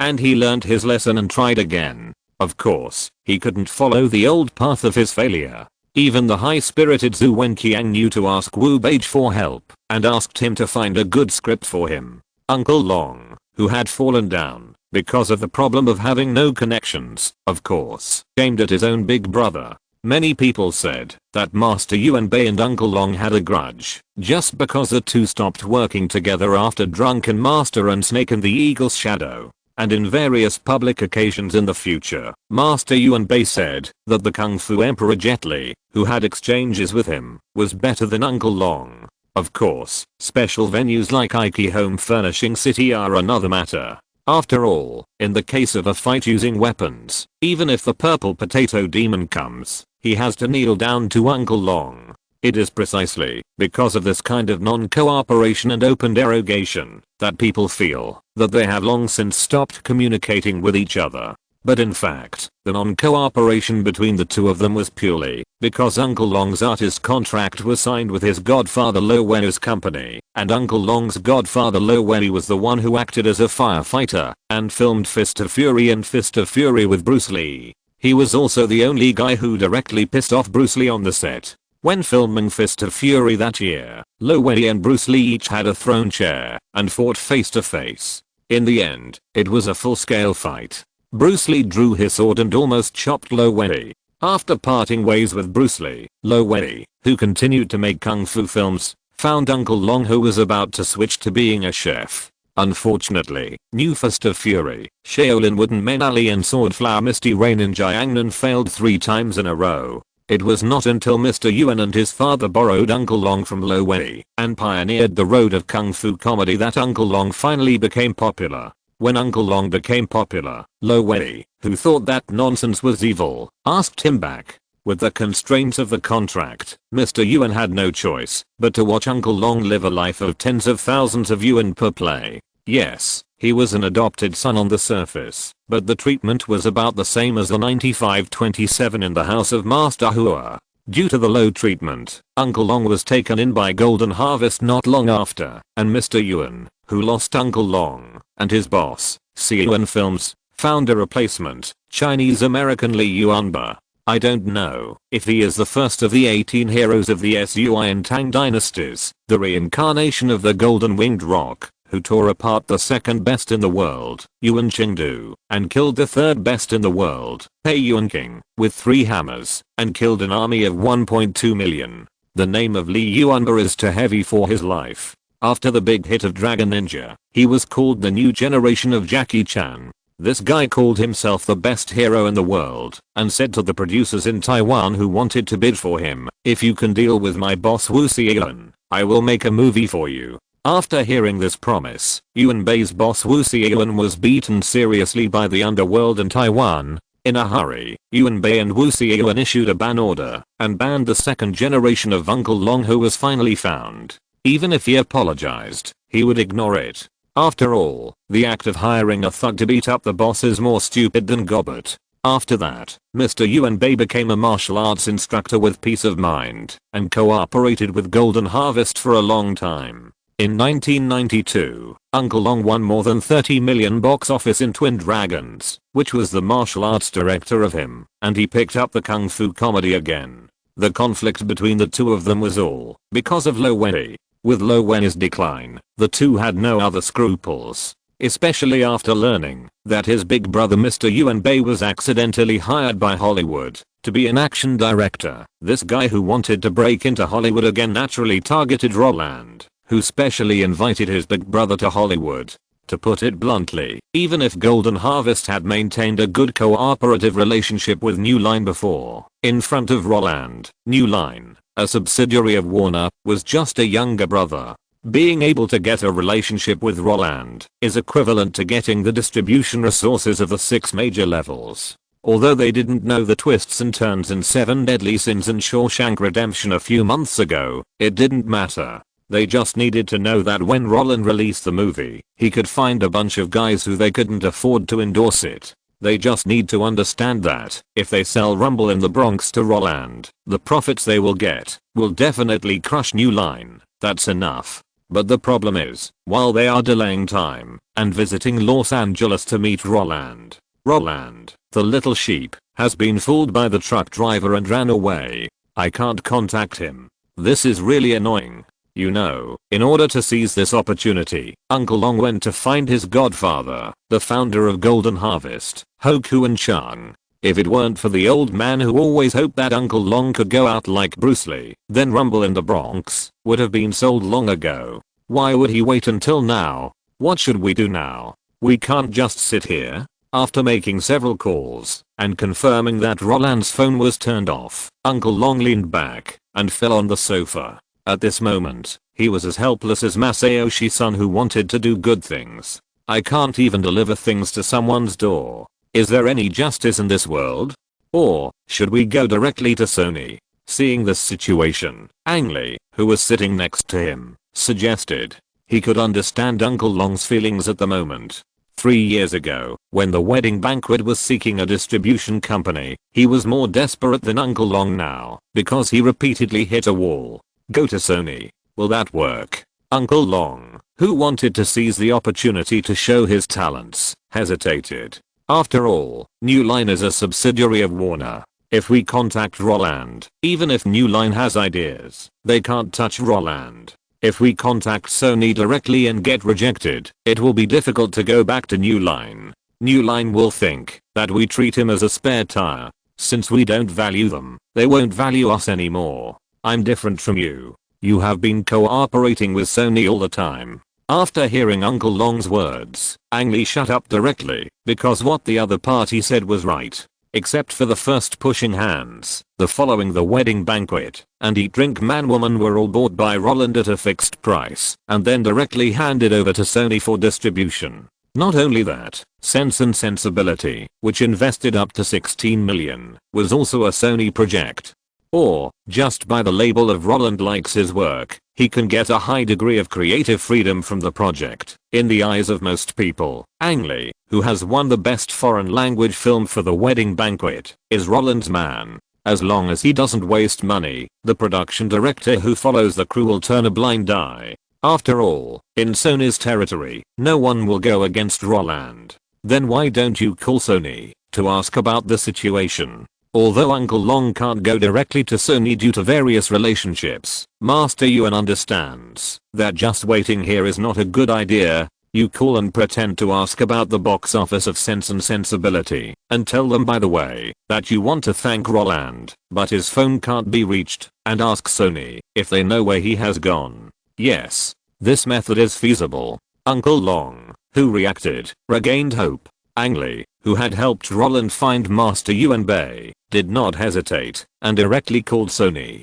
However, when he said a few polite words and got straight to the point, Sony's answer made his face darken. Miss Evelyn, you mean that Roland Allen spoke to you on the phone this morning? Oh, I see. After he handed over all the things on hand to you, he flew to Mexico with director James Cameron to officially join the crew of the new project invested by Fox. But the flight from Los Angeles to Mexico seems to be only more than 3 hours, right? They should be here now. Ah, you don't know the details? Then, are there other ways to contact him? Yes, yes, yes. I have something I want to find him for. It's quite urgent. It's about the movie. You misunderstood. It's not about the distribution of Sense and Sensibility, but, yes, I'm just looking for someone. What? You said that, if I just want to find someone, I can call Kate directly? Kate? Which Kate? Kate Winslet?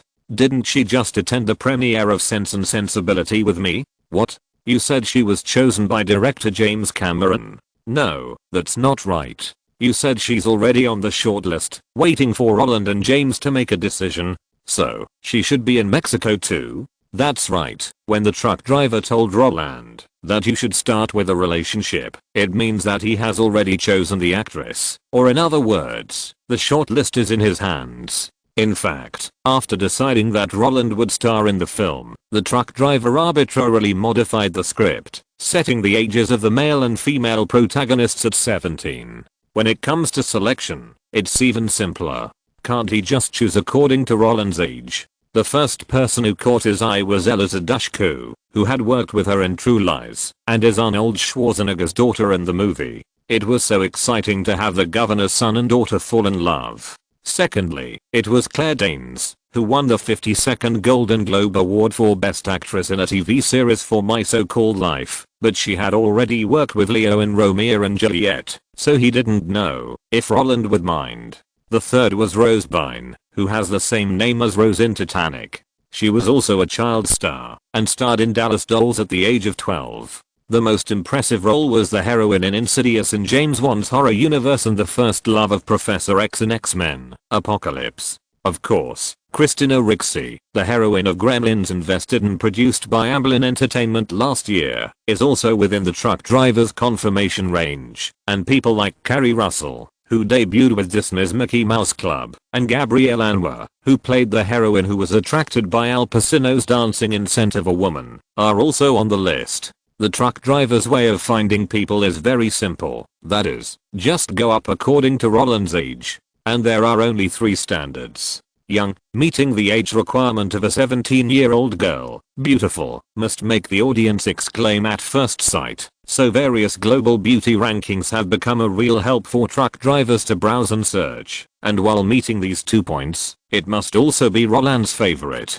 After all, this is not him acting, but Roland. If Roland stares at the heroine and doesn't move, then don't shoot this love movie. Just pack up and go home to take a shower. Although Fox is willing to spend a lot of money for Roland's sake, the truck driver will not relax his standards or lower his requirements just because the money comes too easily. With the admission ticket to New York, Fox will not care about the profit or loss of the entire movie, but if it really loses money, it will be Roland and his job that will be ruined. So, in the words of the truck driver, that is, you can choose the heroine this time, but my personal advice is that you should choose one you like and then have a real relationship. You have half a year to prepare. During this period, I will keep your phone. Of course, if your assistant or bodyguard insists on looking for you, then I can't do anything about it. After all, I can't leave them in Los Angeles.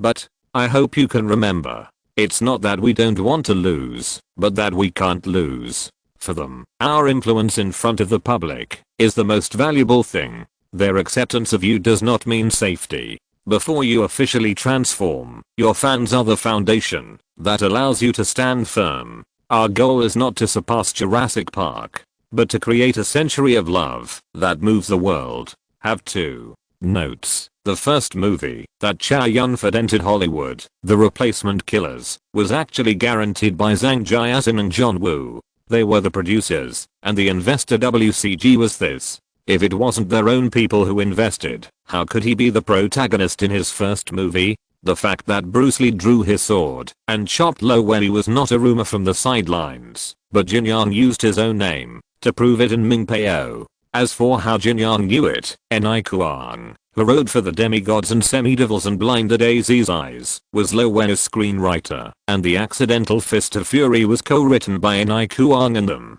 The character in Quentin's Once Upon a Time in Hollywood was actually quoted from these people's Hong Kong reports. Jackie Chan has 2 fathers and 1 dad. His two fathers are his biological father and his master Yuzen, and his godfather is Golden Harvest boss Okuan Chang. As for Lo Wei, he was his adoptive father when he was in Lo Wei Pictures, but he was no longer called that after he left Golden Harvest. Many people may not know Lee Yuanba. He was promoted by Yuan Heping to replace Jackie Chan, but unfortunately his brain is not very good. Why did New Line collaborate with Jackie Chan? Because New Line bought Golden Harvest's Teenage Mutant Ninja Turtles. The actress is mentioned in the article or audition for Titanic, and Rose's age in the script was indeed 17 years old. As for why this movie was considered a romance from the beginning, it was because Macaulay Culkin was also on Fox's invitation list, but his father made a big fuss at the time, so he was not allowed to go. In reality, Cameron slowly recruited actors as his age gradually increased. End of this chapter. Thank you very much for reaching the end. Don't forget to like. Looking for more exclusive content and immediate access? Subscribe to our Patreon. Remember, every like, subscription, or donation encourages us to continue. Thanks to everyone. See you in the next video.